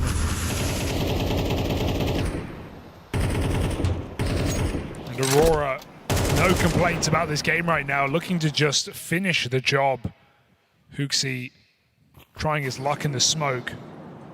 But Aurora have crept across into secrets. Xantares finds that kill with ease. And woxic's late to the party, or in fact, right on time. Shoots Huxi in the back of the head. One kill from Magisk, the only guy delivering anything in this game. Saw him on the player cams as well, trying to bring some energy to this team, some reassurance. And he's had a series of good maps in Astralis, not necessarily at this major, but in the one game, in one of the games they lost, one of the BO1s, popped off despite that against M80, and has showed up in some of the more impactful Astralis wins. But it's just one player after all, and no one player can save Astralis in a round like this. 3-on-4, Aurora down secret, Magisk cleared the top site. Yeah, I mean, dude, Magisk kind of going back to what started his year off so well, which is these 1-4 setups, always kind of having a guy in reserve, looking to find the gaps. And as a result, Astralis have never been able to have a stack in the right place. They feel like they're getting read like a book. But oftentimes, this is info that Aurora are going and seeking out in the mid-round. They're not worried about the clock. They're not kind of letting the pace of the game get away from them. They've mastered that throughout the entire game. Should be something here for Magisk. But getting out is unlikely as Aurora put on map point on Astralis' pick, a map that Astralis have won 4 times to the 0 over this squad this year, and they are about to get handed a deadly, brutal, dominant loss from Aurora with their major life on the line. 4 rounds in a row, Astralis wait for this final bye. But with how Train has treated them this year alone, it does feel like it's setting Aurora up for survival. Yeah, I mean, even just the fact that this has been a series that historically has gone the way of Aurora, the only map that Astralis have ever been able to take in this head-to-head the last 3 times they've played is that of Nuke. And so this really does spell disaster for Astralis. It's a foe that has consistently been able to beat them in 3-map series, even without the win on Nuke. So this just opens up a path for it to be even more dominant for Aurora. Here we go, Device. AWP, he will fall off eventually, not knowing about the silo cross. He's going to repeat from garage side. As he smokes Fade, a second wall comes down. Is there a window of opportunity here for Device? I mean, at this point, Astralis know what Aurora are doing. They've cleared out lobby. They see the second wall of smokes. They know Aurora. They know what's happening. And so the spam, hoping to connect, it's kind of rough that Magisk hasn't found anything there, considering just the volume of players behind that smoke. It's going to be a test on this B-bomb site, though, because Hooksy, what can he do? Just jump spot and get away? He's got no more util. Feels kind of mad that the rotates are so far away in this round, but I guess that's the fear that Aurora have instilled across this map. The idea that they can change their mind on the fly and leave you out of pocket, but it is still this lower commit right now, looking to chase down Hooksy. Magisk willing to lend a helping hand, and Hooksy drops in looking for even more. He'll secure his second. Magisk hasn't had to fire off yet, and there's the cover. Aurora get dealt with on this lower hit. It's only Wakadia left. And that was his chance avoided. Astralis survive. 5 alive as well. A much needed round on this campaign back on the CT side. And at least a nice active move for Astralis, right? Going out on their terms, taking back lobby, getting the info, and pre-rotating.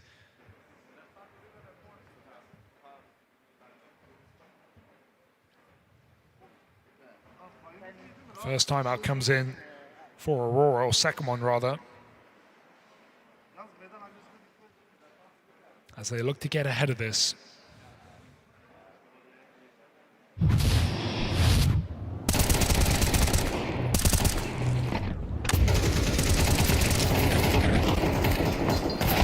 Counter-terrorists win.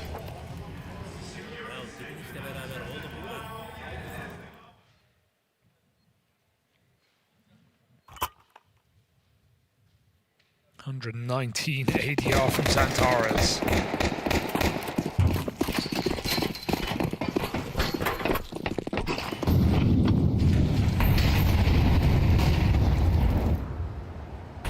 Hooksy's in a good position. They haven't cleared this either. No one spotted him from silo. So this could be multiple kills. In fact, it kind of has to be. As Aurora pack play outside again. Woxic just homed in on that swing. He should never be swinging this, right? Oh, maybe they did spot him, because that is quite consideration over his position. Woxic from silo hit that. However they got that info, well, it pays off here for Aurora. 5v4, panic to be. You're flying blind if you're Astralis. They need a type of reaction here, and it's going to be to move in, try and take lobby back. This is where Major is lurking. On the outside takes, you'll often find him here as that 5th piece, separate from the rest of the pack.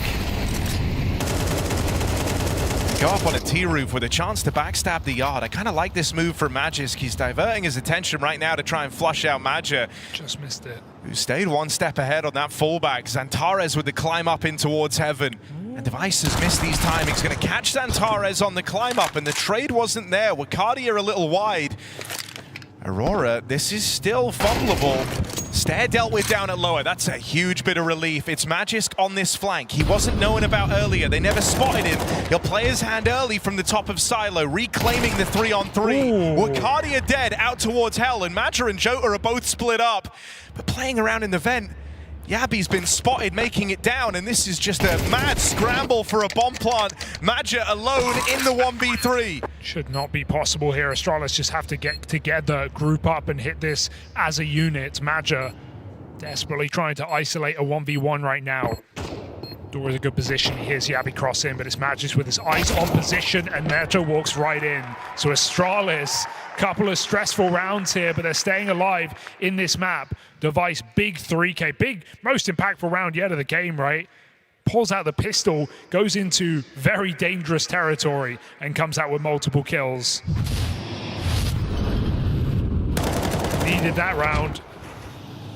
Need every round here for Astralis. As Aurora try and get tricky on this T side.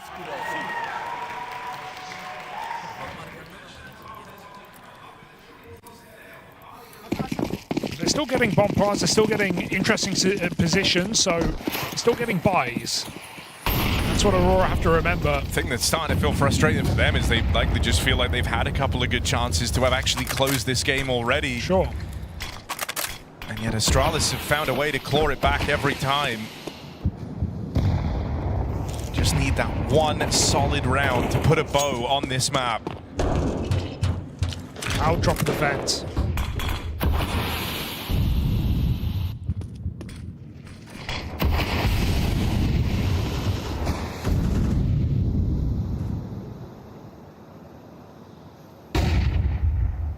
Try and spill over out towards heaven. Device as a result is the guy in position, meant to deal with this, but just concedes the space, gives it away. And so Xantares allowed to climb on up. They lose Magisk on this lurk in lobby. They're hoping that heaven can be their way in. It's good control for Astralis. Both sides have traded places. Playing it loud out from heaven. Don't try and use the element of surprise. Magisk still on the line here, and Yabi in with a shot as well. They both find success. Astralis looking for yet another flawless round on the attempt of the comeback. And only Xantares now with 25 seconds left. Bomb away from him. He's not in any position to give this one a go. Spotted on the fullback, so even the save is tentative now for Xantares. I think this is one of the problems when you have, an in-game leader play these lurk positions, right? Astralis put Yabi in lobby because they know mechanically he can hold his own. And yeah, there are maps, there are times where Magisk puts on great games, but the floor is very low when you compare him to his teammates. And putting Magisk back in lobby, every single round Astralis have pushed together and flushed him out, and he's not gotten a single kill in that position in this game. So Astralis, they see the outside smokes, they see the clear game plan, they just kill Magisk in lobby, and they know what's going on. They know it's a quad outside lead with main split, Hooksies down the vents, pre-rotating, blocking, and so Astralis have a great idea of what is going on in this game, and it makes it easier because they're doing every round from 5v4. Yeah, I think, it'd be a good time for Aurora to try and use that tendency against Astralis, right? You're anticipating this lobby aggression now. Whenever they've seen the outside smokes, it's been the instant port of call for Astralis. And so there's a way you can try and use this tendency against them. Magisk tried a series of positions, but none of them flushing him out every single time. This is literally not one kill in this lobby position from Magisk. Feels like a problem for Aurora right now, and Astralis are absolutely abusing it. So some nice rounds down the stretch for Astralis. You just don't get comfortable at any point, even on these rounds. Aurora can call something a bit looser, like that. Yeah, fast run out through the door, but they accelerate into Magisk and Yabi, who have looked solid in at the top site. That's also the bomb dropped out towards the door. And so a big problem for Aurora. The odds of this being some up-tempo eco upset to close the game very much diminished now. They don't have the bomb control. They've sustained heavy damage. Walk out into the yard. Device at least gets the spot. He's been given a couple of chances now to get this kill. Just waiting for Xantares to commit. And here he will. Oh, Device just moved off, but re-peek is fine. Spotting Jota as well. But they have no bomb. It's in A. Aurora from these positions can't get anything. Astralis safeguard another CT-sided round 4 in a row here with their, or 4 in a row with their backs against the wall. Astralis still in with a shot. 1 gun round makes all the difference. Aurora, their best chance of winning the game is here.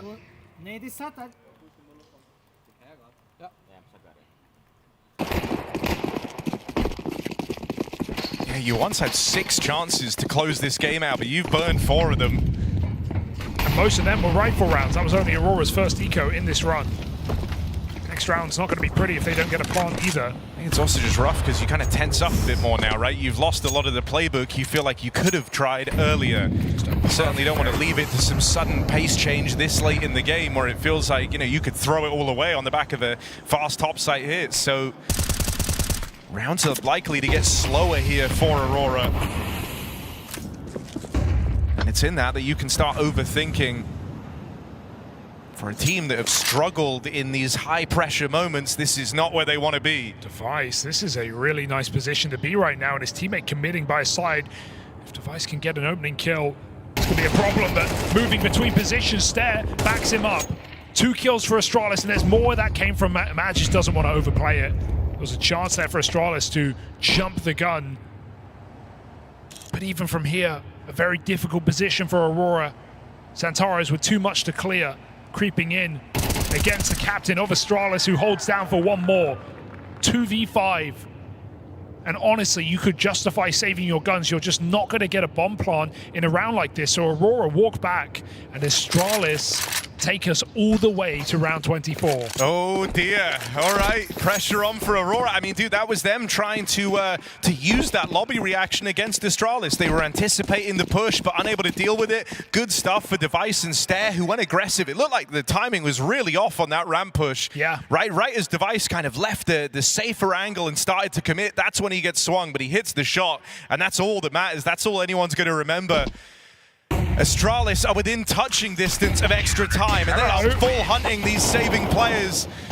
Won't get here in time to remove the guns, but this is really all Aurora are going to have to work with. We've got a game. 6 opportunities to close, and we arrive at the final one for Aurora. Right, give Xantares an AK right now, and honestly, just let him roam outside. Device has been a bit of a nuisance out there, but Aurora haven't seen what it's like without smokes. They haven't put the wall down.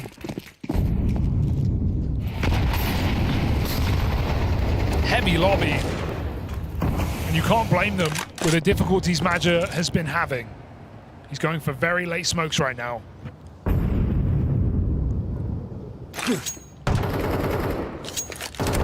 Only got enough for a single wall. You're hoping to kind of prompt the reaction of this lobby aggression. Just feels like too late in the day here for Astralis to go back to it. Trusting their position, Stare locks himself into a great spot. There is no support though. Device hurrying up. It's too quiet outside. Yeah, Device gonna move around. Takes first contact out of hell. Xantares removes him. Gotta clear this. They have to check this position, and so infrequently do people do it, but Wakadia never took his eyes off the prize. 5-on-3, and they're playing with pace now, straight away and towards lower. Astralis have 2 players here, but it's an awkward sequence from Uxie. Yabi and Magisk desperately trying to cling on, hoping and praying that this comeback would come through, only for Aurora to take it all away at the 11th hour. Every single chance needed. But in round 24, in a map that goes the distance, Aurora finally shut down Astralis on Nuke. They strip it back. Couple of star rifles finding important headshots down the stretch for Aurora, and they just speed up as a pack into that B-bomb site, and they break Astralis on Nuke for the first time this year. This is Astralis' life on the line now in the Budapest Major.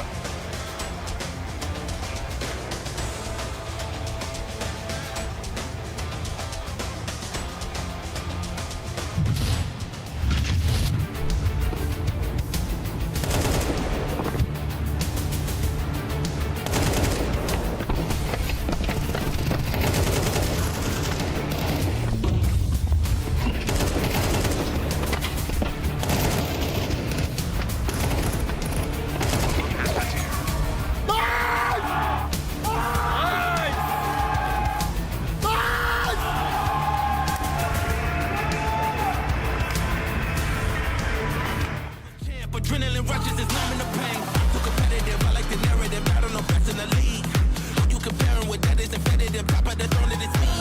Are you moving slow when it's me? I just been bringing the heat. I just been bringing the fire. Been bringing the fire. I just been bringing the fire. And they can't stop me.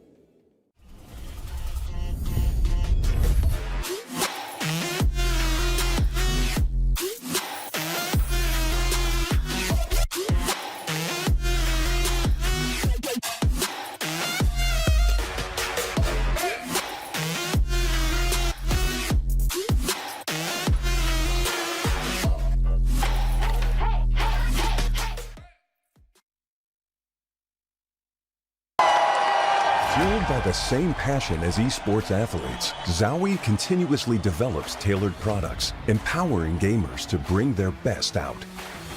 Today, we are launching the all-new XL2566X Plus, which uses the newly developed Fast TN panel and upgraded DIAC2 technology. The new monitor series continue to evolve, refining details to ensure players can perform their best consistently in games.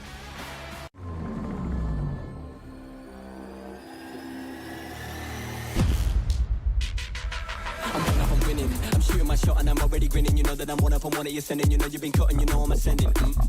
I'm one up, I'm winning. I'm one up, I'm winning. I'm one up, I'm winning. I'm one up, I'm winning.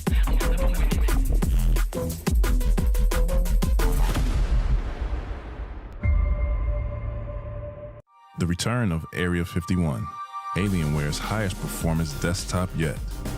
Equipped with powerful Intel Core Ultra processors. Innovative architecture designed for ultimate gaming. Engineered to evolve alongside your game. Encounter the legendary Area 51 at Alienware.com.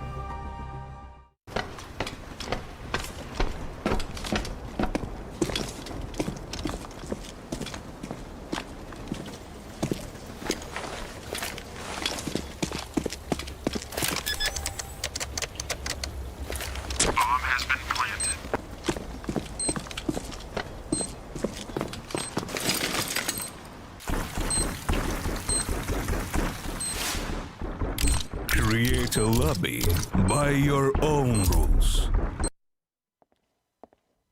CS2 has certainly been explosive this year, and it will culminate on one final epic stage, the pinnacle of Counter-Strike.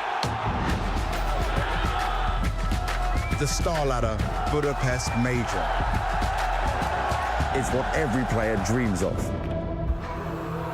To overcome fear, doubt, rivals, titans, and lift the trophy that transforms them from contenders to legends. But maybe not like this. Victory is one thing, but to do it in an arena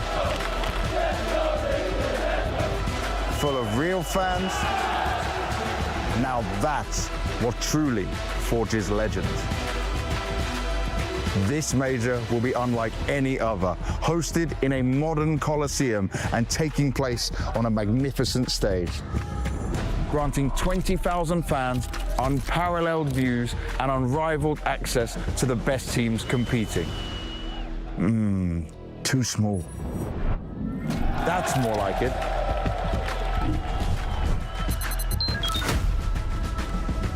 Don't miss your chance to feel the energy and experience the emotions live. Claim your place among legends in the making. Buy your ticket now for the StarLadder Budapest Major.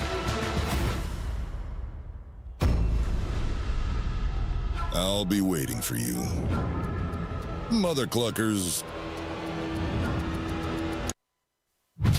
Jota, thank you for joining us. How is your mental state today? It's hard, you know, like we have to fight today, but we will give everything today. What about your teammates? How are they feeling? Are they in fight mode? Yesterday after we lost, you know, we had mental issues, but I think we fixed yesterday on the night. We are ready to fight today. Okay, were you able to fix what happened yesterday, because it was such a close match against Parivision on Overpass? I think you had some gaps on CT side. Were you able to fix this? Yes, because I think our problem is best of ones. You know, today we're playing best of three. We will show them. Okay, but something positive, you're facing Astralis and you've played against them, I think, in Bucharest, the event that you won. So does this make you feel more comfortable now facing them again? Yes, like last time we played on Bucharest, Device was not playing. Now we played against Coach, I think, yes. Like, I mean, we beat them like maybe 3 times in this year. And we have confidence against them, yes. Okay, and now a simple question, just because I'm curious. What did you have for breakfast today? Subway. What? Subway. Subway? Yes. Okay, Yoda, thank you so much for your time and best of luck. Thank you, see you guys. Camda bir tanesi. Solda cam. Öldü. Tamam sağda. Sakin bırak bunu. Bırak. Diğeri de vent. Single'a kur. Single kur. Görem. Single açtı. Aferin Ali. 3 vs. Vuracağım. Camda.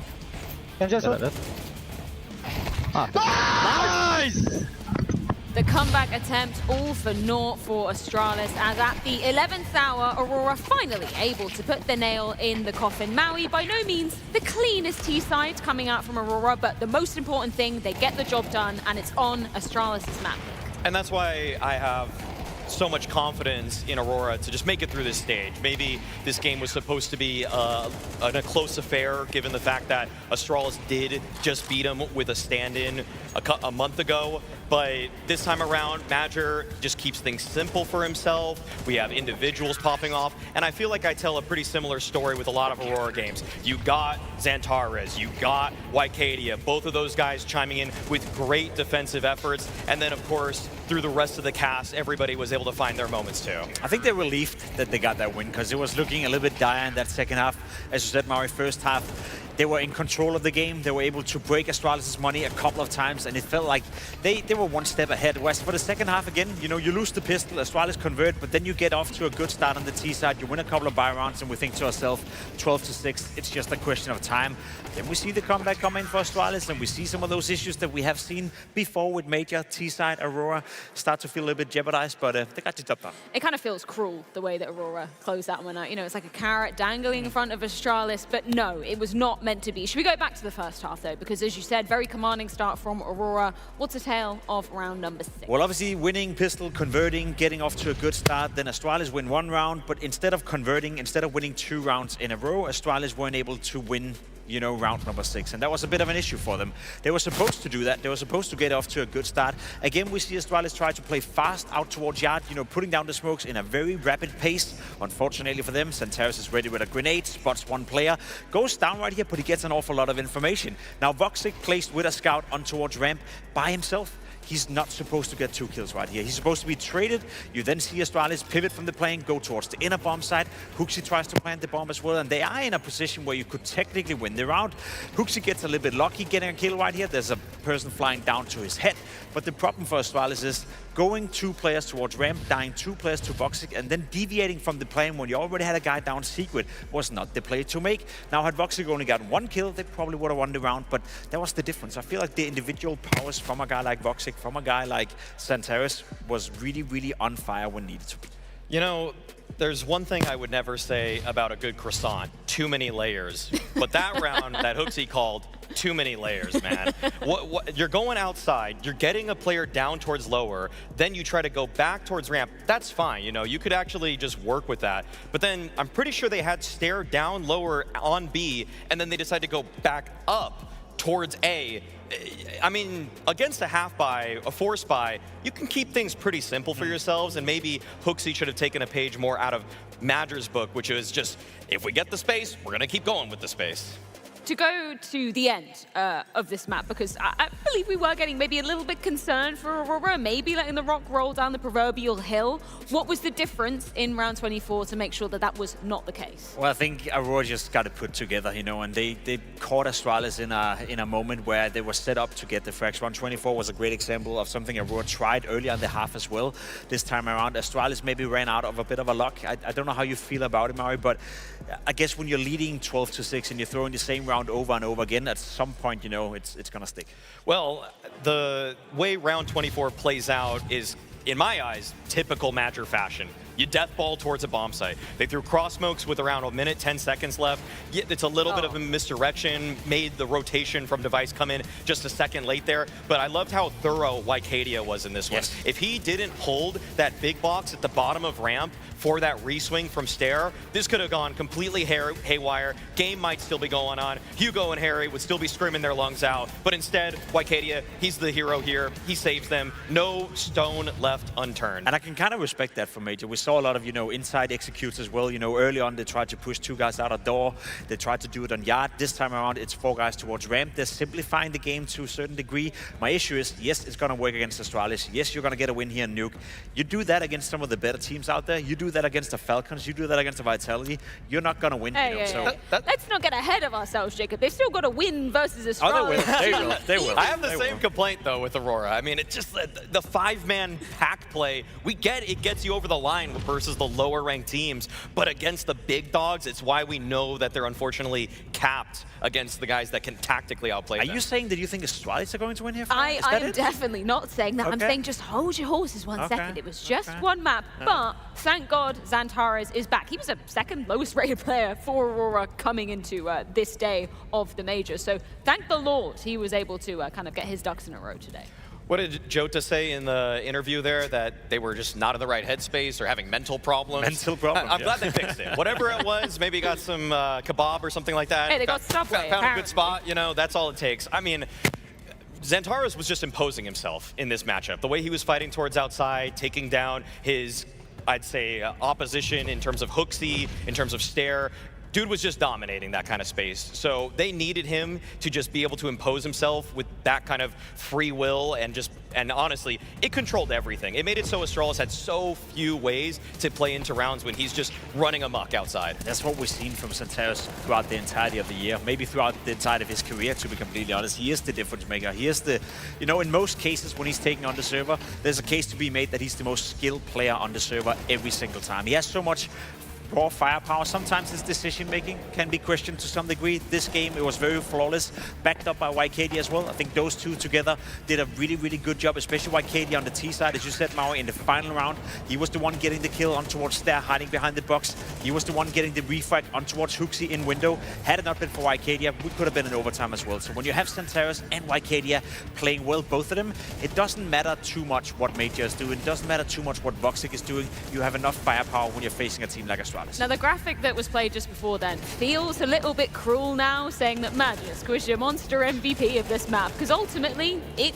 didn't matter for Astralis. Jacob, do you want to take the reins of maybe you know, this could be his last hooray in an Astralis jersey, but at least it's a good one? Yeah, I think there's a pretty good chance that we won't see Magisk continue with Astralis, and honestly speaking, why would he? Like, does he want to continue with this project? Does he want to continue in a team like this? If anything, I said it yesterday as well, Magisk has had a great tournament so far. He's been one of the guys who's been stepping up next to Stair, who's been consistent throughout this entire period for Astralis. So right now, obviously he's playing to stay alive. Obviously he's playing to keep Astralis alive at the major. I think that's going to be a tough task, as you can see on your screen right now.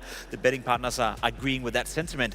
However, for Magisk, he's potentially also playing for a new contract, you know, putting himself out there, saying to the teams of 2026, and there will be a lot of them making roster changes coming into the new season, I still got it, I can still play, and I think he's done that so far. I think Magisk on Astralis is kind of the right level for him, if I'm being real. I don't think that he was really punching up to return to a team like Falcons or a true title contender, but if he's roughly speaking, the 15th best anchor in the world, I think Astralis is roughly the 15th best team in the world. So I think this is actually a pretty fitting home for him. I know he's on loan. I know that probably is going to be a little bit difficult to just buy him out of that. So, but in terms of just like pure skill and output, this to me makes sense for him. But I would say that some of the other players on the team are the ones that I need a little bit more from, Device namely. Well, potentially last stop for the Danes here in Budapest. That comes down to Aurora's map pick of Train. Potential disaster on the horizon for Astralis as they're staring elimination dead in the face. We're on Aurora's pick now. This is one that Astralis have struggled on. The only map they've been able to ever take off of Aurora in this head-to-head is that of Nuke. And so it's Aurora in a fantastic position to try the 2-0. Yabi opens things up on a Xantares, but that bomb is getting planted. There's nothing Astralis can do about it. We end up in a 3-on-3 post-plant with the retake coming in quickly. Astralis here, woxic spots them, looking to deal with both players. Push on the Magisk, and he'll hear his shots. It's suddenly all eyes on woxic. Oh, that's a crazy tap, and now with Hooksy out of the round, Magisk goes looking for that kit. Been retrieved, but time is ticking low. And woxic not giving him a reason to go for this. Only now out with the swing. woxic seals the deal in a pistol. A clutch to open things up from Aurora's sniper. Damned if you do, damned if you don't. He had to pull the smoke out, but maybe should have done it in cover. Magisk caught fumbling in the open, and woxic, lovely 1v2 with limited room for error, low health. Lands some key shots and puts the round on the board here. Astralis is a map that has plagued them this year alone. They haven't beat a good team in this map on this map in 6 months, and that was Aurora, but the last 2 times they played this map, they've lost to Aurora. They've been straying away from it. Whereas the Turkish side happy to pull it in. Astralis find a force buy. Try and bring aggression to the party, but Aurora, as long as they keep their eyes on Popdog, it should be no problem. Explosive here for Astralis. Oh, backstab in. Swing out. Awkward couple of misses. Madra and Xantares make up for it. It's a nice try from Astralis, but what more can you do? If 3 players committing only gets you 2 kills, your hopes of winning the round feel dire.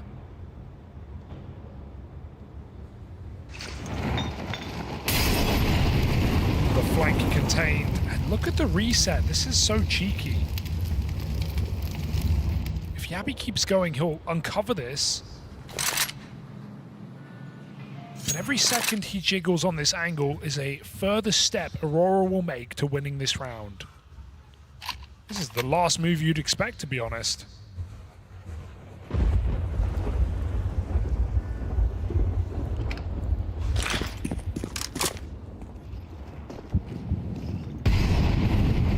If Yabi doesn't find a multi-kill, this one's over. Xantares tries to clear him up close and gives one away, so we end up in an uncomfortable little 2v2 here. Bomb might get planted. It's Yabi's death, and now leaves it all on Device. He just plays through this smoke right on the fade. They didn't see him get out. And so aware that he might have a bit of a timing here, he's closing in, searching for the man that didn't plant the bomb. A misread costs him his life. Jota gonna swing out wide and finish the job. That's for Device, man. Just a couple of seconds difference there on that push, and he's going to catch both players, or at least catch info. It's the lack of that leaves him lacking. And Aurora, a bit of a stressful round, I'm sure, but they convert it, dealing with that aggressive B play. Terrorists win. Nice! Aurora going to get that 3-0 lead, so it seems.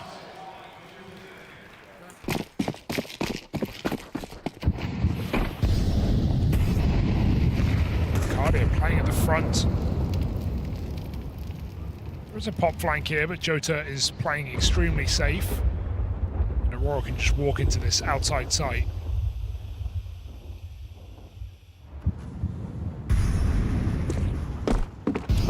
Careful.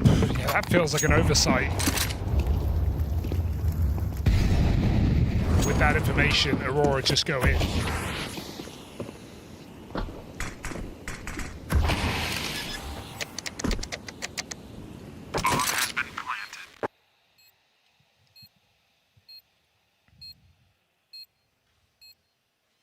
Woxic Kevlar save.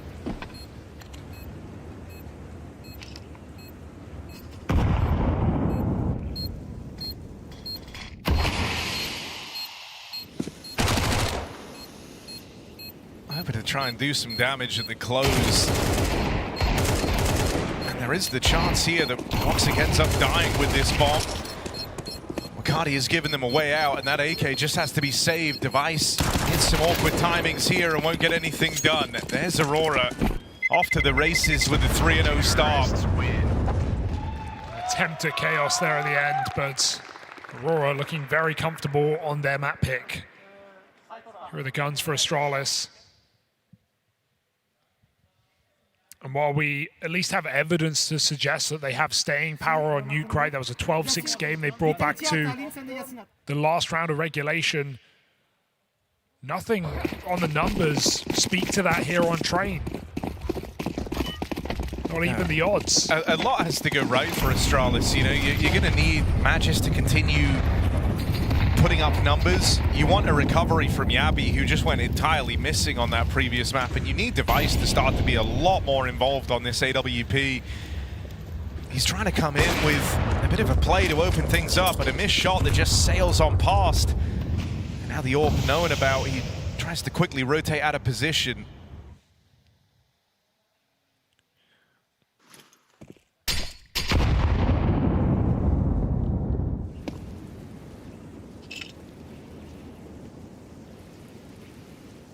I also just think the way Aurora plays perfect to keep a team rattled and nervy in this kind of a spot. It's always going to be these slow rounds, not afraid to make big rotates. You've already seen that in this map from Magja with how they played their anti-eco. And then all of a sudden it comes at you real quick.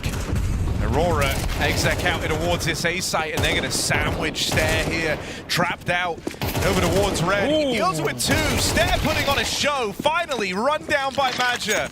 But he's given Astralis a fighting chance in this round with that double. Again, more of this mid-round movement for Aurora. Never wants to keep it simple. They're going to up and leave in the 2v2. And with a penny drop here for Astralis. Magisk considering, and he'll start to hear them bound out B, but it's already too late. The space has been taken, the Molotov put down allows his bomb plot, and Magisk can smoke to try and get back in. But Device has a long route back through spawn. Madra and Xantares looking to finish what they've started. Make that just Xantares. But in a clutch, you can't turn your nose up against the mechanical beast that is this man.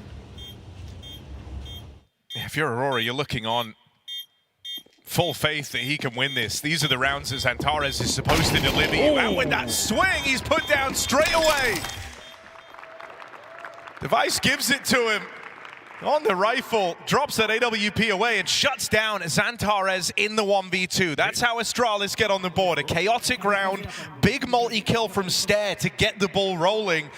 And Device does right by his teammate there, completing on that round for Astralis. A super impressive round for Stair. When you consider that coming into this series today, Aurora, of the 16 teams in the stage, had the second best kills traded of any team here in stage 2. Well, Stair's able to put that under question. In a difficult position, Astralis win their first round.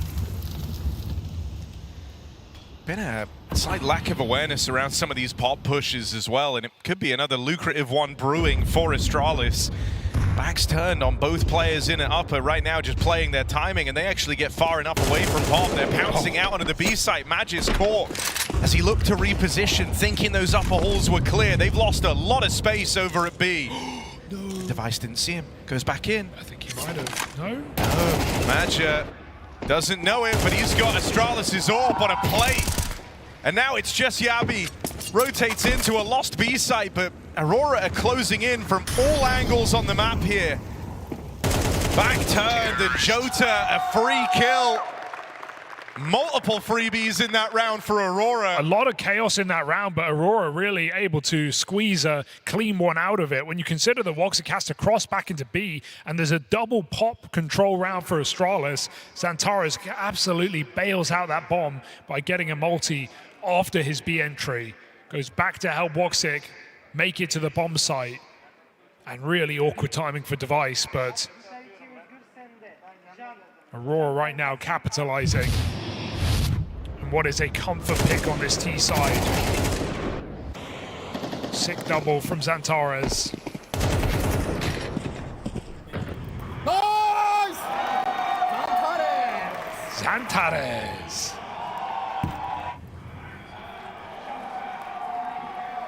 I mean, you're seeing a lot of frustration from Astralis. They can already feel that this one is well and truly getting away from them. The idea that Aurora are going to be sat 5-1 up before you even have guns coming back out is a big problem.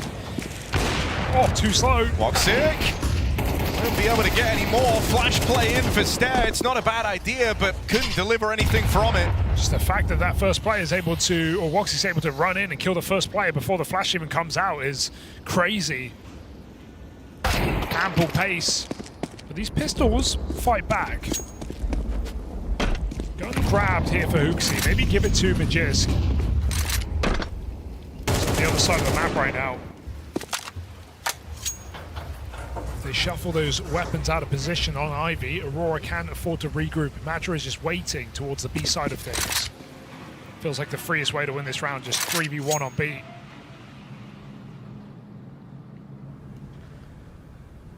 They could execute if they want.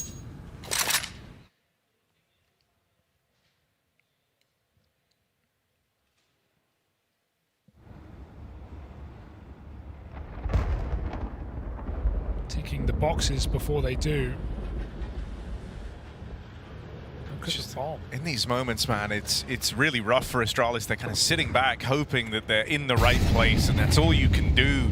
When Aurora goes skulking around the map like this, it's Hooksy dead first. That's the gun dropped out of the round. Good kill back for Device, but he can't take it any further.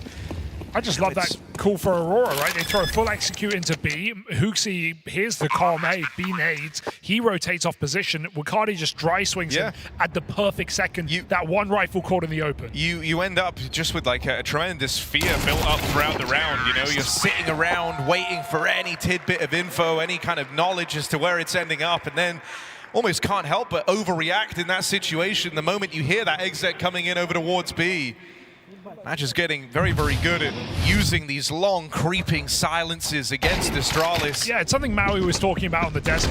You know, Aurora against the top dogs, when they run this kind of stuff, they are often predictable. A lot of top teams can outbrain them, can read the 4-1 setups.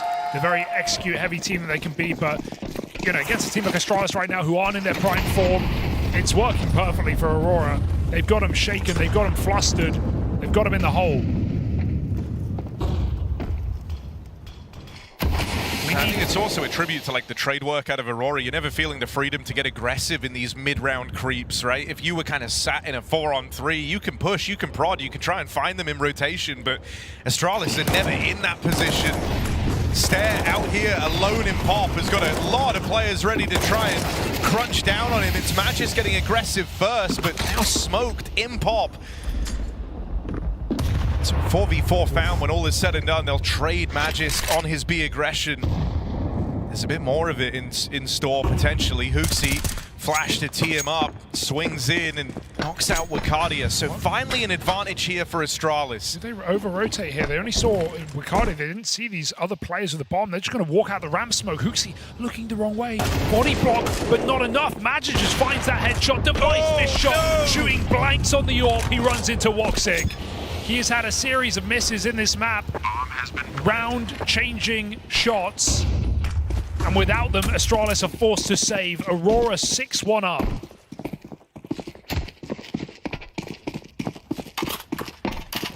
Device has had a very poor major. And from the eye test alone, this map could be the bottom of the barrel. Yeah.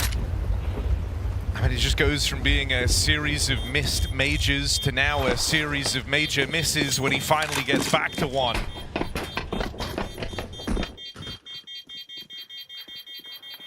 And at this point, you know, like the alarm bells should have been going off for a while. Really, the moment Nuke concluded, but now you're getting that horrifying vision of just Aurora steamrolling you on train. There's a very real world where the final map for Astralis played at this major is brutal. Vi kan også prøve at lade dem execute ender. Jeg tror altså ikke, det er så...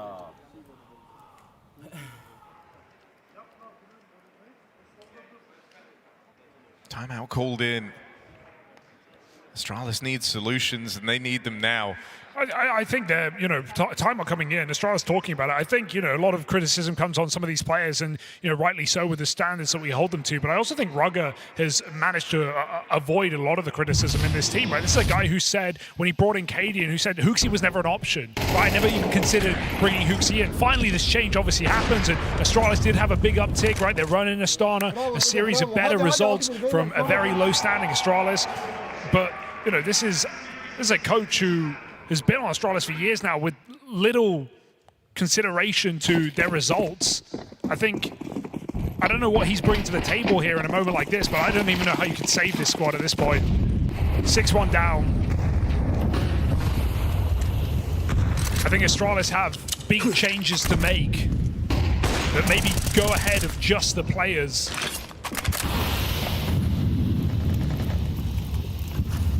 I mean, chance it around here. They found an opening, but an instant equalizer provided by Maja. An unlikely candidate to do it. He walks that smoke out towards main and stifles the aggression. Astralis wanting to try and deny this main control and just remove a tool from the arsenal of Aurora. And it doesn't go their way. Yabi with the spot out here towards Ivy. Got Device nearby, they swing together and they both die in an instant. It's clinical. HooXi getting split on here. They're coming in from both sides of him. Just has to pick a fight and commit to it. Runs the risk of getting shot in the back, and there's Maja to do exactly that. Aurora up 7-1 as Magisk has to hang back and save. This round started with a 5v4 for Astralis. And past that point, they don't get a single kill. Just turning into a deathmatch now, not even really seeing much utility, not seeing any XX required. Aurora haven't gone for a 4B assault, often because Astralis have fought them in the halls, and every time Aurora getting out the better side. It's been a clinical match from Aurora. And this is what we wanted to see from a team we hold to a high standard on the Turkish side. A team that has been making playoffs all year long, started their year with a bang in Bounty and a grand final. And yeah, they've hit the wall at times, right? A team that struggled to even find wins in playoffs, but now shaking that off their back, taking a trophy for the first time in these players' career.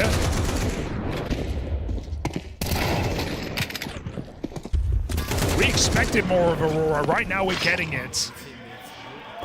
BO1s may have not been their favorite place, but two very close games against stage 3 teams, no less. FaZe and Parivision. And now against Astralis. Pure domination. This is not the team you want to draw on that final day of play.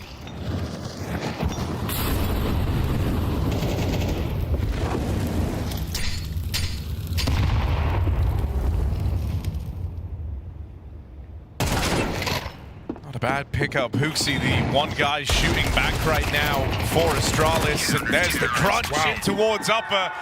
All right, nothing really to fight with in that round. They bring a bit of pace.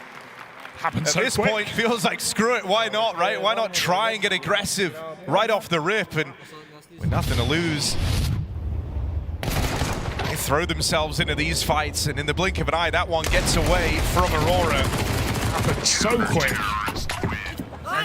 Magisk has been getting a lot of success pushing up B, but he's just had limited support with Aurora molotoving off Pop every single time. So 2 players up from B, 2 from Pop this round. Astralis all in on their aggro, but it's a round Aurora can just forget about. They don't need to let it lead to greater issues. woxic even pulling out the AWP on the A side is something I'd like to see here. Be it Ivy, be it these T-Con picks. Let's see where he puts his sniper. Decent spawn as well for it.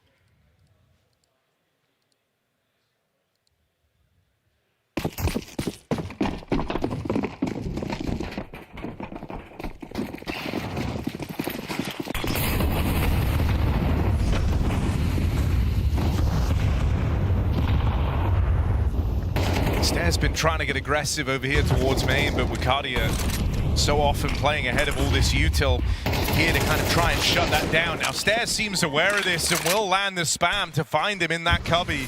Common position for Wukadia in these A-hits. Flashes are good and they try to play through it right in to Stair. On a tear right now, 4 kills deep and looking for the ace. This would come from nowhere. For the longest time, this guy was the most consistent piece of Astralis, so entrusted with a bit more responsibility, and that's why Stair answers the call. Okay, now it can mean something. Never too late to show up here for Stair, looking for a 5-round half, back-to-back wins, putting Aurora's money in the mud. Sick ace out of Stair.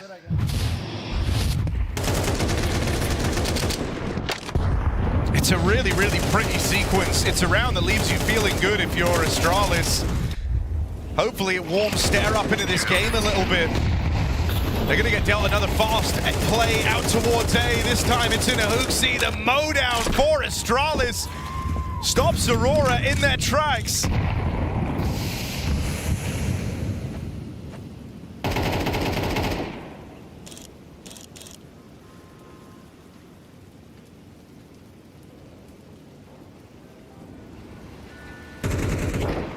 Back to the drawing board in an awkward 2v5.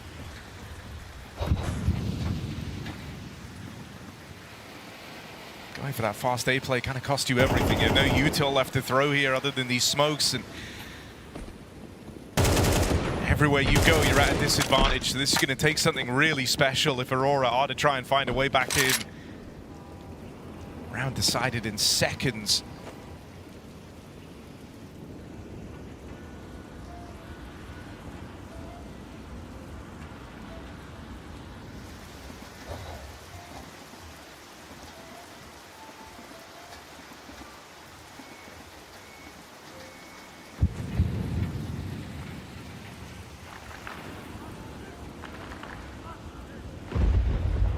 Saving here, not a bad idea.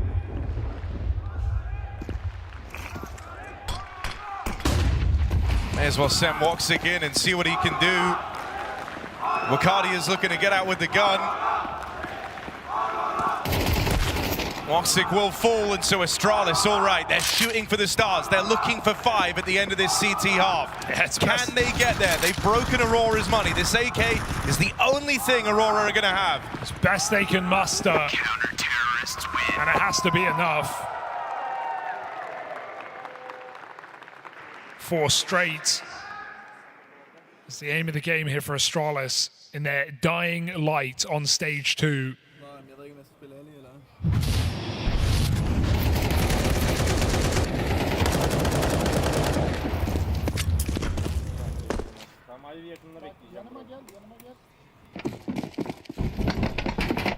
Can't get ahead of yourselves here.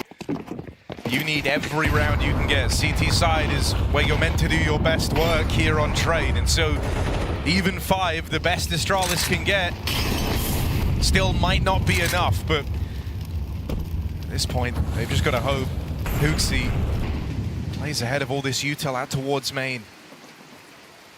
Has to get aggressive. Ooh. Will deal with woxic with that early clash. A 5v4 found for Astralis. It looks like Aurora just want to respond by playing down in towards B, and they've not been respecting this smoke.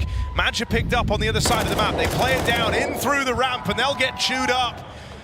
No chance for Jota, surely all alone in a sea of Astralis players. He's looking to thread the needle. Plays it through the B site. Might have a freebie on Magisk. Didn't see him there. Don't know how. Won't come to matter. Astralis able to chain together 4. They've given themselves a lifeline, but the true battle, the test, comes in this second half. They've got a T side ahead of them. They'll have to play their best one yet if they want to stay alive in Budapest.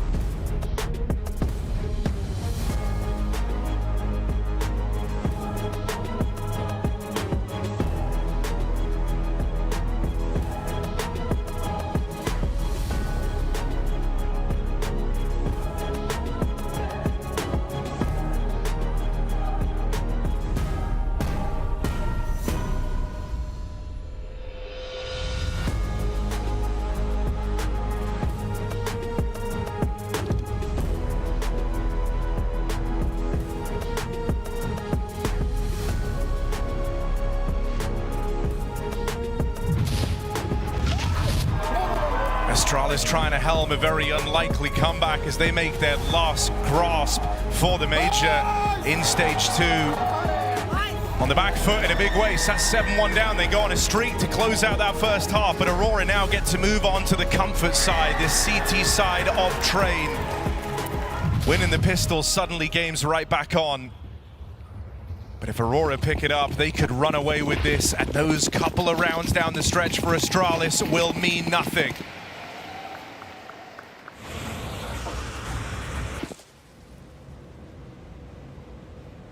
Lots of nades, but getting through this kill box of Ivy against USPs. It's the first step. Jota pushed back by the Molotov. Astralis surge forwards. First staging taken, but they've got a lot more to do coming into this A-bomb site. 2 players trying to lurk with them. Huxi put down very low.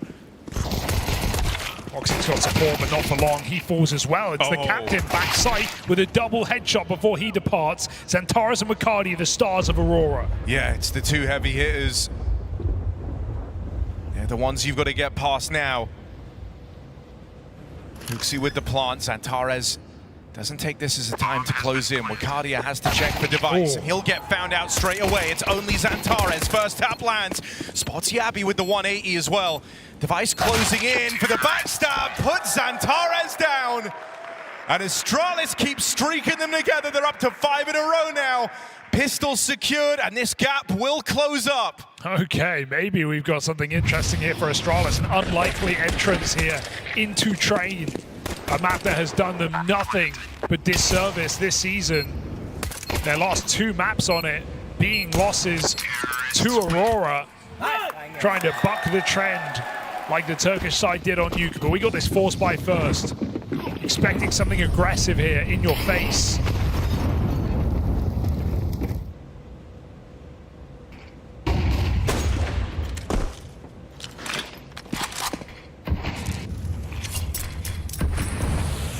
Lots of util used by Aurora. Constricting Astralis to the spawn. I like the quote you just saw from Magisk there as well, right? Knowing that Sure, Astralis might have just found the pistol, but they are on the hardest half, especially for this team in this head-to-head. T-side train can very quickly start to feel like a nightmare, and so you're hinging on the fact that when those rifles come out, Aurora can just get back to their winning ways. I'm just not trying to put too much pressure on the team just yet. Now 5v4 in this round, not a bad way to start with your force, and they're going to remain mobile with it. Get the stack assembled out here on A in time. Magisk, Stare both play through. Are they ready for Magia? Third piece out through the pop dog removed. Woxic Scout has been a problem already in this series for Astralis, but not in this round. Device gets rid of it. Well, they check for Wakadia. Magisk tries. Now that's the bomb given away. Wakadia boxed into the tiniest of angles. Doesn't have a lot of room to work with. Tries to buy himself a bit more space. Time's running low for Astralis, and they've got to close in. They've got to deal with Wakadia. He's playing a delay. Nice move. Looking to get out of there. He's remained elusive at every turn. They just can't get a beat on this guy. Time continues to tick down for Wakadia.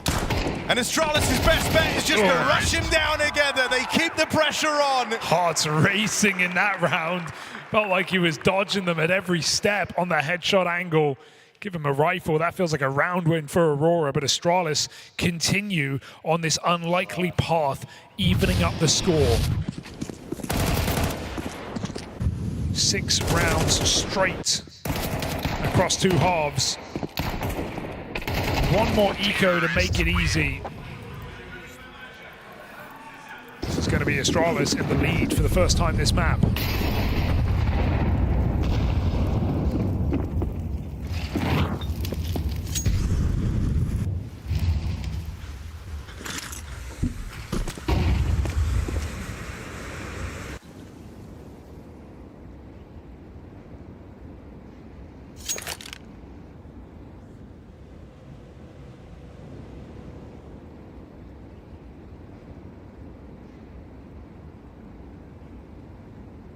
And if they win this round, it's the first time in the entire series they've been in the lead. Constantly playing catch-up, constantly playing from the back foot. Been a while since they really remembered what winning feels like, but something going here, and it's feeling very, very similar to when they attempted that comeback at the tail end of Nuke. They hit this point in the game where they really get dialed in. They didn't have the longevity for it back on that previous one, right? Just getting shut out in a 24-round game. Can it be a different story here on Train? This next round will be very telling. Yeah, this would be shocking for Aurora to lose in this fashion, right? They had full control, they had everything to play for, and they still do here coming into CT side gun rounds. But they are maybe feeling a bit uncomfortable right now as momentum has shifted well and truly to the favors of the Danes.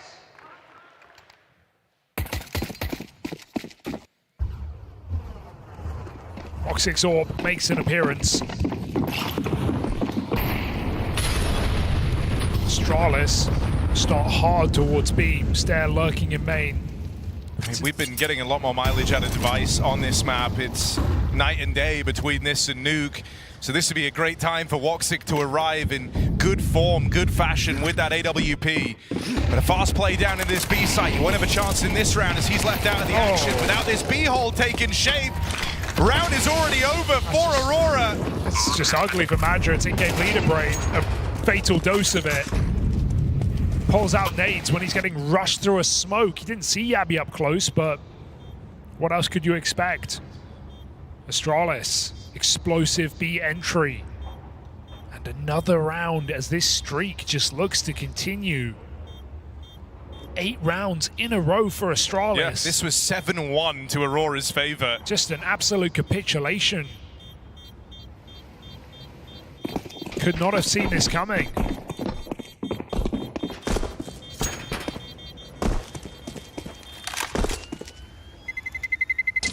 Terrorists win. Astralis now emboldened as their lead grows. They're making a big grasp for victory on a map that has been anything but kind to them this season. But you can feel the whole nature of the game's changed, right? Aurora anticipating the slower, less confident Astralis from earlier on, and that couldn't be further from the truth right now. Yeah, not getting any respect with a round like that. HooXi classic, just aggressive, cool, using Mac 10s well. And now Astralis just have all the money in the world here to break through on this T side, so the job gets harder for Aurora. Burn a second timeout. woxic, known to at times really be a passive AWP, be a guy throwing utility, setting up his team. That's what he was doing on T side of this map. Wasn't really ever looking for entries past that 7-1 streak. And so I really want to see him try and get involved and be the difference maker here for Aurora. Try and force an advantage. Something that Aurora desperately need at this point in the game. He's got the tool for the job. Astralis getting no harassment here. Stair is coming through this smoke. Oh, risky to play through, but there's woxic on the line, firing off, denies that lurk. Going. It's an acceleration in towards B. woxic this time better prepared for it, puts up one, rotates starting to arrive, but they're cut off right now by the util. No rush. Astralis grind to a bit of an awkward hole here. It's only Yabi in the site. Magisk has to try and get in with the bomb, and as Yabi goes looking for space, playing it forward, he'll get picked up. Device Orb fires off for a double on the flank, but it's only Magisk now. 1v3. Here's Jota on the ramp. Knows he's got a 1v1 in front of him. He's going to take it cleanly. No one else was moving in for Aurora. Nice. Magisk steals himself away, buying as much time as possible, but as he wraps in through the smoke, Magisk onto something now. woxic has to end this, and it's all Magisk all day. A huge 1v3, and the streak continues for Astralis. They just can't be stopped. 9 rounds in a row, and you're winning clutches like that. Aurora, too quick to try and chase that down. As Jota rushes, his team smoked off, they can't assist, they have no information. And he gives Magisk the kill back into the round. Such an important clutch. Ready to give up on Astralis. But they're demanding a third map right now. Playing like it. That was woxic's best round yet on the AWP as well. 2 kills. Including the 5v4, everything we asked for.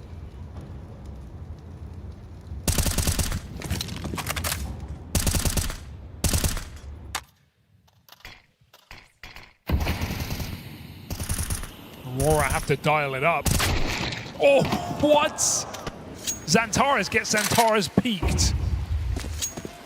I mean, you can just feel how much faith Astralis have right now. They're looking so energized. This was a team that had their head in their hands for 10 rounds straight, it felt like. Okay. One back from the woxic orb. woxic, yeah, play aggressive. He knows they're not in main. Stair's dead. No armor, no chance. HooXi burns through him. woxic couldn't get to position in time, and with that, they lose the sight. woxic are up close, but I mean, even attempting this round feels like it's coming from a place of desperation for Aurora, who are quickly running out of chances on train. Damage comes in. We'll get device off after he's planted that bomb. Do you want to try this? Util out of woxic.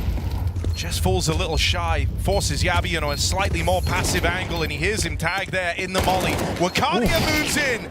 Hoping to recover this, but HooXi there to take it all away. The captain with 4, and Astralis in form. Where has that come from? And look at the pace change. Look at the difference in play here for Astralis. Aurora were bringing this to the 7-1. They were playing with no respect, super aggressive rounds. Then they slowed down. It let Astralis back in. Astralis are not playing cautious or considerate on this T-half. They are throwing themselves at Aurora, looking for this upset on the second map. A map they were done for. But 10 rounds in a row for Astralis, an undeniable comeback. And Aurora, not even close. Losing that 1v3 to Magisk was the way back in. And they even fumbled that. Yeah, it's just so unthinkable. I mean, this is a map that since HooXi joined the squad, they've only been able to win twice ever. A map that has caused them nothing but problems, is anything but stable. And they do it after a 7-1 opener from Aurora. 7 might be all they get. Astralis looking to end this with one hell of a streak. 5v4 delivered by Device, who's really found his voice again on this AWP. Yeah, he was looking like a problem. Remember those first few rounds? Missed AWP shots, missed opportunities, opening deaths. And then he goes for the fight that woxic never attempted in the T side. A quick pick out main, finds the scout. Device, right when you're ready to give up, reactivates alongside Hooksy, top of the server. Coming off the back of a huge 4-kill round to put Astralis in the conversation. 4v4, not out of the woods in this round, but you'll notice utility is a miss. Aurora have nothing. No kits, no nades, no way to stop anything from Astralis. Now you're left relying on individuals, and it's individuals who have all been struggling for a very long time. Magisk looking to be the first point of contact out here towards Ivy. Captain gonna have to put the team on his back. Magisk on that swing and falls straight away. And Astralis come creeping ever closer to this A play, to this map point. Stare with the backstab connects. 3 versus 2. Bomb looking to go down, and Stare still hungry for even more. Been electric ever since that ace. Bomb has been planted. What can Xantares even hope to do here? Device on the line, Stare nearby, ready to trade. Will pick up that first. He heard Stare trying to get in position as well. Chasing down this kill, Stare will stop him. And a stairway back in to the series presents itself to Astralis. Just multi-kill after multi-kill from different players on Astralis. Hooksy with a 4K, Stare with a 4K in this round, Stare with an ace. Device finding opening kills. It's like a different team right now. I don't even know what changed in this game for Astralis, but they woke up and they're putting Aurora to bed right now. 11 rounds in a row, ready to close. I mean, this is an Aurora who have always had problems in high-pressure situations. It's not uncommon to sometimes just see this team fall apart when the pressure's truly on, and believe me, it is now. This was meant to be a comfortable series. You even saw what Magisk was saying to the team to open up this second half. It's Astralis on the T side, the hardest half for them. Aurora thought they had this one in the bag. Yeah, Magisk said at halftime, my aim's on fire. He's had 1 kill in this CT side. And it's not like anyone else has made his job easier. Complete capitulation. Jota, no defense of this B site.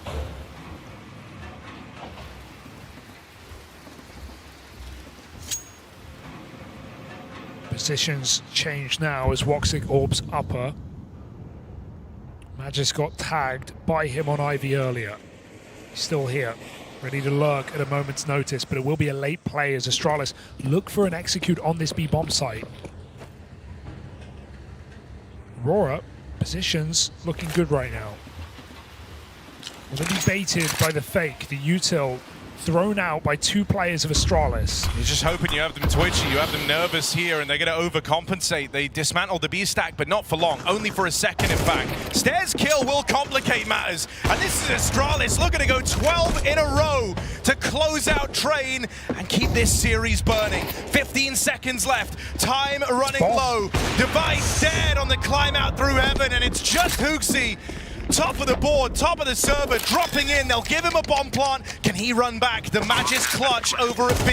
Orp on the line. woxic shuts him down. And streak broken. Aurora finally wins something on Train. Yeah, after 11 rounds in a row, doesn't it just feel too late? This was Astralis in a very similar position back on Nuke. They brought it back to the last round of Reg. Still couldn't close.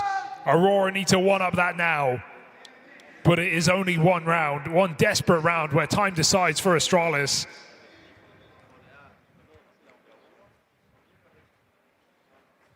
Unbelievable game we've had, and there's still more tricks, still more turns.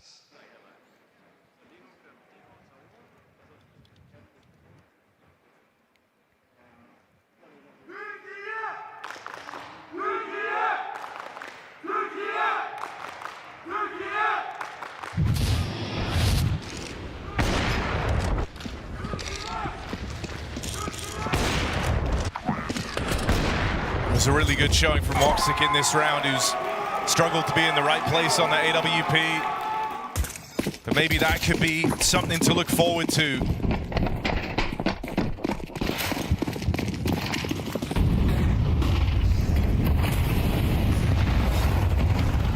Maybe they're trying to rally the troops in that timeout.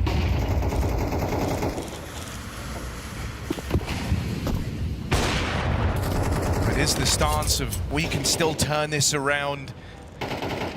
Just a Fable Aurora are telling themselves, or can they prove it?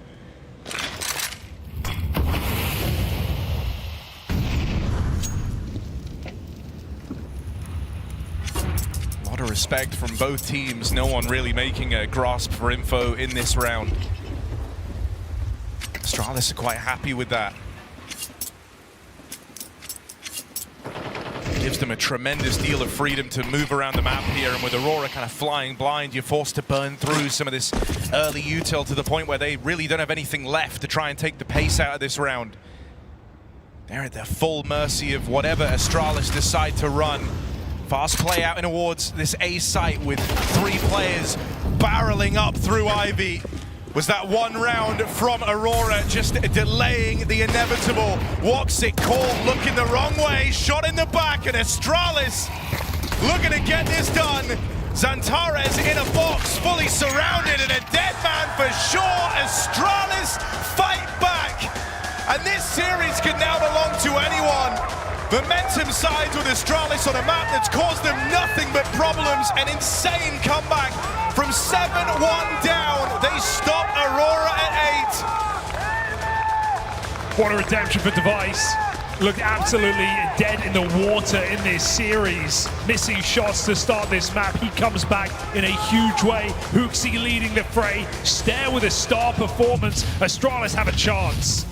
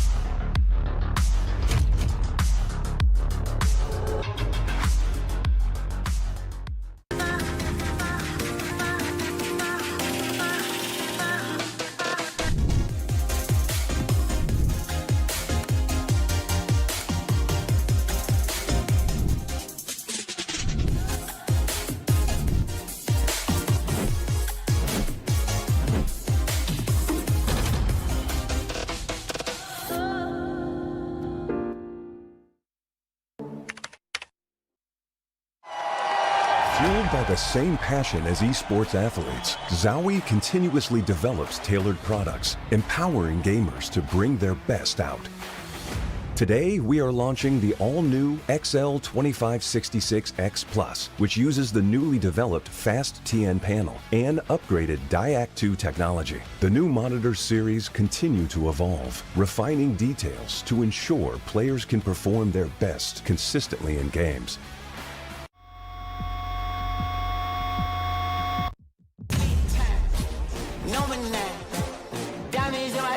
Got a lot of shine. Running up the number, that's a lot of crime. Try to take it from me, must be out your mind.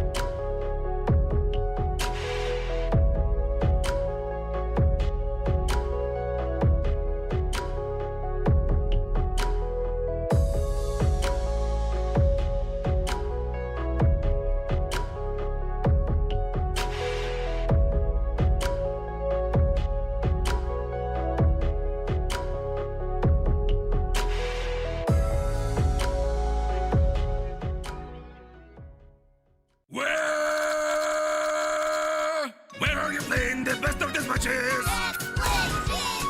Where in retake will you pull out the clutch?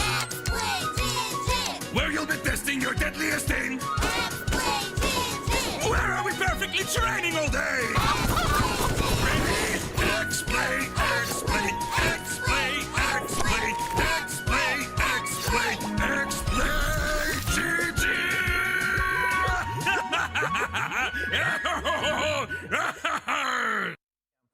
The head coach of Team Liquid, and we are going to do some pick'ems. I think it would be not fair to not put ourselves 3-0. I think we have a really confident showing after the good bootcamp we had, so I hope we can get there somehow. The second 3-0 pick of mine will be Navi.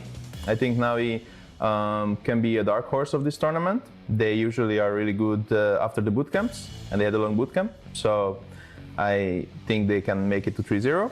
My 0-3 picks will be, I think, Imperial. It's going to be a hard fight for them, in my opinion.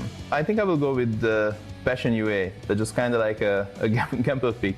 Aurora will make it through in 3-2 or 3-1. I think they won in Bucharest, so now their confidence level is like much higher. I think they can perform really good. Prevision can make it through. 3DMax has been playing really good this year, and they have elevated their game, so I think they will make it. I think FaZe, after this shaky stage 1 start, I think they will manage to find their game more. I will go with Bait. I think Bait is also a strong team. They had some good results lately. I think I will go with Astralis. I think they can make it to stage 3. That will be all the teams that make it. I'm gonna start with Navi 3-0, just because they practice very well against us, and if they do the same they did on Prac, they are easy 3-0. This is hard, man. I'm gonna trust my boys from FlyQuest. Let's go, they can do it again. Eliminated 0-3. MIBR, I got a little beef with them. Well, I have to put someone. Fnatic. Qualifying 3-2 and 3-1. That's us, always struggling, never gonna go clean. Probably gonna be a 3-2 and full of emotions. Aurora 2, 3DMax 3. I go with Power Vision 4. I'm gonna put Passion. You know why? Because I like them very much and I want them to succeed. So, go Passion. 3-0. I think it should be Navi, but maybe they will have problems to do 3-0, but I think I need to choose them. FaZe, because now they have better form, they have like good chemistry right now, and it might help them. Eliminated 0-3. Tile, not that much experience, I think they are losing too much. And next team